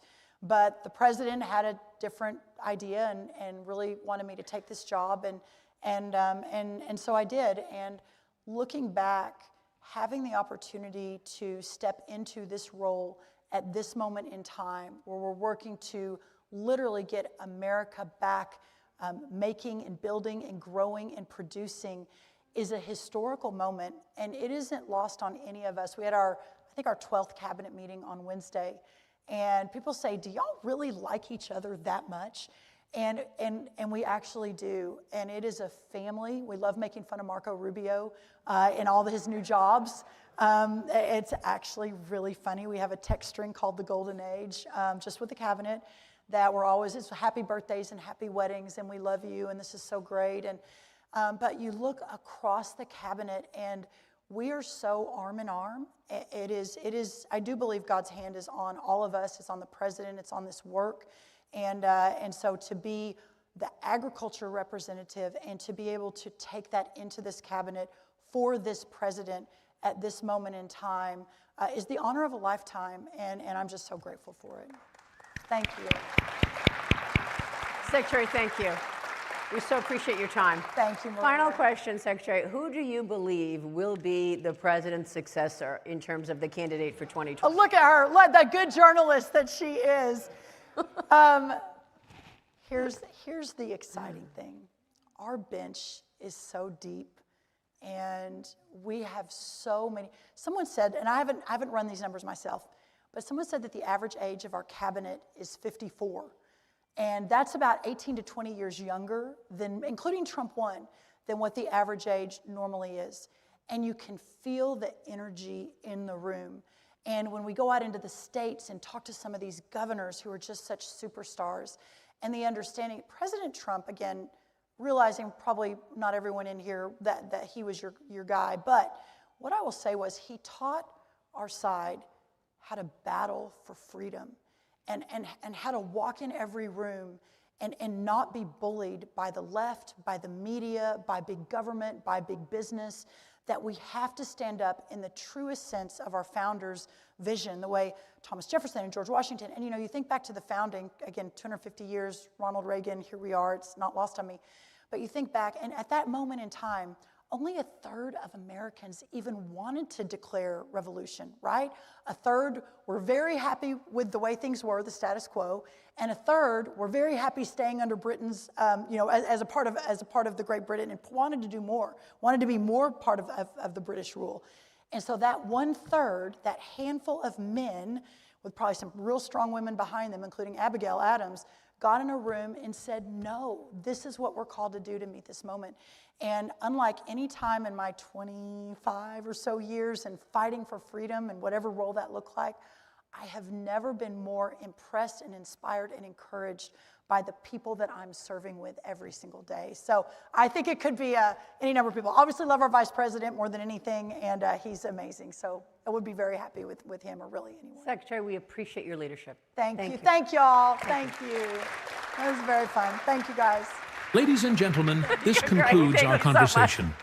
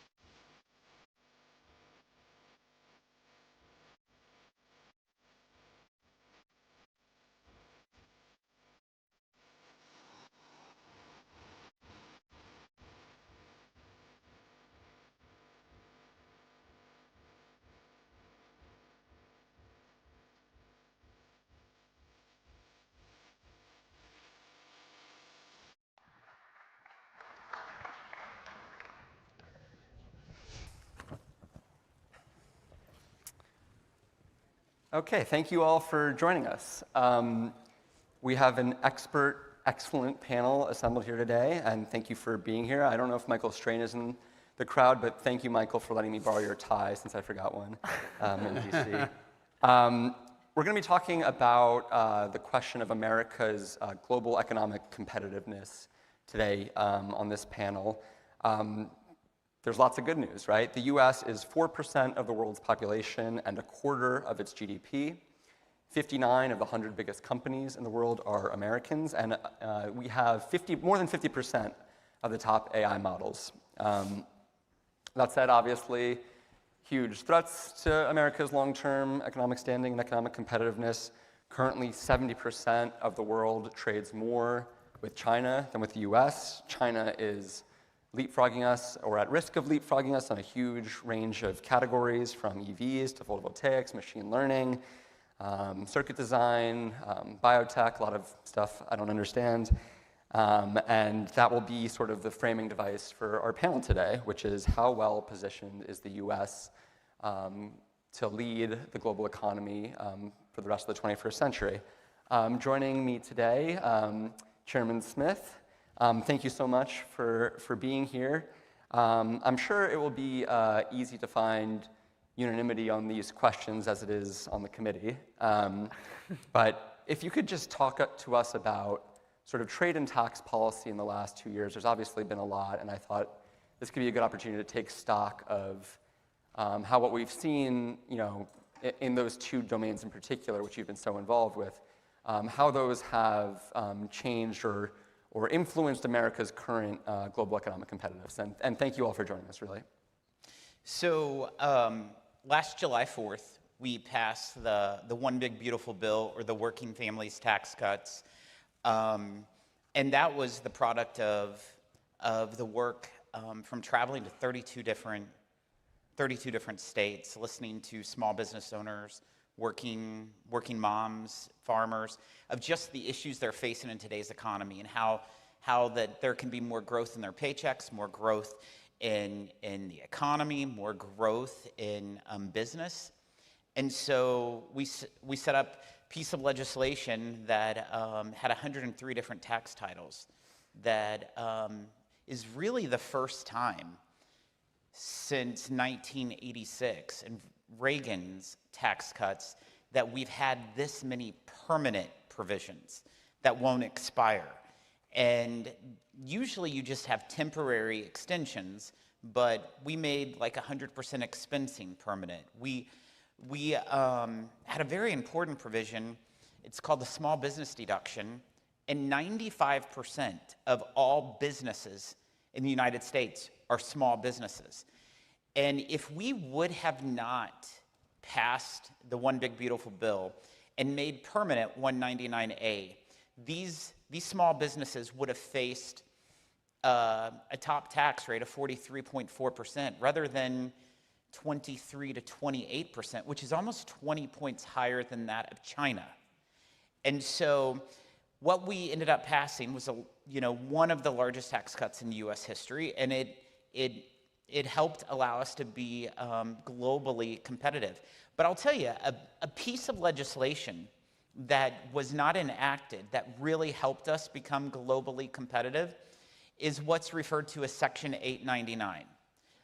Section 899 was going up against the international community under OECD because they had promulgated rules and they were adopting a policy not honoring our global minimum tax. And it was going to cost U.S. companies about $120 billion if we allowed it to just happen. And started 3 years ago, I led a congressional delegation of members to France and Germany to meet with those trade ministers, the secretary of OECD, to try to push them back. Ultimately, every Republican in my committee signed on to a piece of legislation to raise taxes on foreign countries if they did not honor our tax. And it led to the point of 2 weeks before the Big Beautiful Bill was signed into law, I was in Stockholm, Sweden, meeting with a group of finance ministers. And I had committed to them that if they worked with Secretary Bessent and honored our global minimum tax, that myself and Chairman Crapo would pull out Section 899 from the big, beautiful bill. 5 days later, they did that. We honored it, and then the bill was signed into law. That wasn't even legislation, but it had a huge impact because we leveraged every aspect we could for the U.S. businessman. Let me bring in Katie. Katie, you have a term that you've been using to refer to something in the bond markets. Can you enlighten our audience about what that is? Yeah, sure. So first of all, I actually just want to start by thanking the Reagan Library for having all of us here today. And I really want to thank the Reagan National Economic Foundation as well for sponsoring this conference. I am been living in LA for 3 years, so it's very grateful to have this gathering in our beautiful hometown. I'm going to talk a little bit briefly about some of the challenges we have in the debt markets, and I think what some foreign owners are doing of our bonds, which is a term I had used, which was there's a little bit of quiet quitting happening of some of our treasury debt, which I'll talk about. But before I do that, I do want to just say I am a huge believer in the US, and I think it's all going to work out fine. And when I was walking around the library today, I wrote down this quote because I thought it was great. There's many Reagan quotes around here, but one was, "Our problems are many, but our capacity to deal with them is limitless." And I think that's true. And I think one of the ways that we're going to deal with the debt challenge I'll talk a little bit about is through leadership. And so I thank, obviously, Secretary Bessent for his leadership, because in these volatile moments of the Treasury market, he has made a promise to be regular and predictable in the auctions, and they've done a very good job of that. So we're in safe hands from a Treasury perspective. And one of the ways we have to deal with this issue is to grow our way out of it. So I want to thank you as well for your leadership, Chairman, in making sure that we are producing growth, because I think that's actually one of the most important things we have to do as it relates to debt. So just I'll make this, try and make this super simple. Foreign ownership of US debt has actually gone up a lot. It starts at 0 at some point this century, and we got up to 33%, and now it's back down to 31. So it is decreased, but people should put it in context that the decrease is actually relatively marginal. I'm out meeting asset owners of institutions all over the world, and so I just want to share with you some of the reasons I think that there is some diversification away from our debt.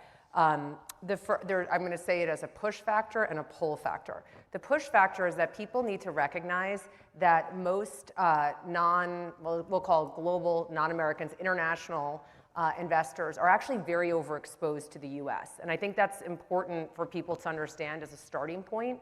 So specifically, we are winning as a global economy in terms of our share of capital markets. We have 5% of the world's population, 25% of GDP. We have 70% of equity market capitalization and 40% of the sovereign bond market. So we are disproportionately represented in capital markets, which is one of the great strengths of America and one of the reasons that we should continue to be very optimistic about it. But that is the starting point. People are overexposed, and they're looking for some diversification.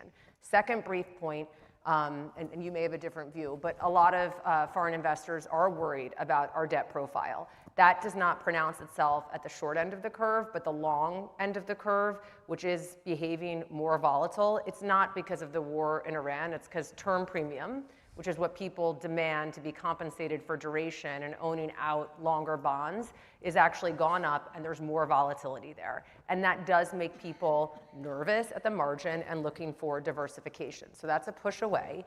And I'll end by saying kind of what's the pull? Why might they go back to their domestic markets? And we should keep an eye on this. For the first time in my investing career, I'm 45, we actually can get positive yields on the debt of many other countries around the world. So for example, I run TCW, we're a global asset manager. One of our largest shareholders and strategic partners is Nippon Life. Nippon is the largest insurance company in Japan, so that probably makes it the second largest insurance company in the world. They can now, we all know JGBs were yielding 0. The long end of the curve there now is 3.3%. So if they can match their liabilities in their own currency and get positive yield, there is going to be some of that sucking sound of capital back home to invest in domestic markets, and for even non-Japanese people to pick up that yield and to diversify and invest outside the US. I will say also on the fiscal responsibility front, we kind of have a new group of actors that are unusually being fiscally responsible that we should reflect on. which is, if anyone remembers Greece being in a debt crisis in 2010, they're now actually running a fiscal surplus of 4.5%, and they've cut their debt load by 25%. And they have the smallest spread they've had for a long time to the German Bund. So they've improved themselves. Emerging markets have cleaned up their fiscal position. So people are looking at these countries as diversification, and also they themselves have, in some ways, a better fiscal picture. So I think we should continue to keep an eye on this. I want to end where I started by saying I'm very optimistic about America. I truly am. I do think we have to grow our way out of this situation. So again, I thank you for your leadership on it, but the debt burden that we have is real. And I think people around the world are looking at it and acting with some caution. So thank you. Katie might be optimistic, but my job as a journalist is to be pessimistic. Horacio, you guys have been looking very carefully at sort of AI-related risks in the supply chain. Can you talk a little bit about that, particularly from this sort of macro question of where the real long-term risks are to the U.S. economy, or maybe even medium-term? You can correct me. Yep. So let me start. First of all, it's great to be back at the Reagan Library. I get to do this twice a year now with a new forum, and it's terrific. And to me, the connection between all three of us is President Reagan talked about peace through strength.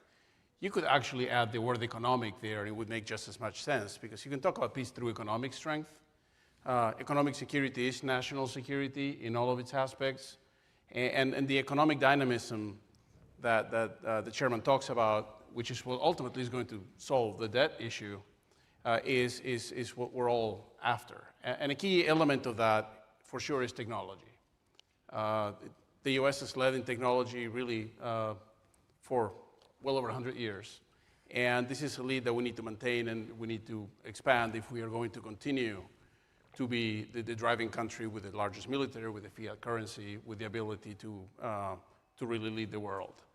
And for the next 25 years, the decisions we're making now around artificial intelligence are probably going to drive the U.S. dominance for the next 25 years. One of the things, as you mentioned, we've been looking at is the fact that while the U.S. is still ahead in terms of building the best large language models, China has taken really the Chinese playbook to this. And so they're building models that are open source, that may not be quite as good, but that for the user, they're a lot cheaper. And one of the things we observed, in fact, we published a paper this morning, which you can get on our website, boozyallen.com, is about the fact that US developers are beginning to use these Chinese models, again, because they're so economical. And when we go investigate these models, if the model believes that it is coding for a US government agency or a national security priority, it will actually produce more vulnerable code than if it's coding against a neutral prompt. So we are at risk. Can I just ask, how big do you think that problem is? How widespread? First of all, the Chinese models are already everywhere and they're proliferating. So I believe we have a short window of time in which we can do something about it. I think allowing our software supply chain, which is really what drives a lot of the US economy and ultimately the global economy, to get weakened by this is a real danger. And so, and it could affect ultimately both our economic security and our national security. Mm-hmm. So, I mean, in terms of China, Congressman, this idea that Horacio has just articulated is a sort of Chinese economic model specific question. And I wanted to ask you a little bit about how you, when you are thinking about formulating US tax and trade policy, how much are you thinking sort of specifically about a sort of narrow China related set of answers, or do you sort of believe that the US needs to sort of do the best policy in a more comprehensive global sense and sort of go from there and hope that works? I don't know if that question makes a ton of sense, but how do you think through whether China needs to be specifically addressed in the tax and trade policies that you guys are pushing? Well, I think that clearly the two issues that keep me up at night is the debt and China. Those are the two that definitely concern our security issues here in the United States. And so looking at tax and trade policies nonstop to always be able to compete, they're a trading partner, but they're also an adversary. And so we have to be serious and real about it. Like, they would love to eliminate every industry that they possibly can to have a competitive advantage over us. And so you see, just like the trade policies that President Trump has put in over the first year, much different than prior administrations. But if you look at the statistics from his first year in office, exports were $3.4 trillion, the largest, highest amount of exports in the history of our country. The trade deficit with China is at the lowest level it's been in 27 years last year. And it's really a result of numerous things, whether it was eliminating de minimis. For example, de minimis, China was abusing it, bringing in 4 million packages a day under de minimis, which was undercutting a lot of U.S. businesses and manufacturers. But also, I hear a lot of people talk about AI, and something that alarms me so much is in regards to what I'm seeing in 501c3s and C4s. We've been doing a lot of investigative work about foreign dollars that's coming into our non-for-profits, basically subsidized by the US taxpayer, and that foreign money is coming in to create unrest and chaos. And in fact, we've tracked down Chinese money that has came into US non-for-profits that are organizing the protest against data centers and various aspects, because China wants to win computation dominance. There's no question. And if they can sow discord and chaos within the American citizenry, then it slows down the AI race and they win. This is as real as it possibly can.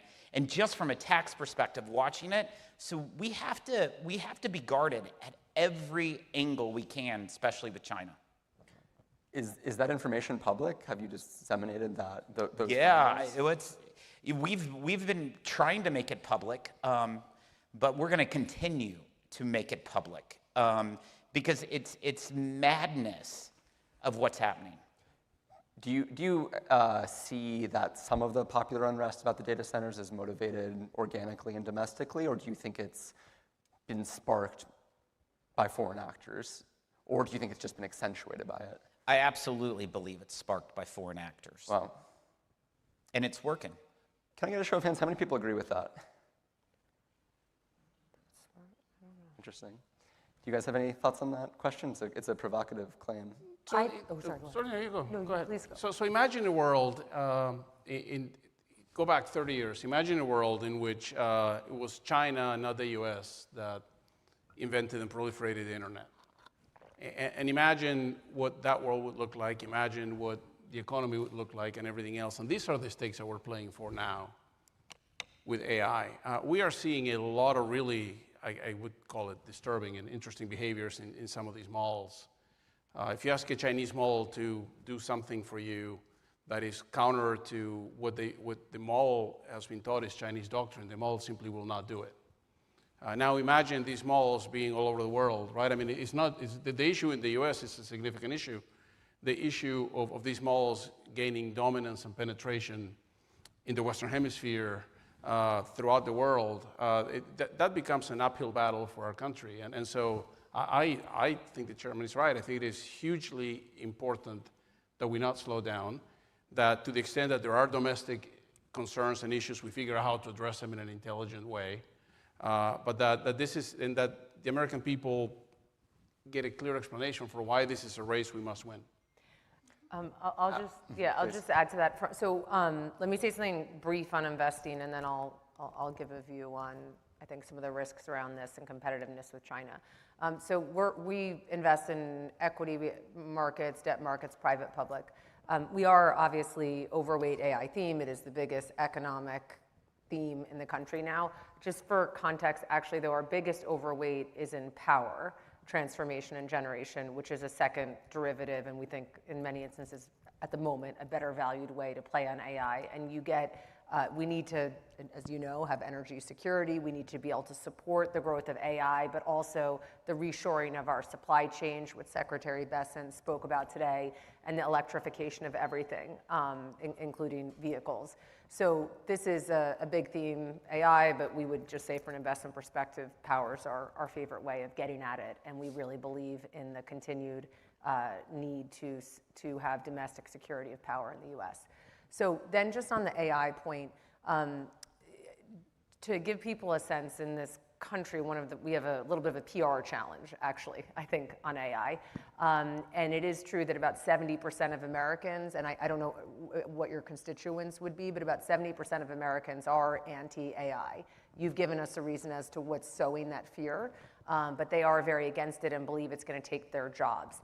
Whether or not you want to believe the data from China, the data coming out of China suggests it's the inverse, that actually most of the country is very accepting and excited about AI. So a couple of things. This is a personal view. You guys should share your own views. We've never had a technological innovation in the 250 years of this country, but really in the world, that didn't ultimately result in job creation. We don't know what those jobs are going to be right now, but they will come. That's my view. We will get there. There could be a disruption point, but I think it will ultimately can be job creative. That's a personal view.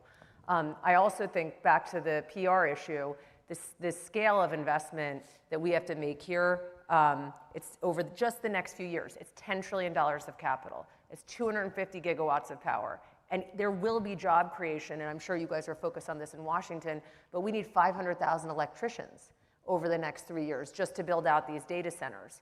And those are real great, these are jobs paying $150,000 to $200,000 a year that we haven't fully trained and given capacity to for people to do. I think it is true that there is a negative sentiment to AI, and in a democracy that really matters because we have to have the capacity to build this out. It's a national security issue, which I know the chairman would agree with, and we've got to get it right. But it is a democracy, and so we do have to get the voters on side. And I do think there's some very basic things we can do here to show people.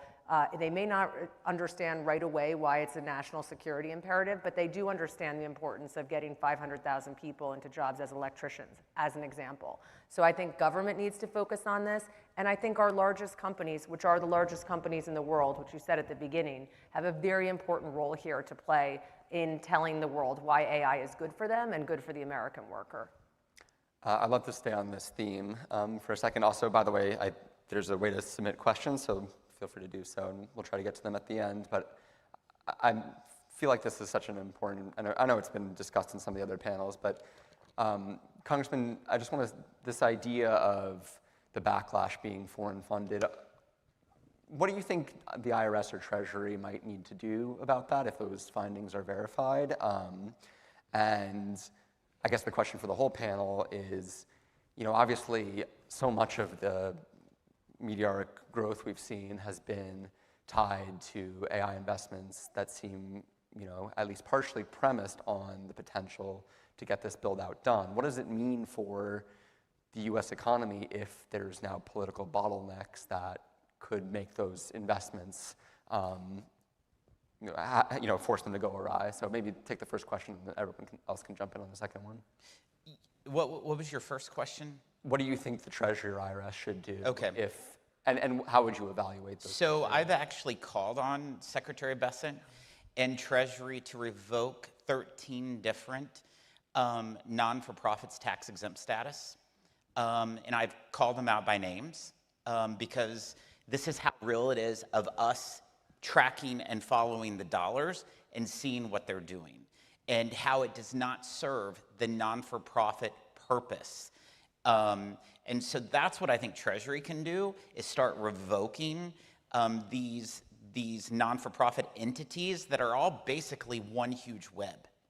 It's absolutely crazy. I don't mean to be difficult, but I guess it does seem, as someone who lives in Washington, and everyone who lives in Washington will know, that Washington is just awash in foreign cash. Every almost every like think tank and nonprofit, like there's foreign money all over town. And so I'm just wondering how you sort of delineate like why this issue as opposed to that one. Well, what started our investigation was foreign money going into US elections, because that's illegal. As a member of Congress, I can't receive a donation from a non-citizen. Can't, or I'll go to jail. However, we have seen foreign money, hundreds of millions of dollars come in from billionaires, foreign billionaires, and they have used 501c3s and C4s to pass through their dollars to engage in elections. And so that's what originally started it. So yeah, there's foreign dollars here, but they should never be used in foreign elections. And if those foreign dollars are using our non-for-profits to create unrest and chaos and trying to jeopardize our economic security and our national security, we as taxpayers should not be subsidizing that tax-exempt entity. So I'll add in two directions. In one direction, first of all, I think we do need to understand that we are in competition with our adversaries over this topic, and that they're not playing fair. Whether it's this issue, whether it's the issue of distillation, right? I mean, millions and billions of dollars at times used to train malls, and somebody, by asking the right questions over and over and over, can essentially steal a lot of the value of that training and apply it to their own mall. We know that that is happening. And we need to take a stronger hand in trying to prevent it. And this is not just the government, it's also the companies that are working on it. This is a huge issue. The second point that I would make, this is getting gloomy, is on a massive technological scale-up like the one that we're doing, we are going to hit constraints. I think it's a given, and I don't think we know exactly. Political constraints? We're going to hit all sorts of constraints. Either we're not going to have enough electricians, and then when we have enough electricians, we're not going to have enough wire, and then when we don't have enough wire, we're not going to have enough power. It's natural, because at the speed at which this is happening, that's, I think, the nature of it. I think that's what actually, I view that with actually a fair amount of optimism, because I think it's the dynamism of the American economy that is going to continue to allow us to stay in front by working around those constraints, by inventing around those constraints, and so forth. But the rules need to be fair. The chairman started talking about the trade rules with Europe and how to make those fair. We need fair rules around this, because there is a point around which, no matter how well you play the game, if the rules are constantly against you, you're not going to win. So I think that the role of Congress, the role of government, is to make sure the playing field is fair on a global basis. I think the American economy is going to find a way. Just to stay on the economic question and the bond market, or just the markets generally, if we continue to see political pressure, if more states pass moratoriums, how big of a risk is that from your perspective, from where you sit? I think, how many states now? Like, it's 23? It's a lot, yeah. I thought almost half, basically. But I would guess, I actually want to ask the chairman that, but I think the federal government could create like a national security act, right, to force the build out of it. What would be the federal government response if the states refuse to build the data centers? I think they can do something. That's a much better question than the ones I've been asking. No, but I do think, I think they can. I think that's probably the federal government. So you have to start with, is it a national security issue? And I think it is, because if you control AI, you control weapons, right? And I believe that to be true. I'm not there, and so I do think there are limits on the build out of this. Democracy, the moratoriums is one, the energy capacity is another. The bond market capacity is another. People probably know the platforms can't fund it through their free cash flow, so they're flooding the bond market with issuance to build out this infrastructure. That will have a natural limit of how much Google debt everybody can buy. There will be a natural limit to that.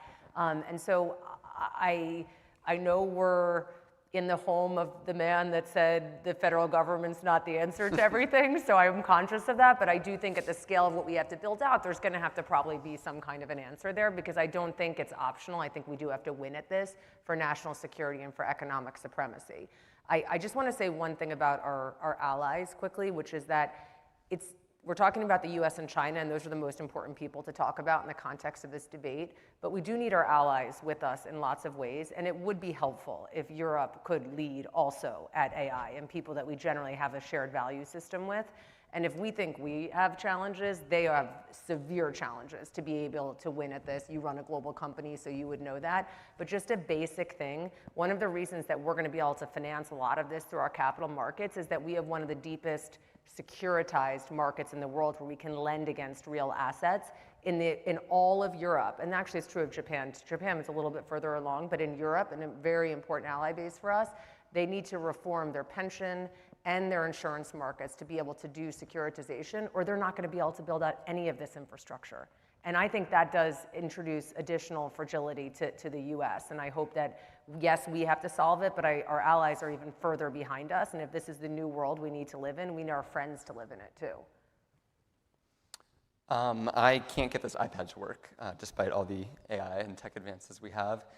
Does anyone have any questions that they want to jump in for the congressman or for anyone else? We can also keep talking if that's what you guys want. I think this. Oh, sorry, I couldn't see. If you could stand, I can't. And shout. And shout.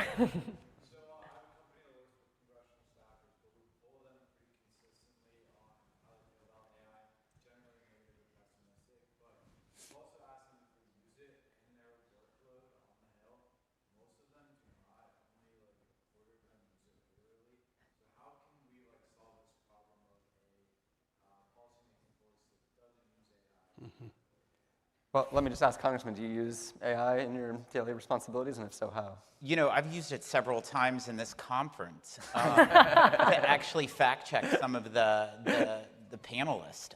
So I use it all the time, all different types of AI.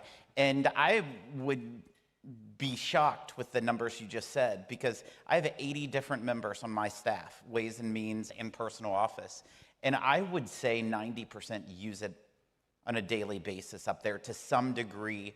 So I think it was interesting watching a lot of the graduations where some of the speakers over the last couple weeks were talking about AI and then started to get booed by the graduating, the graduates.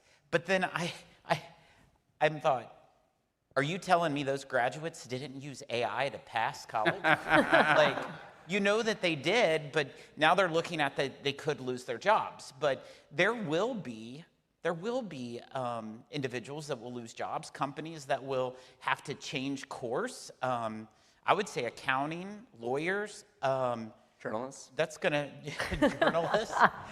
You know, it's just it is crazy, like what AI can do. Like from the sense, I'll type in AI. I'm like. Chairman Jason Smith is going to do an interview with Maria Bartiromo on, you know, the new reciprocal trade agreements. What are some great talking points? Bang, bang, bang, bang. And I'm like, oh, wow, this is better than some of what my I think this is my staffers don't like it. But it's out there, but you have to be careful, because one of the things I did with AI, I was like, how many Ways and Means chairmen have been president of the United States? And it came back with one, and I'm like, well, what about President McKinley? And they're like, oh, good catch. That's literally what AI says, you know. And then I was like, what about President Fillmore? Oh, yes, 3, you know. So it started out with 1, but like now it gets it right. It seems like unlikely we'll have an AI chairman of the Ways and Means Committee for a little bit. So to not overcomplicate this, I mean, I think the discussion about AI is really important and fundamental. But this is, I think it needs to be extrapolated, because this is one technology that is affecting us on a wave of technologies that are going to be subsequent. You know, we're talking a lot about large language models, but what's coming next is physical AI, is the application of AI to the real world. What's coming after that is quantum. What's coming after that is moving all of that to space.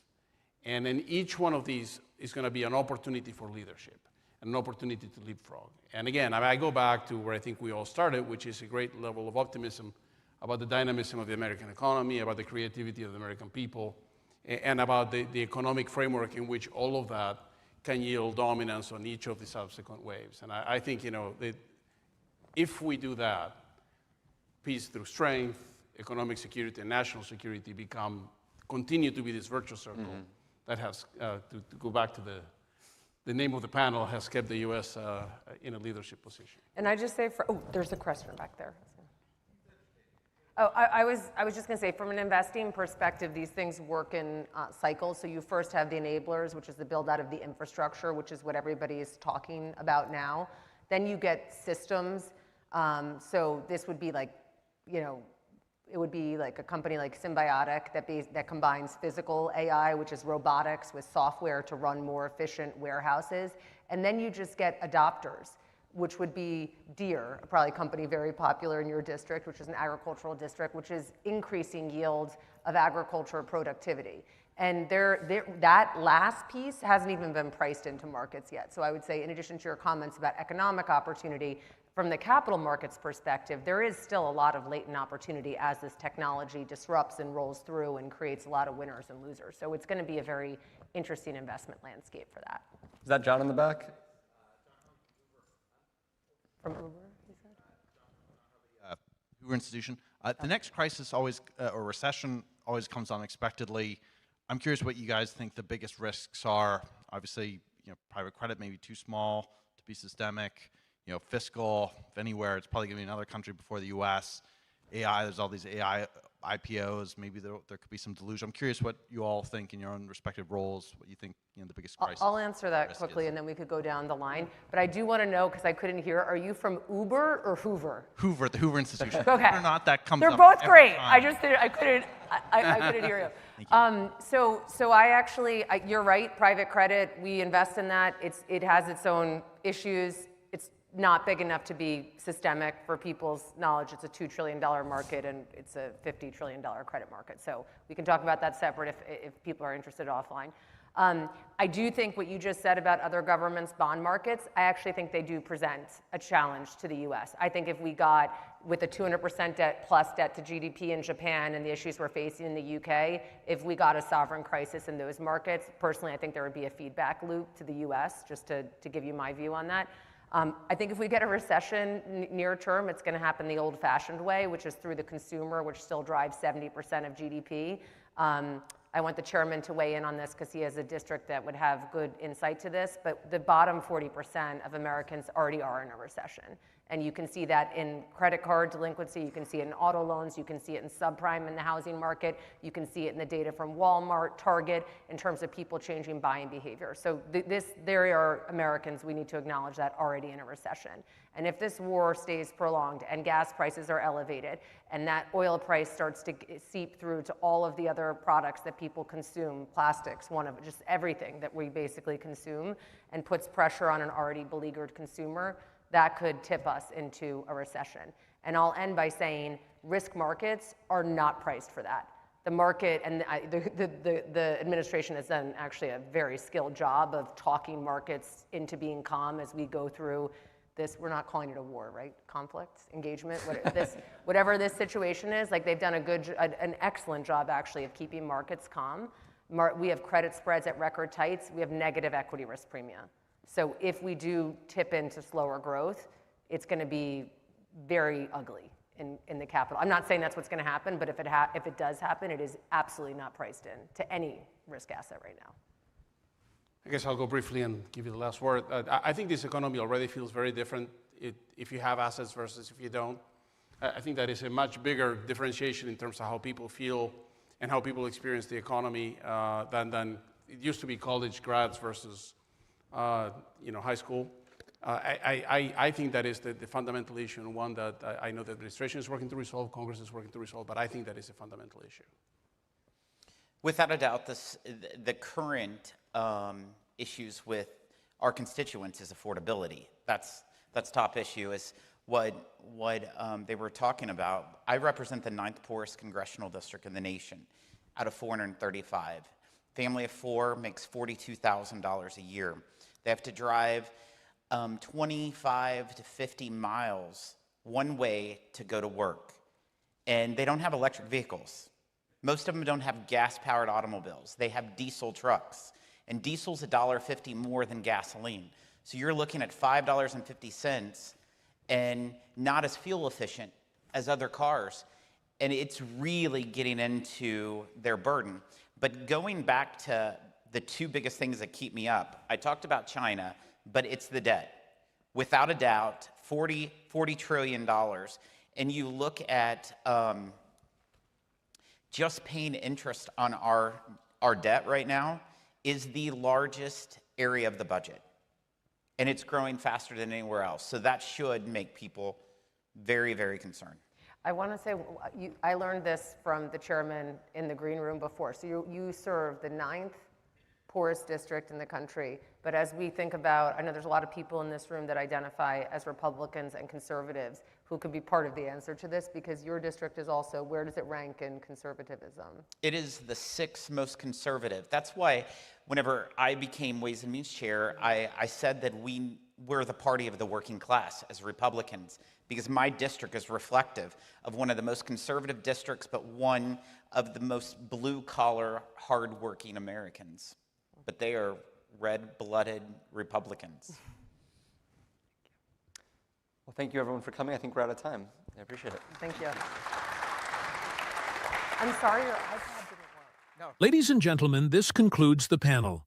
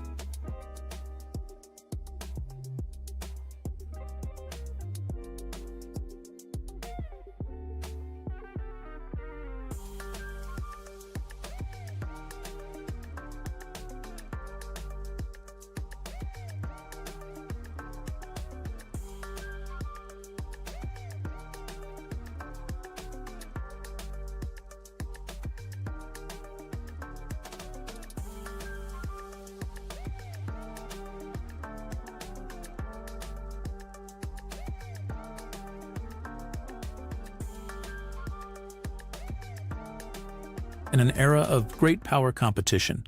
Please welcome to the stage Mr. Daniel DeRocher of Politico and our distinguished panelists.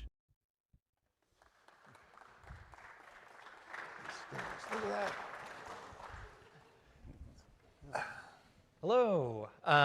Welcome to our discussion about economic statecraft, where we're going to be looking at a lot of the economic tools that the administration can use to kind of promote our national security and our national interests. With us today, we have Senator Kevin Cramer. We have Michael Froman, who is the former U.S. Trade Representative and the current President of the Council on Foreign Relations. We have the U.S. Ambassador to the European Union, Andrew Puzziter. And we have William Kimmett, the Undersecretary of Trade in the Commerce Department. And so I think that if we're going to talk about economic statecraft, we kind of have to talk about the most significant tool that we've seen over the past year, right? We saw the administration take a very old tool in tariffs and use it in a lot of new ways, in a lot of ways that kind of reshaped the global economy. And so I wanted to start with you, Ambassador Froman. I am curious, given that you were a U.S. Trade Representative, what have your observations been of the way that the administration has used tariffs as a tool? What do you think of the lessons that you were able to take away from the first year and a half here? Well, so first of all, I think they initially laid out the reason for the tariffs. I think one is a source of leverage, and I think tariffs proved to be quite an effective source of leverage. It got countries to the table to negotiate everything from trade issues to other issues, fentanyl, migration, other issues as well. As a source of revenue, at least for a while under the IEEPA tariffs, there was actually a fair amount of collection, about $300 billion on an annual basis. Now, of course, that's being refunded and other tariffs are being put in place. We'll have to see how that pans out. But it's hard to get a $300 billion tax increase through the Congress. It's much easier to impose tariffs. And so I think as a revenue raiser, it may be moderately successful. I think the hardest part is, will it lead to the reindustrialization of the U.S. economy? And there, I think, first of all, it takes time. The jury is still out. We've seen sort of mixed reports in terms of manufacturing actually slightly down as a percentage of the economy. Manufacturing jobs are slightly down as a percentage of the economy. But the question will be if the uncertainty around tariffs convey to companies that if they want to avoid uncertainty, there's only one true way of avoiding uncertainty, and that is move your production to the United States, and whether tariffs will prove to be effective alone in doing that, or whether other things, other parts of industrial policy and government intervention proves to be necessary remains to be seen. Yeah, and we also kind of saw the administration use this as a geopolitical tool in a way, if you threaten a country with high tariff rates, maybe, he says that it's been successful, right? He's gotten countries to kind of bend to his will in a way that we hadn't seen before. Secretary Kimmett, I'm curious, right? Because we've seen some legal setbacks for, obviously the IEEPA tariffs were struck down. The Court of International Trade has ruled against the Section 122 tariffs. But the tariffs coming out of the Commerce Department, the Section 232 tariffs, those are intact. Those are still being used as a tool. What do you make of, obviously the multi-pronged tariff agenda that's going on here, but also do those legal setbacks make things more difficult or undermine the effectiveness of tariffs as a long-term geopolitical tool? No, I don't think so, and I think you are exactly right. The 232 tariffs were unaffected by the Supreme Court's decision and really are the foundation for a lot of the biggest trade deals we reached, certainly because we cover so much in the 232 programs. It's autos, it's trucks, steel, aluminum, semiconductors, pharmaceuticals. These are big industries, and so our trade deals, particularly those with the EU, with Japan, with Korea, Taiwan, UK, these are deals that were built on the 232 program, and those deals have held, notwithstanding the legal setbacks. And so I think certainly having the authority of the 232 programs have been very successful, and the trade deals, the historic trade deals that President Trump and Secretary Lutnick secured have held. Yeah. And one interesting thing I think there, the president threatened a 232 tariff on the EU to get them to move faster for their basically lowering tariffs on U.S. goods. Ambassador Puzziter, I am curious, How do you see this whole dynamic here affecting the U.S. relationship with the EU? Do you feel like we are moving into a place where we'll have less economic cooperation with the EU, or does it not necessarily affect the relationship in that way? Well, I think we're going to have more economic cooperation with the EU. First of all, it's great to be here. Thanks everybody for staying. This is, I think, our last one of these sessions, and it's great to see such good attendance. I'm sure it's due to the wonderful quality of the other panelists up here. The fact that the European Union got this trade deal done is really kind of a testament to their desire to do business with the United States. You have to keep in mind, and I was mentioning to the panelists before we came in here, that just imagine that President Trump brought a deal to the United States where he said, look, we're going to pay 15% tariff to Europe, and they're going to pay 0 tariffs on their selling their products to us. And by the way, the House and the Senate both have to approve it. Now, does anybody think that would never get it? We're done. Well, that's basically what the EU just did. I mean, they came in, they're giving us 0 tariffs, they're going to take 15%. They're going to pay 15%, and they passed it in the Council, which is basically their Senate, and the Parliament, which is basically their House. They've also signed a critical minerals deal. About 2 weeks ago, Mauro Šefčovič and Secretary Rubio signed a critical minerals memorandum of understanding. We need to get an actual deal, and we need to get actual projects, but we now have a memorandum of understanding, and we're trying to get them to sign Pax Silica, which will bring them into the AI economy. So if we can get those 3 documents finalized, or those 3 programs on the road, and start doing some positive things, some actual things. You're not in Europe, it's meet, strong memo to follow, and nothing happens. We need to make sure that something happens with these deals. But when it happens, I think we'll see greater transatlantic connectivity on the economy. Yeah, I think we're also seeing in Europe, they seem to be at least warming up to this idea that they need to start imposing a few more protectionist measures, to keep steel and aluminum out. As it does move, as the EU does move to boost their trade defenses and their kind of trade defense fortress. There's a big opposition to China, right? I mean, I don't know if you've been following the last couple of days in the press, but I think they're more worried about China now than we are. Yeah. I think the relationship between President Xi and President Trump is real. I think they have a real relationship. That may make Europe nervous, but the things that Europe was dumping on the United States, they're now dumping on Europe. And so Europe is deindustrializing. We've seen Germany go from really the leader in the economy in Europe to now it has a GDP per capita lower than the state of West Virginia, which is the 49th lowest GDP per capita state. So they're concerned, and they're reacting to China for sure. Yeah. Do you see that, as they lift their trade defense fortress, could that backfire on the U.S.? Could it be turned against us? No, I think what they'd really rather see is that we kind of ring fence things, and this is going to be, William will have more knowledge on this than I do, but they would really like to ring fence steel and aluminum so that we treat it as one economy, not we now have a 50% tariff on, they have a 50% tariff. So they would like to join with us and keep China out. It's a choice between, are you going to partner with the free market democracy, or are you going to partner with the totalitarian, communist, economically coercive mercantilist? And for them, I think it's a pretty obvious choice. Yeah.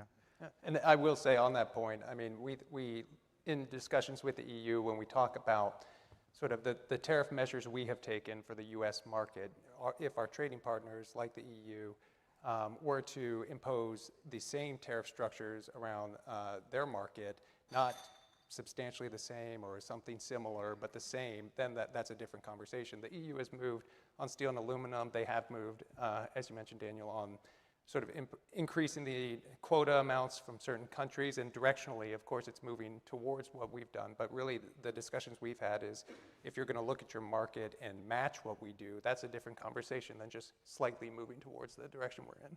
Yeah. And so a lot of this, right, the intention here, as Secretary Bessent kind of laid out, is the goal is to reshore American manufacturing. We want to build more things here that are important to national security.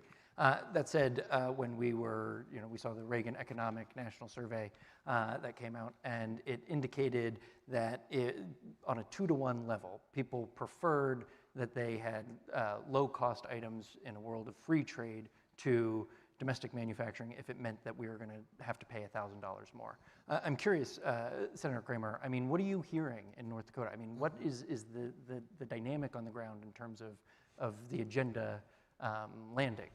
Well, first of all, thank you for the opportunity. And by the way, since we're sitting in a presidential library, I'd be remiss, and my former governor, Doug Burgum, would be very disappointed if I didn't invite you all to the Theodore Roosevelt Presidential Library, soon to be open in Medora, North Dakota, in the heart of the Badlands, overlooking Theodore Roosevelt National Park. I think we're going to cut the ribbon on July 3rd.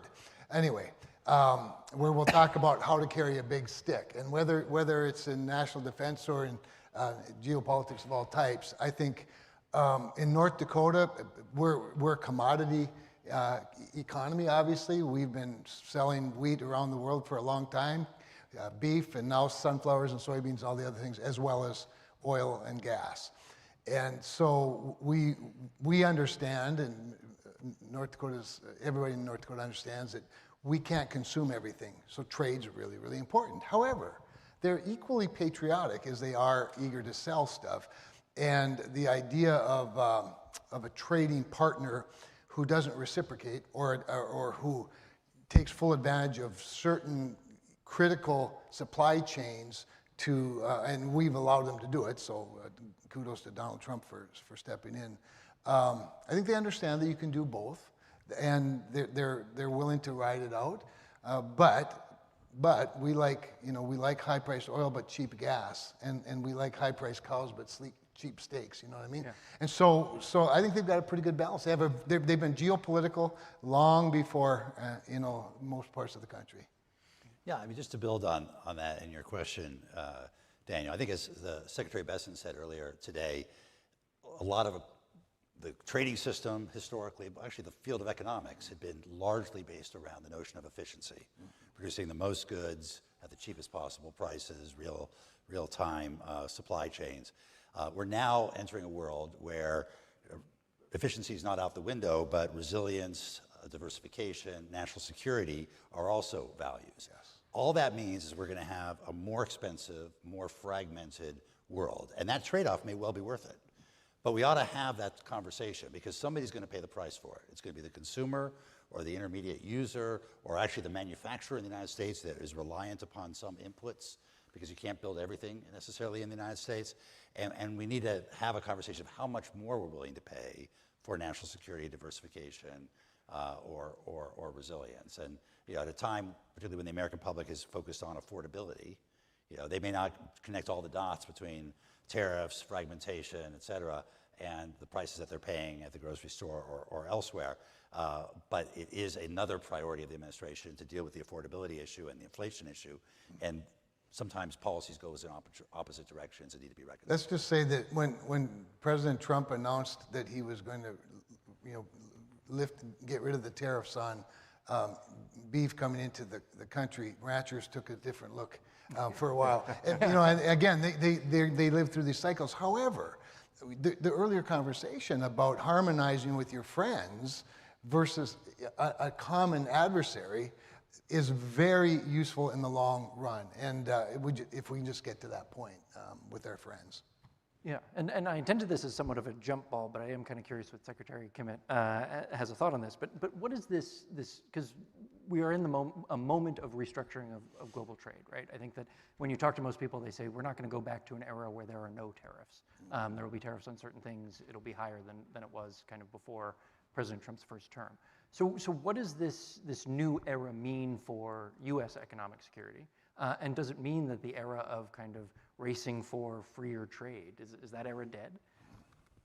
So I would say, the focus is really on reindustrializing the United States and bringing supply chains and onshoring capability. And I think the moment, both in terms of having a transformational president like President Trump, but also the moment with AI and the tech transformation that we're at right now, it's really a moment to chart a new path forward, and that's precisely what the president's done. And so when you look at it in terms of trade and look at the investment, that's what we as an administration are trying to do, what we can to make it easier to invest in America. We want companies to build here, we want companies to grow here, and we're seeing that. And particularly, going back to the 232 discussion, you're seeing it in a lot of the areas where we've taken action on 232, semiconductors, TSMC has massive investment in Arizona. Micron has massive investment in New York and Idaho. I was at an opening for their memory chip facility in Manassas.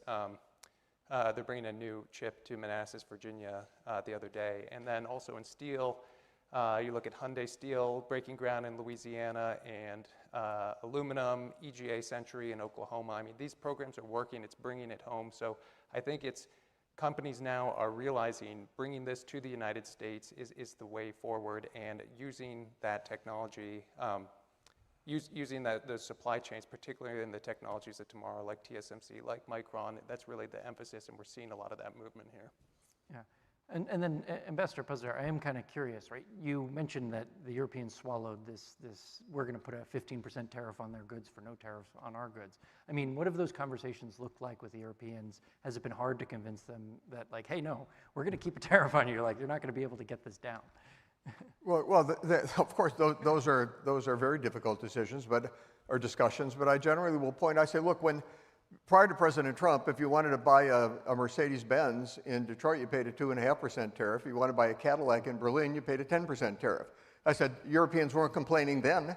I mean, that wasn't exactly free trade. Free trade implies it has to at least be fair trade, or it isn't free trade. And then when the Chinese entered the discussion and really started to subsidize certain industries to try and put those industries out of business in their competitive nations, as happened to Germany. I mean, they basically sucked Germany dry. And they began to use, they use very inexpensive, if not slave labor. They use sanctioned energy products such as Russian oil to keep prices down. Then you've got a player on the international stage that you may have WTO trade rules. You may have these wonderful trade rules that everybody's supposed to play by. But America was getting taken advantage of in that process, and somebody was very obviously taking full advantage. Now, we've gotten the deficit down with, thanks to Jameson Greer and Secretary Lutnick, we've gotten the deficit with China down, and President Trump, obviously, President Trump guiding this process. Now our largest trade deficit is the European Union. Mm-hmm. And I think next year, at that time, if we're all sitting on the stage, I'll be able to say that's no longer true, because of this trade agreement. So we're seeing a rebalancing, a recognition that some people weren't playing by the rules, and if somebody isn't playing by the rules, there's no advantage to you playing by the rules. You actually get disadvantaged. So that's not going to change. Yeah. And so obviously we have this EU trade deal, but there have been some other deals with other major trading partners, Japan and South Korea in particular. I'm fascinated by the Japan and South Korea trade agreements or frameworks, because they include these investment pools, right? And the Commerce Department is kind of overseeing this with President Trump getting the final say. I mean, it's a really interesting mechanism, right? You have the hundreds of billions of dollars coming from Japan and South Korea. You have investment committees, they're picking strategic projects, and the US and Japan and South Korea all get to take a share or a stake in the projects that they're hoping to build. Secretary Kimmett, I would love for you to kind of dive into this a little bit more, right? The idea behind this approach, and is this a new mechanism to kind of counter state-sponsored capitalism that we see in China to make sure that we are able to get these, say, critical or minerals projects off the ground, or shipbuilding off the ground, et cetera? So, I mean, it really is historic and unprecedented what is in particularly the Japanese and Korea trade deals. I mean, certainly everyone has seen the numbers of the trillions of dollars of investment and foreign direct investment that is coming into the United States through traditional channels. But the Korea and the Japanese trade deals are they're unique and unprecedented in what is included. And so if you look at Japan, a lot of the word sort of this time last year was about reciprocity, and how do we balance trade and reciprocity, and it sort of a fundamental decision was made that, even if Japan were to lower all their tariffs, and even if Japan were to take down all their non-tariff barriers, the idea that Japan was going to suddenly start buying tens of billions of dollars of American cars was unlikely. And so it's a cultural thing, and so we pursued a different strategy with them, and the end result was a $550 billion investment commitment for investment directed by the United States.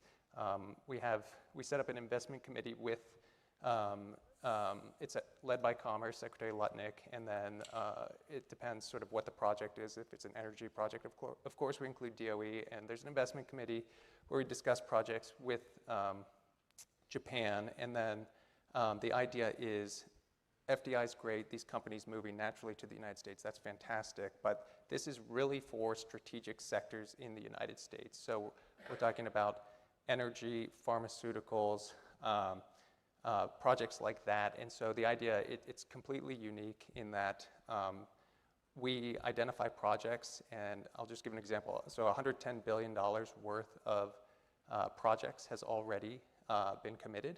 And we've already broken ground in Portsmouth, Ohio on a gas-powered 9.2 gigawatt facility in Portsmouth, Ohio. And so the idea is this is a investment commitment for projects directed by the United States government for strategic sectors, and it's really a remarkable mechanism. And then I'll just say with Korea, it's structured slightly differently.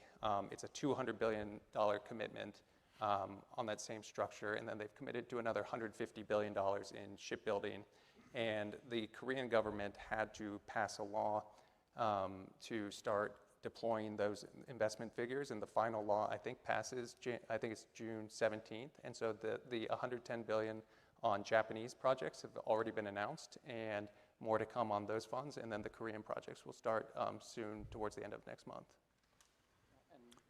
Yeah, look, I do think it's ironic that for a long period of time, we used to, both Republican and Democratic administrations used to go to China and lecture them about don't be protectionist, don't engage in industrial policy, don't restrict foreign investment into your country, and don't intervene in the private sector.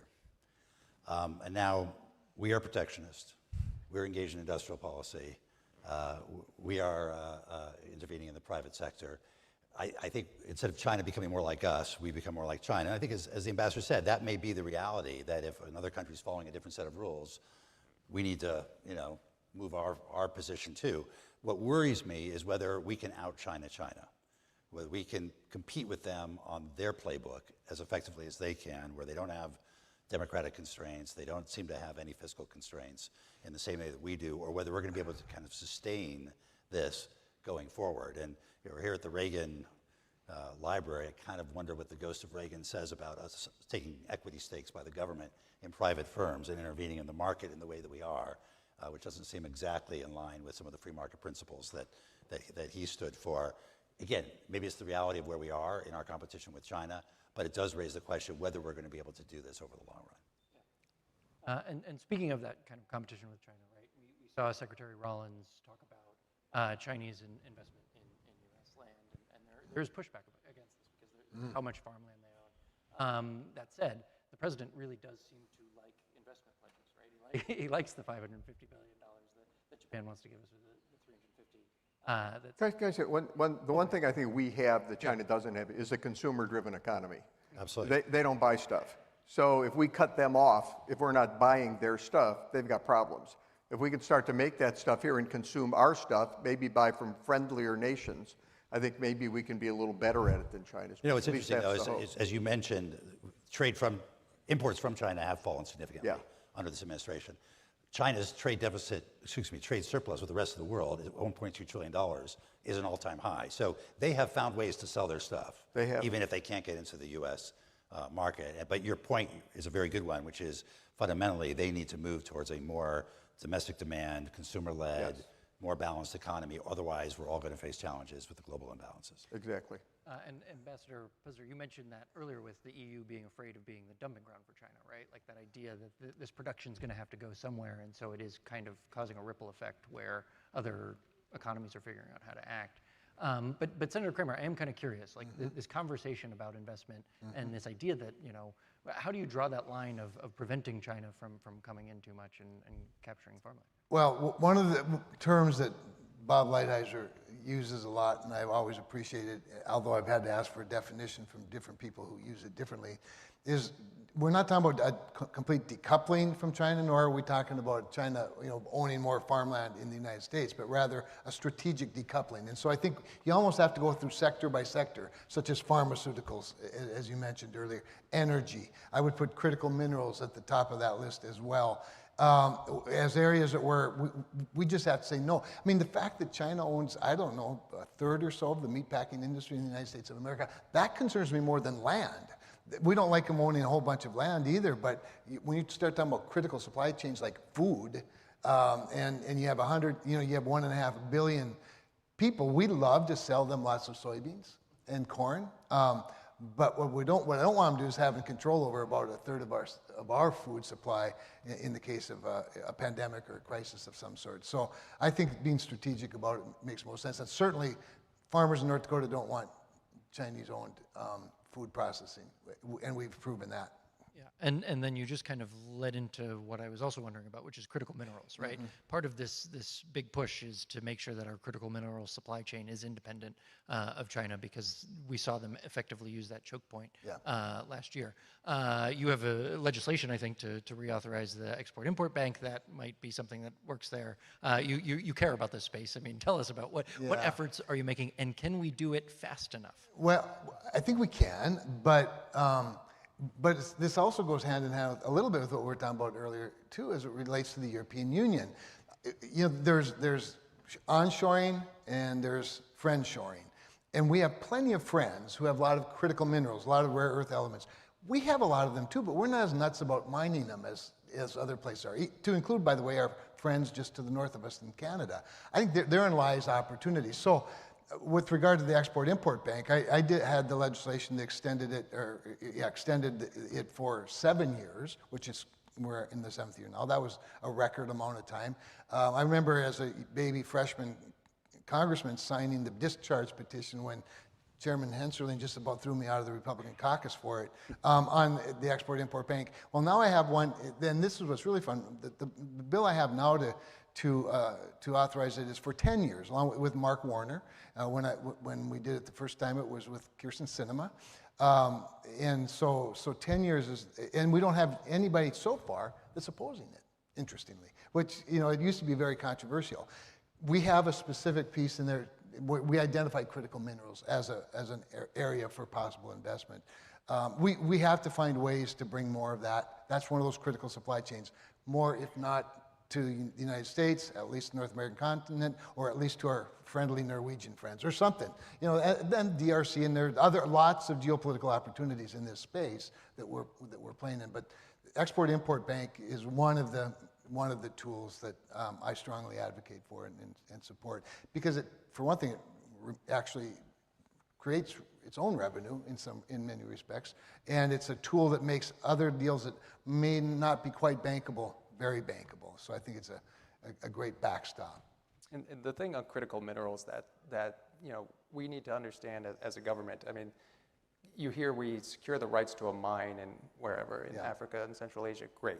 But it's not just the mine, it's the mining, it's the processing, it's the refining, it's the advanced manufacturing. There's still many layers to it that require a secure supply, if we're going to claim to have a secure supply chain. So just having mining rights, and so bringing that capacity to the United States is paramount. And I think it was last week, I was at a signing for POSCO, a Korean company, and ReElement to do this kinds of processing work of critical minerals here in the United States. And the other challenge with critical minerals is a lot of this stuff, it's really, the total amount needed is really not that much, but it's so important at such small amounts. And so when you talk about things like, I think, indium phosphate or things that we need for semiconductor manufacturing, if you think of critical minerals that go into semiconductor manufacturing, this is microscopic. And so the total amount that's needed is a very small amount, really, when you take a step back and look at it. So the question is, how do we take this critical capability that we need to have, but there's not really an economic incentive to pursue it? And that's why the Japan trade deal and the Korea trade deal, that's precisely where those should go. These are strategic investments in the United States where there's demand there, but there may not be the natural economic incentive to pursue those. Yeah. So I am kind of curious, though, if we look kind of, big picture at these choke points, right? Critical minerals was an absolute choke point that really drove the kind of status quo that we're seeing right now with China. Ambassador Froman, when you're thinking about choke points, and China's kind of superiority in rare earths and how long it will take us to reach that level. I mean, where do we find the equilibrium, right? Is it going to be kind of testing each other out and figuring out, okay, well, we can cut off this thing and they can cut off this thing. How do you see this progressing, given, you know, both sides do have things that they can choke off? Well, first of all, in the audience, we have Eddie Fishman, who runs our Geoeconomic Center of the Council and wrote a great book called Choke Points. So I recommend it to you all. Try and boost it up on the New York Times bestseller list, just with this audience right here. But look, I think when we look back historically, to go to your question, in some ways the U.S. Innovated choke points when we realized that the rest of the world was so dependent on the dollar-based institutions, dollar-based payment systems, and we started using it as a tool of sanctions. We could cut off people using that, and we did with Russia when they invaded Crimea, and the rest of the world took note, and many countries, both friends and foes, began to say we need our own payment system, we need our own way of settling transactions so we're not dependent on the dollar, and the U.S. can't cut us off.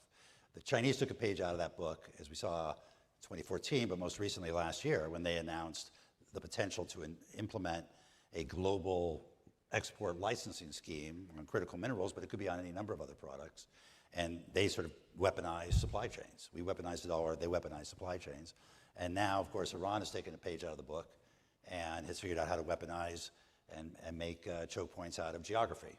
And now they have a global choke point that they can turn on and off potentially in the future. So I think the big question is this the new reality? Is this the new normal that every country is going to see where do they have leverage over the rest of the world and how do they want to use it for their ends? With China, I think the action last year, I think, took a lot of people by surprise and put us a little bit back on our back heels. And we said, okay, we're going to seek stability in the relationship, a decent peace. We are going to reduce our tariff threats, and we're just going to try and have stability, bide for time, while we invest very aggressively, as the Secretary said, in our own critical minerals infrastructure and work with allies and partners on that. I think we're going to have to do that, and we're going to have to see whether we can achieve at least a certain level of independence from China on that, as we're doing with semiconductors, with the Chips and Science Act. And you know, the issue is there's probably dozens of products like this, you know, active pharmaceutical ingredients, other things that we are completely dependent on China on. And again, the question will be how many of these can we, do we have the political support for, do we have the fiscal space support for, to actually take on ourselves? Yeah. One of our strengths, right, is in chip building, right, or chip, and the NVIDIA in particular, their high capacity chips. We authorized the sale of H200 chips. I think it was either late last year or earlier this year. But China, we haven't seen companies necessarily buying it, which is an interesting thing as they try to promote their own internal processes with Huawei as they build their chips. Secretary Kimmett, tell me a little more about like our export control measures, the levers that we can be pulling here to prevent these chips and other really kind of sensitive national security materials from getting into China's hand, particularly as we are in this race for AI superiority. Yeah, so the export controls are run sort of at our sister bureau at the Department of Commerce, at the Bureau of Industry and Security, and my friend and colleague, Undersecretary Jeff Kessler. We put out on the H200, of course, I think everybody knows that is not the frontier, that's not leading edge, it's a couple generations behind, and there are very strict security requirements that go into that process to get approval, and BIS has put out regulations there. But I think the broader point is, you know, we do have significant leverage that we can use as well, the Export Control Authority that the President, Secretary Lutnick can use to take the things where we have a significant advantage over China. It's a very strong tool, and it's one we explore and look to, but that's largely run out of BIS. Yeah, fair enough. But Senator Kramer, I noticed you kind of sat up there. I don't know if you're just being an active listener or you have I was. Yeah, but I am curious because there are efforts in Congress. There's a couple bills here to kind of strengthen the U.S. export control regime. Do you see those actually making their way through Congress, or is it just kind of you're tossing around ideas and hoping the administration kind of latches on to some of them? No, I think there are serious members that want to pass durable legislation that sends a stronger message to to our partners and our frenemies. And there's a bit of a game of chicken going on right now. I mean, so we allow H-200s, and China says, well, we don't want H-200s, and we'll see. You know, I mean, if it's that or nothing, maybe they'll feel differently. Who knows? That said, we are definitely looking at more stricter, stronger export controls, specifically on chips, and I think I'm inclined to be supportive of that. Yeah. I'm going to take a question from the audience here because I think it's a particular one, and I'm going to put it towards Ambassador Puzder. Effective economic statecraft has historically worked best when coordinated with allies, sanctions bite harder, export controls hold longer, and development finance competes more effectively when partners are aligned. What's your read on the current state of that allied coordination, and where do you see the most promising opportunities to strengthen it? Well, as I said, I think that once we get the trade deal done, the critical minerals deal done, and Pax Silica done, I think we'll have a much stronger relationship with the EU economically. Look, the EU, they know they need to be part of the AI economy. If you're not part of the AI economy, if you don't, you're done. It's over. And they can't win it. They can't get ahead of the United States. They can't get ahead of China. They're far behind China, which is somewhat behind us. So they need to partner with us. I mean, I think the reality is going to hit them eventually, that they need energy, they need critical minerals, they need data centers, data, and access to the US AI hardware stack. The companies that can do that are Google, Amazon, Meta. They're the large tech companies that they have to stop regulating to death. You know, these companies come into my office or into the embassy, and they'll sit across the table and say, look, we don't know what to do. We want to grow here. We want to bring the data centers. We want to build them. We want to collect the data. We want to bring the hardware stack. But it's hard to find a place with energy to power the data centers. And every time we get a little momentum, they either pass a new regulation to punish us, or they move the goalpost on an old regulation, and they fine us $100 million or $200 billion. So it's very hard to do business on the continent like that. So at some point, and we're making this argument very aggressively in the EU, look, you can't win this on your own. We want to partner with you. You know, wake up and smell the roses. You know, come on and partner with us now. And we are getting some. There's 27 member states. They're in the EU. They're worse than regular states. They're actually independent countries. So if they don't get along and they don't agree, you find the further east you get to the old communist countries in particular, the friendlier they are to free enterprise and to the United States. The further west you get, the less friendly, the less free enterprise they become. So we're negotiating with a varied group of countries and political perspectives, but I think they all agree that Mario Draghi, who was the Prime Minister of Italy and also head of the central bank in the EU, came out with a report in 2024 called the Draghi Report about competitiveness in the EU. And he pointed out that the digital economy, Europe missed it. This is why Europe's in such trouble. The digital economy went right by them. They can't miss the AI economy. They can only participate in it with us. So I think reality, when it sets in, should set in that we should be partners and move forward together. Along the lines of that same relationship, I did something, Chris Coons and I had introduced legislation called the Prove It Act, which would direct the Department of Energy and NETL, the electric and technology labs, to do a study on the 24 most carbon-intensive products that we have and that we produce in the United States and that the European Union produces, because the European Union was preparing then and now has implemented a carbon border adjustment mechanism, and we are quite confident that we do every bit as cleanly as they do, produce all those same products, and in most cases probably with less carbon intensity. And we're preparing for a defensive push. A lot of the people on my side of the aisle were, well, in fact, when we passed it out of committee, I got every Democrat vote and half the Republican votes. But when I put it into an appropriations bill this year, it passed and the president signed it. And the first people to come over and complain to us were European Union representatives to my shop to say, wait a minute, why, just trust our data. The whole purpose of it is to prove with our own data, with authoritative government data, that we manufacture everything from energy to food to plastics to steel, aluminum, anything that's got some carbon intensity to it. with lower emissions than any other country.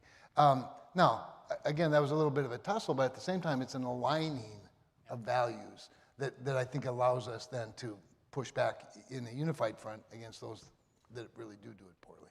I would say it goes back to the earlier point I made, where if you look at sort of matching what we do, if you're talking about aligning, you can't sort of do it in these little silos. It's not just militarily. You look at, the tariff, the example the ambassador used about in 2024, if you wanted to export a car to Europe, it was 10%. If they wanted to send one to us, it was at 2.5%. So aligning there, matching sort of what we're doing on the tariff side as well, and then you look at investment security as well, and aligning there and making sure you're aligned on standards, and then if you're aligned there, not discriminating against American tech companies. And so it's all sort of a broad, comprehensive alignment, and you can't just look at it in little discrete pieces.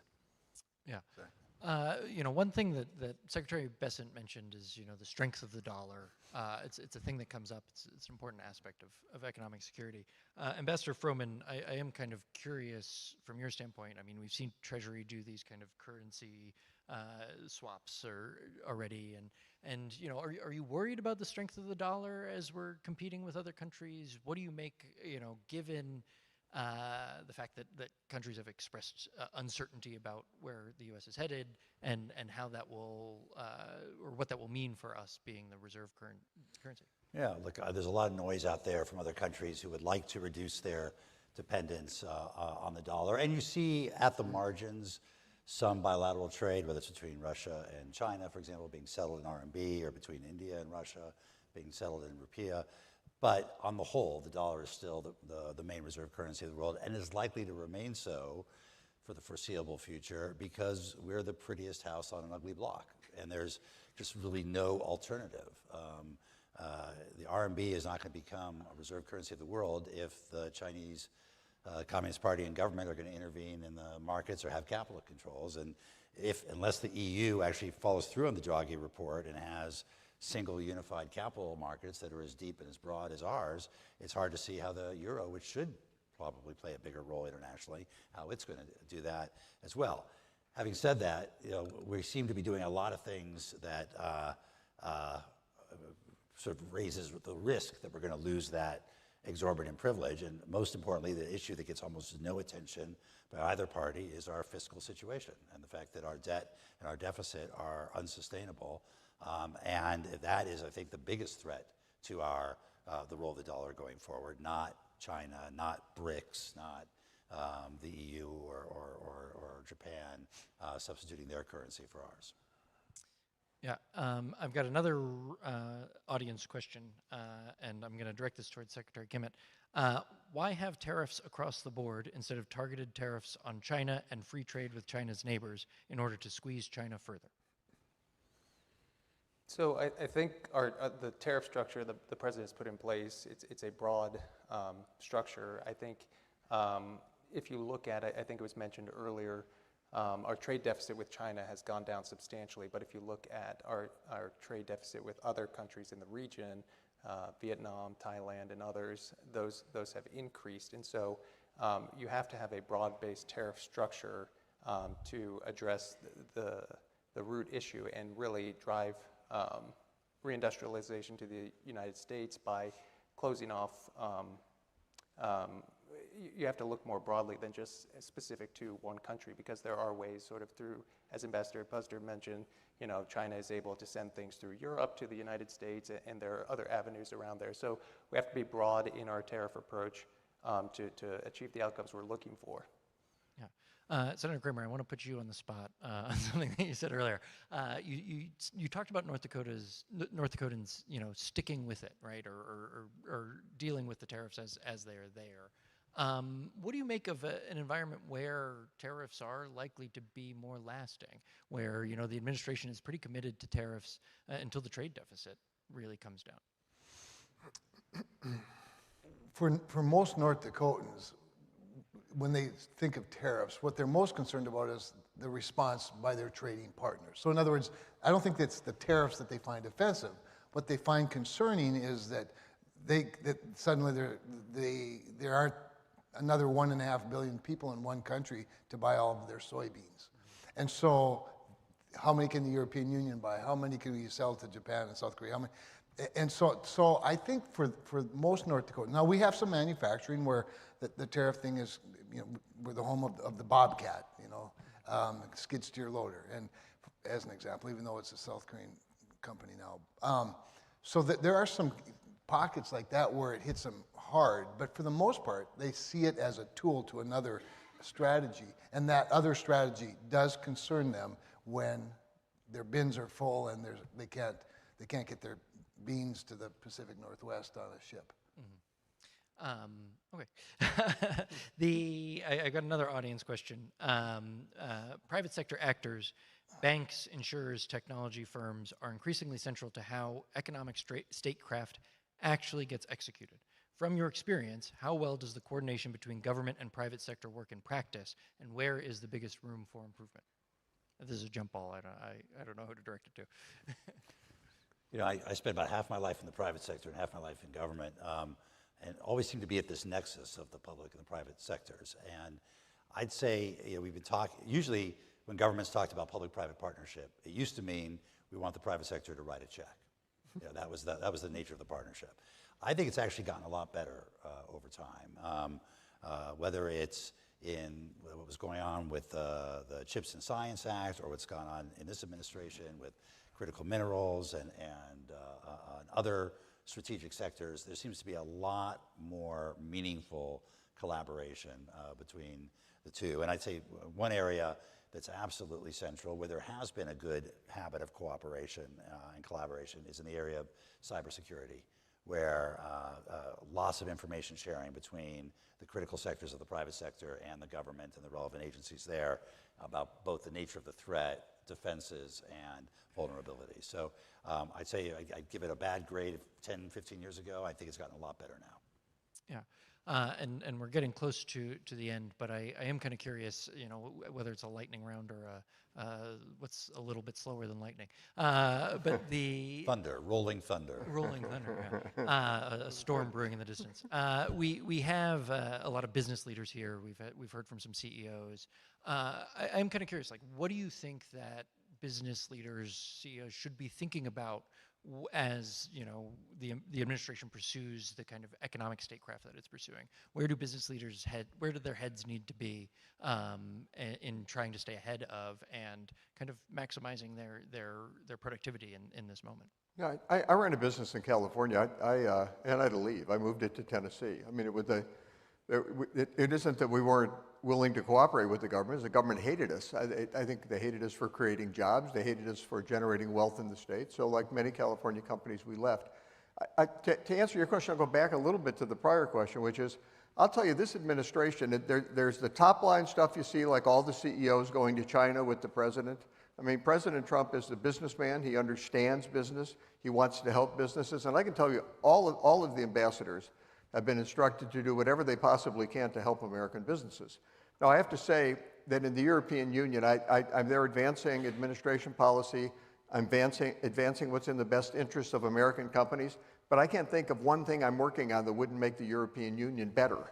I mean, these policies also would be helpful to the EU. But the Trump administration overall is very positive on business, very anxious to see business grow. And I know Secretary Lutnick feels that way. I know Jameson Greer feels that way. This is something we're all very united in. Secretary Bessent in particular. We want to see American business grow. We want to see American business treated fairly, and we'll treat companies that come here fairly. We're not trying to take advantage of BMW or Mercedes. We want them to build more BMWs and Mercedes in the United States. So this is I would say it's a very business-friendly administration, and I don't expect that to change as long as we have President Trump as our president. But at the same time, he's also been great about helping us create an environment here for domestic business to thrive, not just to sell overseas, but also, permitting reform has been talked about some today, but there's actually a moment, you guys, in this country right now where far radical left-wingers who love their solar panels and their offshore wind, and right-wing mean-spirited capitalists that love pipelines and transmission lines, are coming together and realizing we need to build stuff in this country, and we need to build it faster with fewer regulations. And there's a moment when I think this administration has an opportunity to work with Congress to actually make this the place for investment, whether it's from other people or whether it's from business in the United States. And I've just end my comments by quoting my friend Dick Armey when he used to say, if you're the private side of a public-private partnership, you're probably the junior partner. I think that's changing. I really sense that's changed with this administration. Yeah, well, I think that's all the time that we have. I appreciate all you guys for staying awake, and we're late in the day, right? They're just waiting for cocktail. We did our best. Thank you guys all for coming. Thanks, everybody. Well done. Ladies and gentlemen, this concludes our conversation. Our closing plenary will begin shortly on this stage.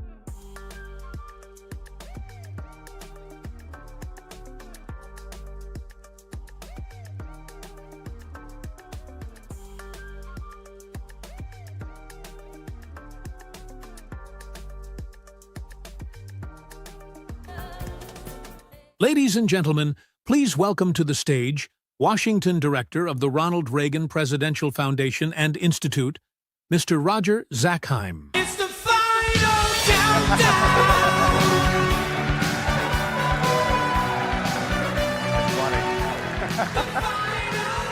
But the walk-on music has been amazing today, right? That's been good stuff.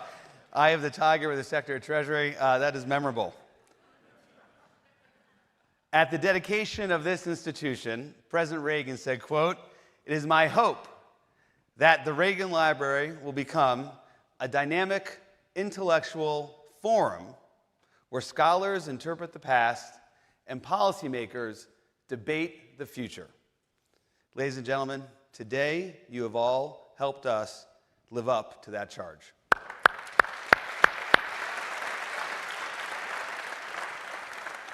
So thank you to our government leaders, our corporate partners, thought leaders, amazing moderators, media participants. You really made today a great success. So indulge me here for a couple more thank yous, and then we'll get right to our forum. Not really remarks, just a quick set of thank yous. First, to our trustees in attendance today, Chairman of the Board of Trustees for the Ronald Reagan Presidential Foundation Institute, Mr. Fred Ryan. Mr. Michael Castine. Ambassador Susan McCaw. And he'll get a double intro, but for this one, Mr. Steve Forbes. Now, as you know, an event of this kind requires an amazing set of colleagues and teammates. So I want to thank the entire foundation team, everyone on the California side of the Reagan Foundation Institute. Thank you, especially Miss Joanne Drake. You guys are amazing. And of course, my colleagues and teammates in Washington, D.C., thank you for traveling out here, integrating so well, and pulling this event off. I also want to thank and express gratitude to our Reagan National Economic Forum Executive Committee, my amazing colleagues, Mr. Bob Cochran, Dan Rothschild, Alice Burns, Laura Bridge, Melissa Giller, and Wes Patterson. So the world around us looks different than President Reagan's day, but in some respects, certainly our challenges, they are not entirely unfamiliar. Inflation threatening to sap our economic strength, a technological revolution upending old ways of doing things, a fierce global rival aiming to undermine American leadership, Middle Eastern instability roiling the energy markets. So if the problems are not that dissimilar, then we can learn from proven solutions. We can apply President Reagan's principles. In this semi-quincentennial year, we all have a role in helping America rediscover our founding principles in pursuit of a more perfect union for the next 250 years. And that's where our final panel, titled The Next 250, will dive in. I'm excited for this amazing panel. We have Mr. David Bahnsen is founder and managing partner and chief investment officer of the Bahnsen Group. The Honorable Michael Falkender, former deputy secretary of Treasury and professor of finance at the University of Maryland, Robert H. Smith School of Business. Mr. Steve Forbes, chairman and editor-in-chief of Forbes Media, and of course, as I referenced before, trustee of the Ronald Reagan Presidential Foundation Institute. And Ms. Bridget Mendler, co-founder of a very exciting, innovative space company called Northwood. And who better to moderate this diverse set of perspectives than our good friend, Fox Business host, former National Economic Council director, Reagan alum, Larry Kudlow. So, thank you everyone for being here, for making this second annual Reagan National Economic Forum a great success. And to close out this 2026 Reagan National Economic Forum, please welcome our final panel to the stage.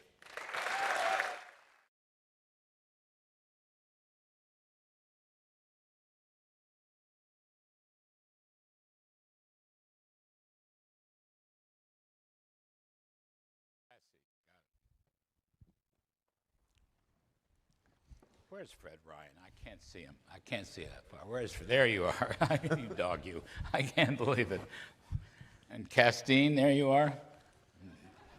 Very good. You all don't know the meaning of any of that, but it's something.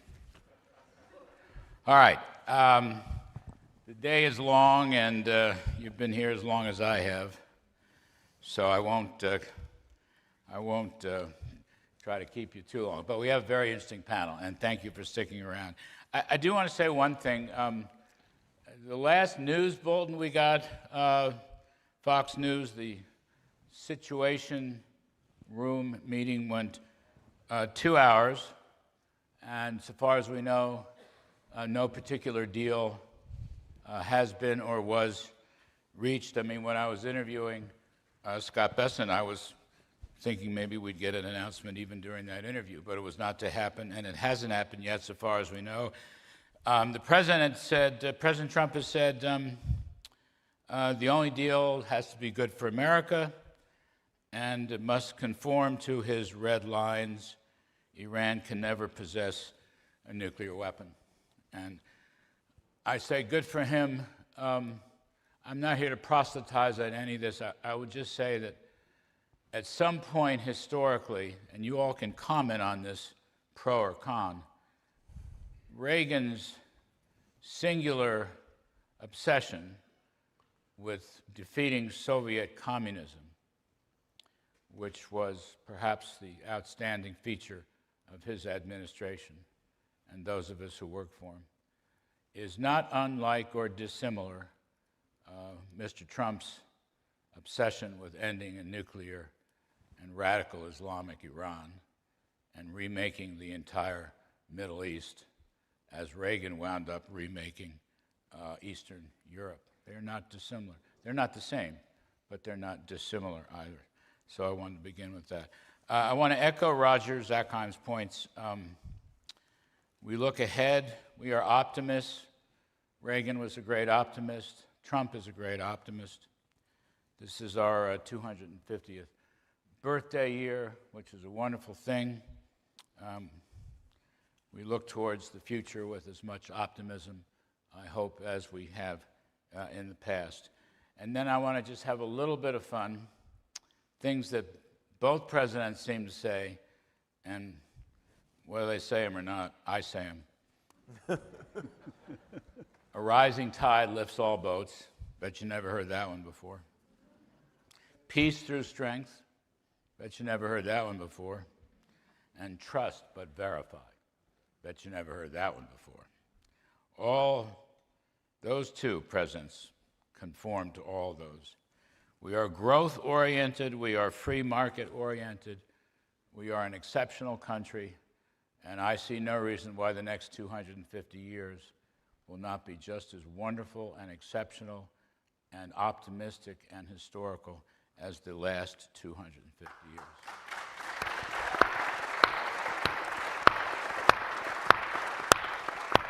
I want to begin with my very dear friend and longtime associate and colleague, Steve Forbes, who is the director here, and have him comment on any and all that. He's going to get the William F. Buckley Political Award, which I received here a couple years ago.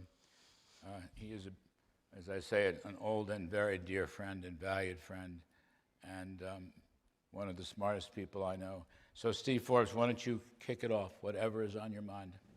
Well, the nice thing about a panel about the next 250 years, you don't have to worry about somebody 250 years saying you weren't right. So we can be absolutely forward about it.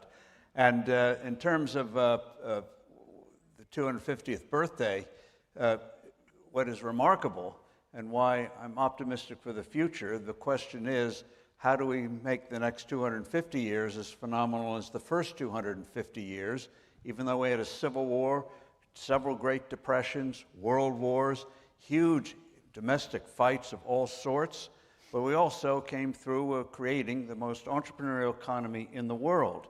And it's an interesting question. How in the world did this country, an invented country, no other country's been invented like this one, be so phenomenal as to be able, and I know this is a controversial subject, but I'm not running for anything, able to absorb immigrants from all corners of the world where their children are just as American as people who've been here for generations. Yeah, that's right. Phenomenal achievement in history. And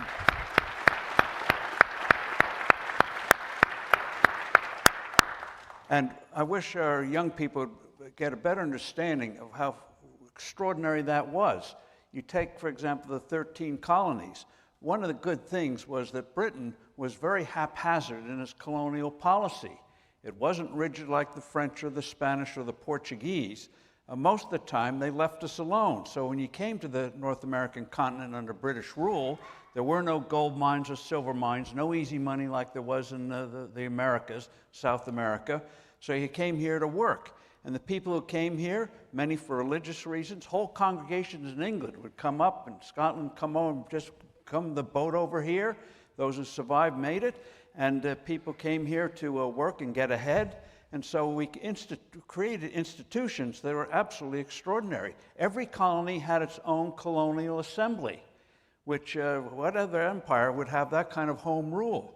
And by the time of the Revolution, in England, only 2 out of 6 men, only men could vote in those days, 2 out of 6 men voted. In most of the American colonies, 4 out of 6 voted. 3 out of 10 Englishmen owned land. In the colonies, 7 out of 10 owned land. We also believed in education, exemplified by Ben Franklin's self-improvement. By the time of the Revolution, even though our population was 1/3 of the mother country, we had more colleges than Britain did. Amazing. The emphasis on education, on the ability to get ahead. And Alexis de Tocqueville, when he visited this country in the 1830s, really was flummoxed and impressed by what he called voluntary associations, people voluntarily coming together to get things done, whether to build a school, a bridge, fix something, start something, whether it's a professional association, sporting association. Americans were joiners. In Europe, you waited to be told to do something, asked for permission to do something. He was really impressed that in this country, you just did it. And he said, this is how a republic is training people to be members of a republic. And so you have these phenomenal self-improvement things, reform movements against slavery, reform movements eventually to get women's right to vote, all these things that lived up to the Declaration of Independence, the promises there. And one little thing, it sounds comic, but in terms of this self-help, Americans just doing things, back in the 1830s, we were a nation of alcoholics. Everyone was drinking. The drinking rate, they estimate, per person was about 3 to 4 times what it is today. And while we sort of chuckle about it now, thinking of everyone swoozing in the afternoon, John Adams began his day with a mug of beer. He didn't trust the water, but it led to predictable social problems. So there rose up a movement among the civic leaders, among religious leaders, saying, we can't let this continue to go on. And so the first public health movement in America was the temperance movement. Now, government got involved and messed it up in the 1920s, but it was people saying we've got to change. Their phrase was, if you want a self-governing nation, you have to have self-governing individuals. And so that's that kind of spirit where people coming together, doing things, entrepreneurial spirit, having to do things on your own. So by the time the revolution came, most of the time, Britain was loosey-goosey in its policies, and when they started to clamp down trying to collect taxes, they discovered they had a chancellor of the exchequer named Champagne Charlie, and when he started to impose taxes, he realized that American colonies, the tax burden on the typical American was 2% of the typical tax on an Englishman. So we were allergic to taxes, and we're going to impose them, we're going to impose them on ourselves. And so come time of the revolution, we had institutions. They didn't realize in the mother country that this was a unique culture. By the way, if any of you are interested in movies, go watch the movie The Last of the Mohicans. There's a scene in there where the guy says, talking about the people, the colonists, he said, there's a new nation, a new people being created in North America. So by the time the break came between Britain and France, which preceded our revolution, and that's why Britain needed taxes after that war, but by the time the showdown in North America came between Britain and England, French North America's population with their rigid controls was 60,000. British North America, 2.5 million.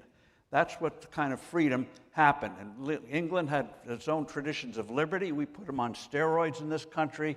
And so the past has not been smooth. And one of the things that rose up, was thanks to science and thanks to our great universities, is this idea of expertise. So let me just say something quickly on the progressive movement. It has a history in this country. And back in the late 1800s, early 1900s, the reform movement came up, say we've got to make reforms here, got to have workers' comp and all this sort of good stuff. But an underside of that progressive movement was the belief in experts. Now, we want people to know what they're doing when they're flying a plane or something like that.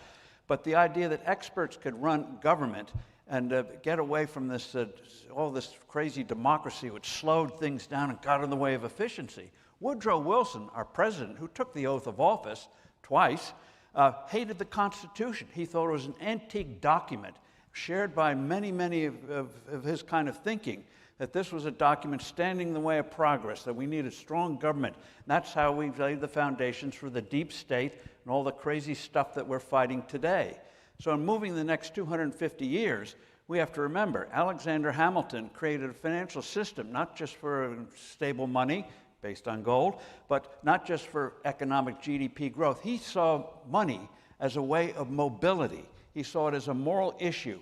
Money didn't care what your background was, what your color skin was, but it was a way in which you had power and you could move ahead. So he had that moral element with the financial element.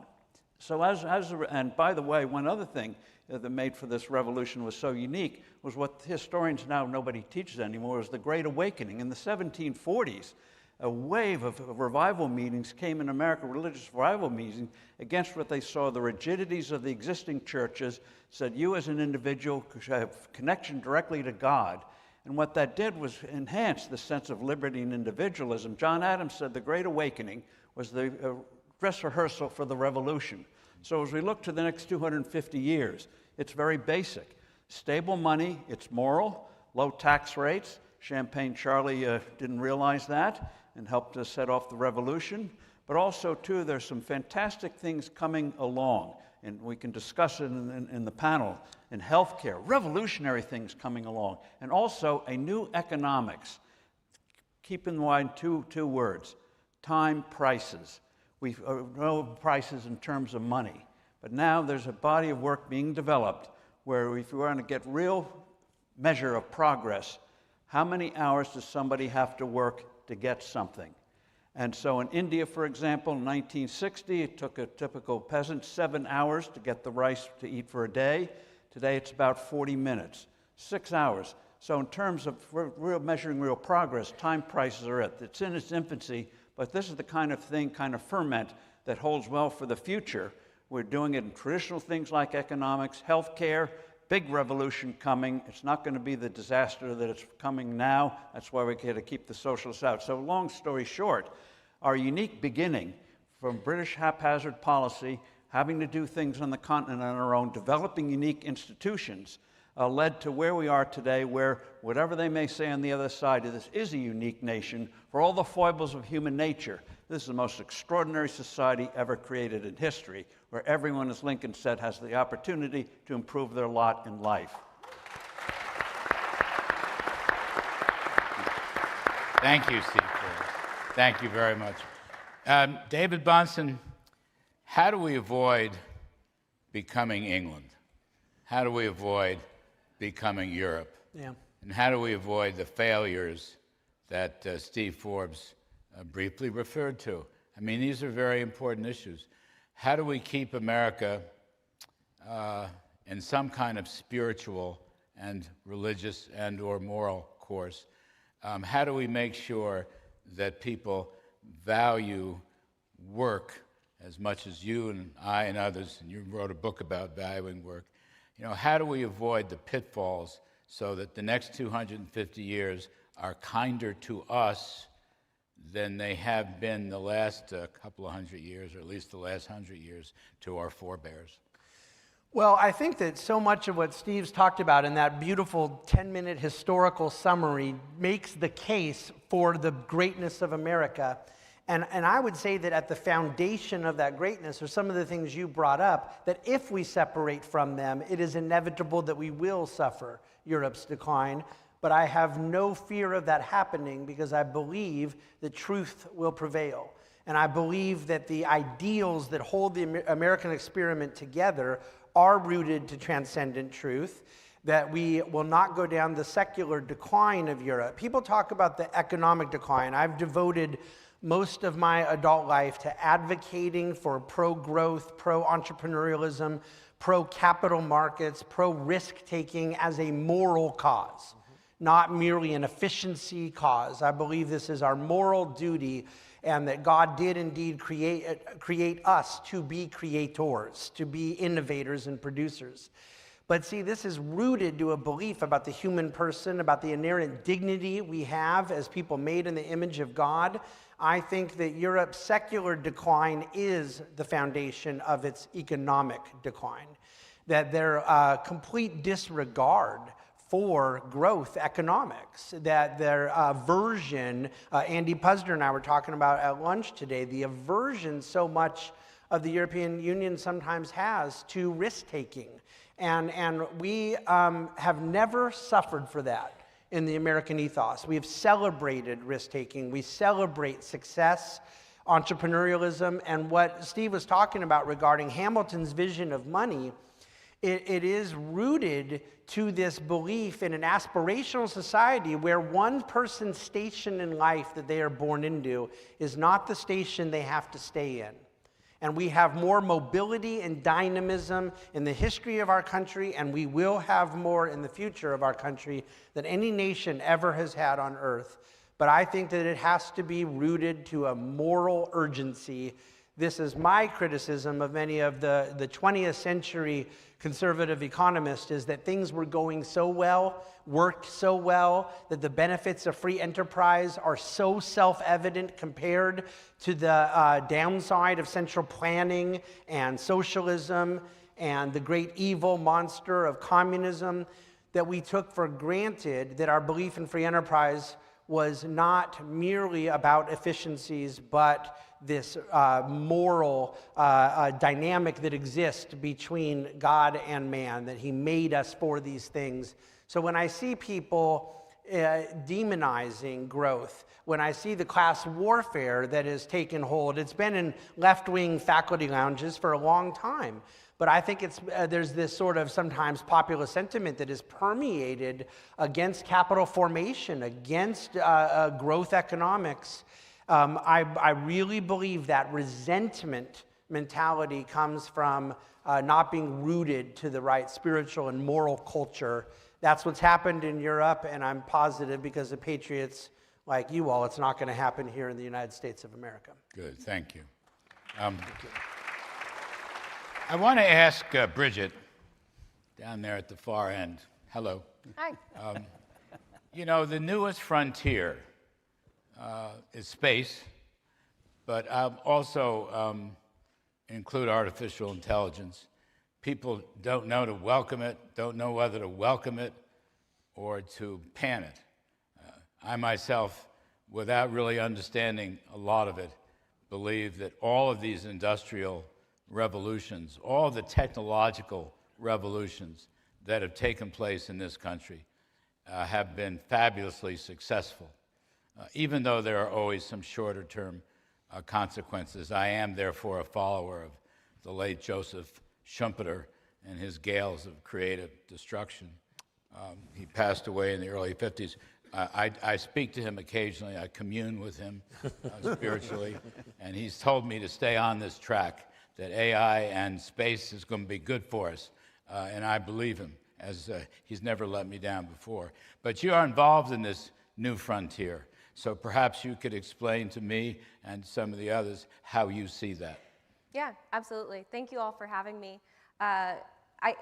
Hearing the other panelists speak on morals and values underpinning our country, and I appreciate the risk framing that you brought up. I think that risk really represents the combination of optimism and pragmatism. And so when we're talking about new frontiers, American spirit carries a lot of optimism for how we can do things. We can actually accomplish things. Setting out onto new frontiers previously, we've kind of carried the belief in our own ability, but also having the pragmatism to say, how do we concretely make this happen? So it's not some kind of pipe dream or something that's not tied to reality. I think that is really what's exciting about space right now, and I'll just mention space because that's what our company does. We do networking infrastructure for space. I think we're at an interesting point with space where it's going from being, it's been a part of our global economy for many decades, but the market dynamics have made it challenging to go fully mainstream. And now, with SpaceX IPO, for example, you're seeing this activation energy that's taking those market dynamics and actually reaching a point where you have a pragmatic argument to say that the economics in space can match or exceed the economics on Earth for some really critical industries. And I think that's really, really exciting when you think about frontier industries and making that possible. To your point on kind of, what's the doomy future of new technology and new frontiers versus the optimistic one, I think it comes down to competition, which is another really important piece of how our country is designed and operates. The best way that we can have the solution that is optimized for good and that people have the choice to choose that is through competition. And that's kind of what our company is oriented towards.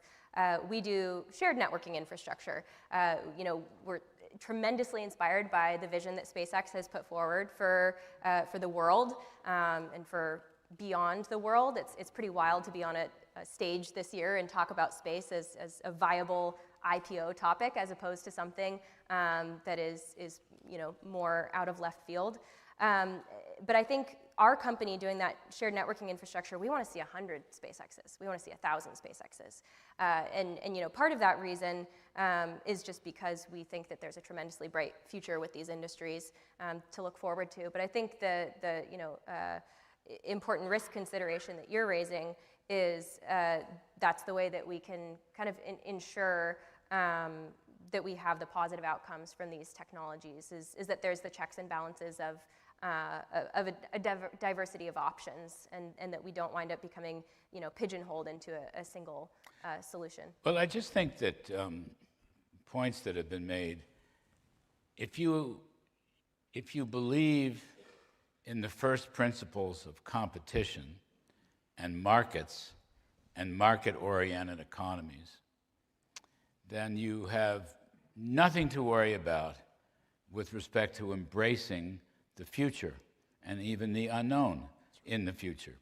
I mean, of course, we don't know how that's going to turn out in the next couple hundred years, but why not embrace what appears to be this, large-scale changes?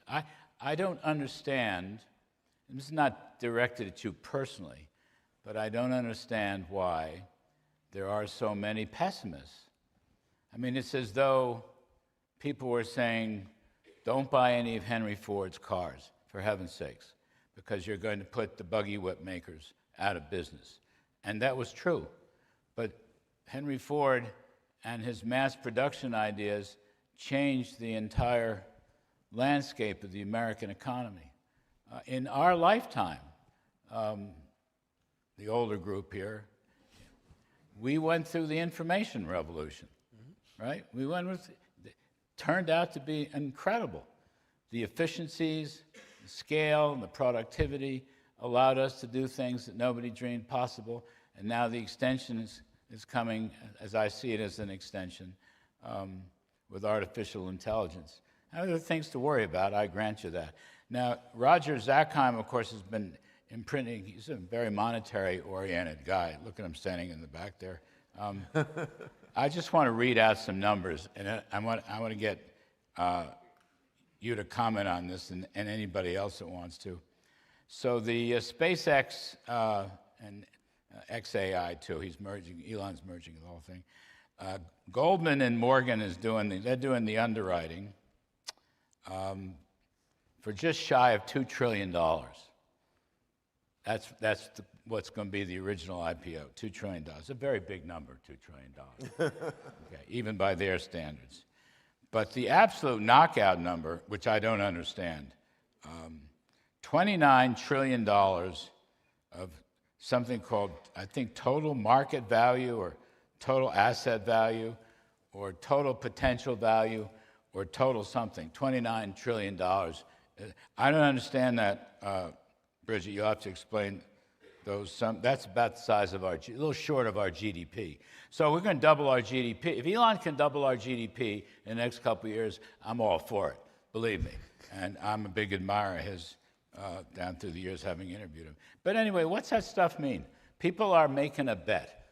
And I'm in favor of bets, don't get me wrong. Yep. And I haven't had a drink in over 3 decades, so it works. But how is this possible? How can we value the future like that?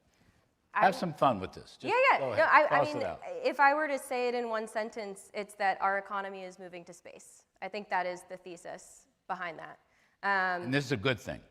Yes, absolutely. You know, there's multiple industries that are baked into that TAM figure, and you know, if you look at the communications industry, for example, you know, SpaceX is able to address a global market where, you know, we look at, you know, U.S. market for telecom, major players such as AT&T, like that's just capturing the U.S. market, and Starlink has exposure to the entire world's market for telecom. Now they're talking about AI.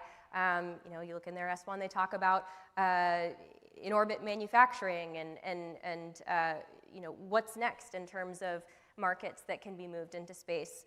And so I view that as really the reflection of what they're talking about. And I think that's a very exciting thing, just in terms of the expansion of our economy. I was, you know, chatting earlier with, you know, with someone at my table about the I think the phrase that he had used is, if Lewis and Clark were trying to, you know, show investors an estimate for the value of Western expansion, what would they have said? What kind of figure would they have said? I think the one that we talk about with our particular networking solution for the space industry is the internet. You know, when the internet was initially created, it was research. It was you know, supporting you know, very specific government research programs, and no one would have foreseen the value of the internet. And today, you know, it supports dating apps and Uber and food delivery and so many different things that have expanded our economy. And so I am bullish on it. I'm very bullish. Yeah, no, good. I like bullish. So Mike Faulkner, coming back to first principles for economies, whether they're on Earth or in space or in Mars or wherever they may be, it is interesting, I think, more than interesting, instrumental, that both Reagan and Trump, who are likely to be the two most impactful presidents in the last 100 years or so, but both of them emphasized lower taxes, a lighter government regulatory touch on the economy, and both of them rhetorically talked frequently about rewarding success rather than punishing success.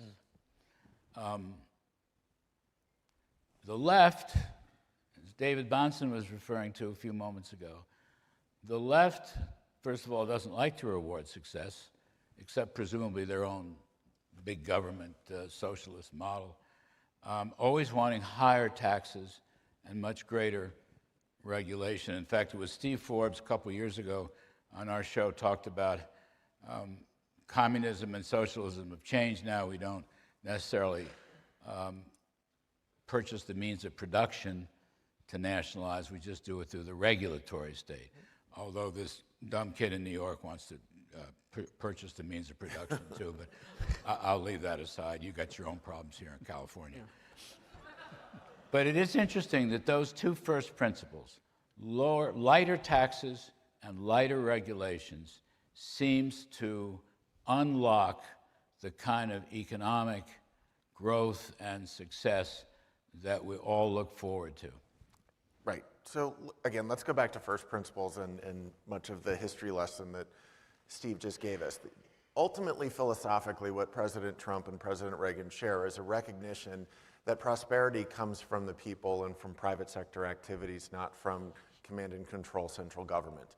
And so both you and I, when we were policymakers, we recognized that our job was to create the ring fences within which industry operates to maintain sufficient security and safety, to provide the basic functions of government, enforcement of contracts so that capital and industry can flourish, but ultimately leave it to private capital to engage in risk-taking to serve the needs of the population. I mean, the notion that we're going to go through elections to figure out what products or services to offer the American people is just laughable on its face, and yet that's what a socialist or a communist system would have you believe. It's that the elected officials, again, I ask people all the time, when you think about what products and services you want to have available to you, do you entrust Warren Buffett and Elon Musk or Maxine Waters and, name your Republican, right? I mean, of course we're going to, the whole idea is to leave it to the private sector, let them put private capital in place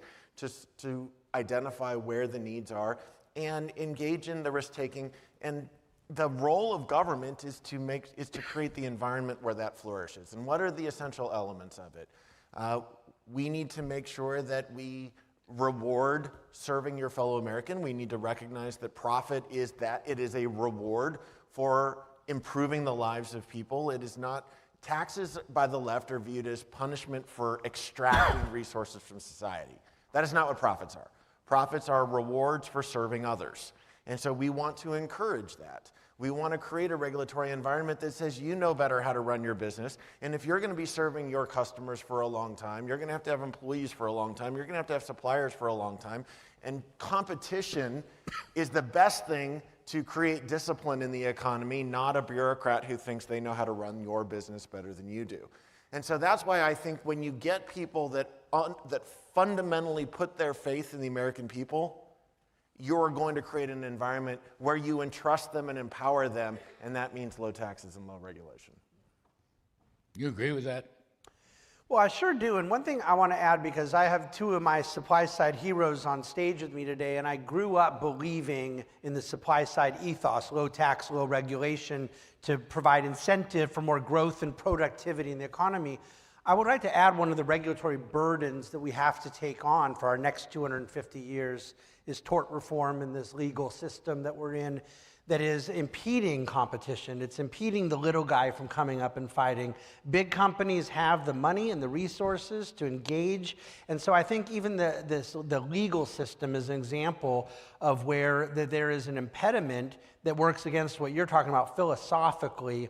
And we have a responsibility to fight on a supply side basis for that to not get in the way. The court system's corrupt, and I believe that anything that is impeding the competition that Bridge is talking about, but also the incentive for people to go create.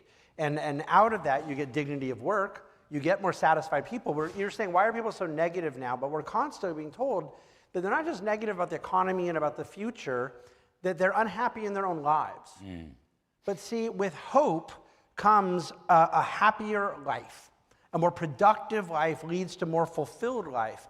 But to me, capital investment and risk-taking, I love the way she put it. It's a combination of optimism and pragmatism. Capital investment is hopeful. By definition, it is optimistic. And we demonize capital markets to our own peril. I think you can almost generalize, at least somebody in this audience will agree with me, that people who participate in the private sector, be it investors or workers, are by their very nature more optimistic about the present and the future than people who insist on the public government sector. If you're willing to take a risk, and assuming the level playing field, and assuming there are laws and protections of your rights and so forth, if you're willing to take those risks as private entrepreneurs, you are almost by definition more optimistic than insisting on a public running of the economy or anything else, using other people's money. I mean, it's a whole different game. And it's interesting to me, both Reagan and Trump were great believers in private property. They were great believers in the private economy, in the private sector, in private investment. Private investment, by the way, dwarfs government investment. If you ever actually look at the numbers, it's not even close. But I think it's an interesting point. Steve Forbes, I wanted to get your take on Bridget's numbers and this whole. I love these space numbers. They're really terrific. And what you think of it. You've been in and around the investment world for a long. 29 trillion total market value for something we don't really know much about. Hell, I'm all for it. Let's see, nominal GDP today, correct me if I'm wrong, Falconer, we're about 30 trillion nominal GDP. Yep.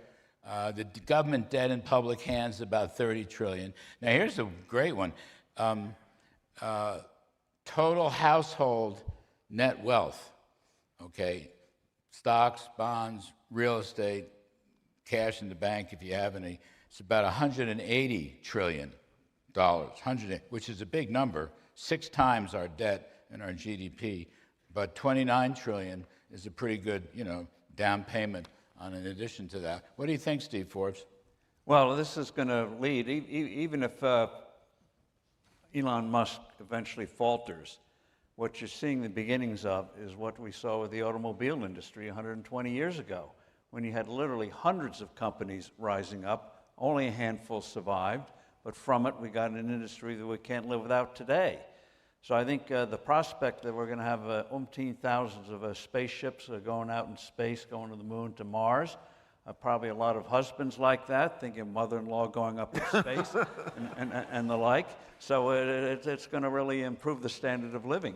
But the key thing is that we create the environment where these good things are allowed to play out. And recognizing that just as one person can't have all the knowledge, one government entity can't have all the power. And that's why the founders understood you got to break it up.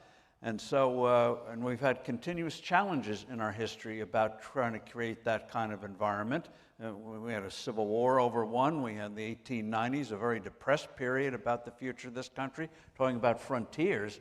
In the 1890 census, the Bureau announced that the American frontier was closed.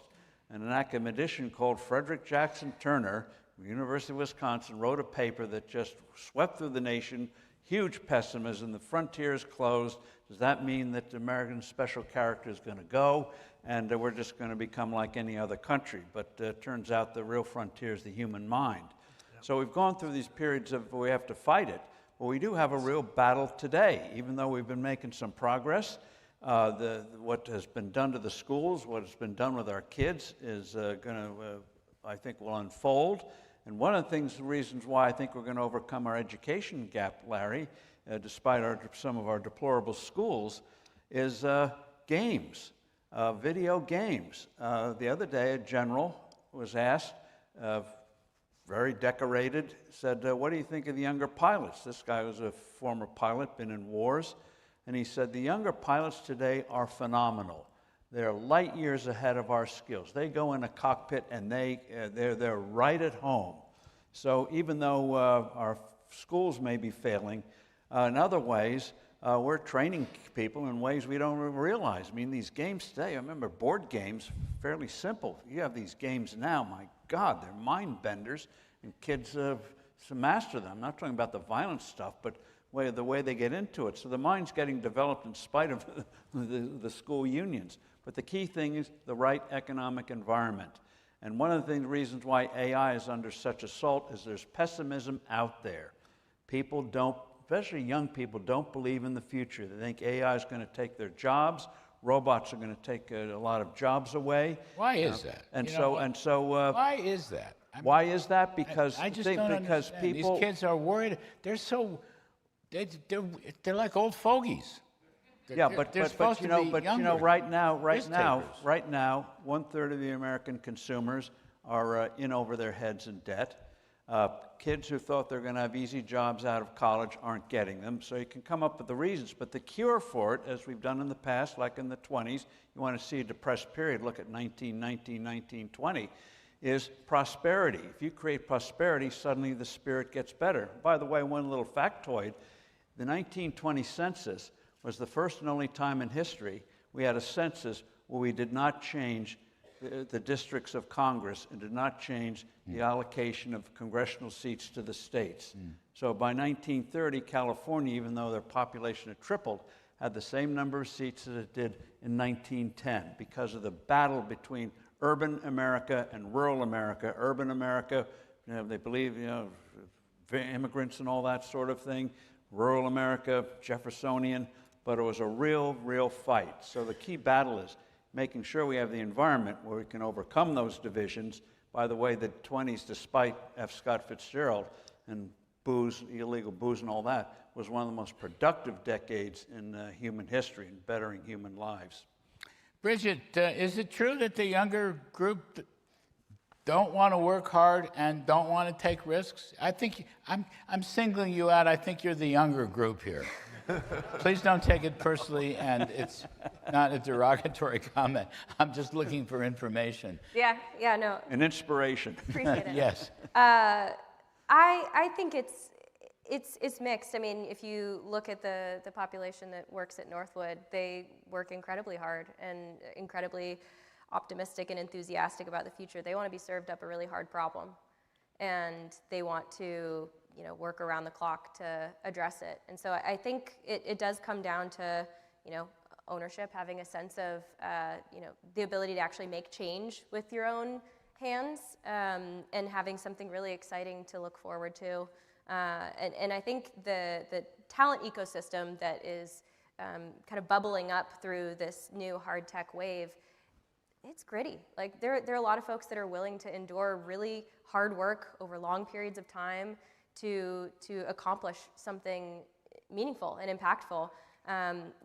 Think about infrastructure build-outs that you've had to have in different eras. That satisfaction doesn't happen for many years. We talk about, SpaceX has been around for 20 years. There's a lot of different, there's a long time period to achieve a mission to Mars. For us, what we do, we build out this global infrastructure that sits around the world like a massive cell tower network, but for space objects that are 50,000 miles away. And that's hard. We have people going on expeditions to Finland and the outback of Australia and U.S. farmland, and it's not easy. And there's a deep amount of motivation and personal investment in making that possible. So I am very optimistic when I look at this workforce that is coming up around the hard tech movement, and let's just capture that. Let's pretty much bottle it up. I pretty much my whole career worked 6 days a week, and for better or worse, still doing it. Right? Love my TV work and so forth, but I do radio for the hell of it on Saturdays. You may like it, you may not like it, but I'm there plugging away. And in fact, a lot of younger people have kind of dropped out. I've watched them sort of go down by flies, and there I am, still showing up. And down through the years, David Bahnsen and I have had this conversation about work and the godliness of work. And and I'm going to be very qualitative here, but there's an awful lot of literature reporting about a religious revival that's going on today. People getting baptized, interrupting Easter services and vigils for the baptism rate is rising substantially, and so if you disagree with that point of view, I respect that. But I'm just saying, from my lights, there's a lot of discussion of that, and I myself have gone through something of a spiritual religious revival in recent decades, but. Work is godly. Work is godly. Your book talks a lot about it. So did mine. We've talked about it. I mean, there's no way around it. If you've got some damn bureaucratic job and the hours are set and this and that, but if you're alone in the private sector and you have no backup and you don't have 300 million taxpayers behind you, and you're putting it all on the line, you're going to work pretty damn hard, aren't you? And then if even better, if you have some faith in a higher authority or higher power, that just adds to it. Now, I think we went through something like this during the Reagan years, okay? And I think we're going through something like it right now. Go ahead, knock it down if you do, but that's just my point of view. I think that the $29 trillion figure you're putting out there about the total addressable value is pessimistic. Because the reason I don't worry about work going away from AI is the same reason I think the 29 trillion figure is even bigger.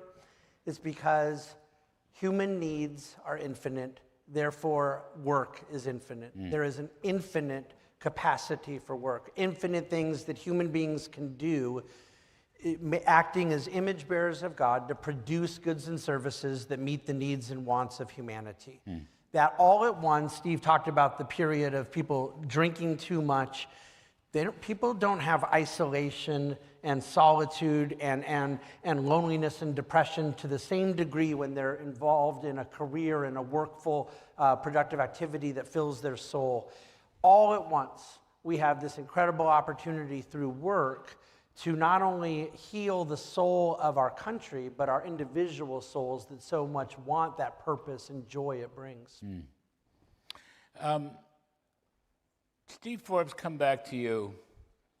So we've established that there's good and evil in the world, and the castle of freedom that we wish to defend must continue to be defended. And so I come to the last point, and that is the idea that Reagan promoted and Trump is continuing, the idea of peace through strength. That we must have a strong enough economy at home to produce the resources and the morale to make sure we can defend our freedoms abroad. The world is still a dangerous place, and there are countries out there besides Iran who are not our friends. So if we don't grow the economy and keep the incentive structure for growth, then we won't be able to defend ourselves in a dangerous world. And I think, Ronald Reagan re-taught us that in the area of Soviet communism. It's not a new thought historically, but it's an important one.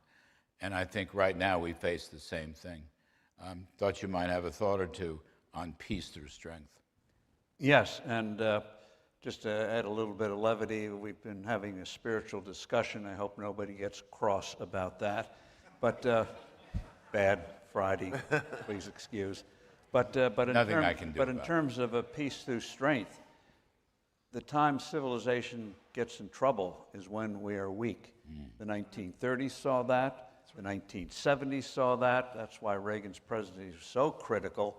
A lot of people thoughtful people, that we were in a nation in decline. He turned that flat on its upside down in a very good way.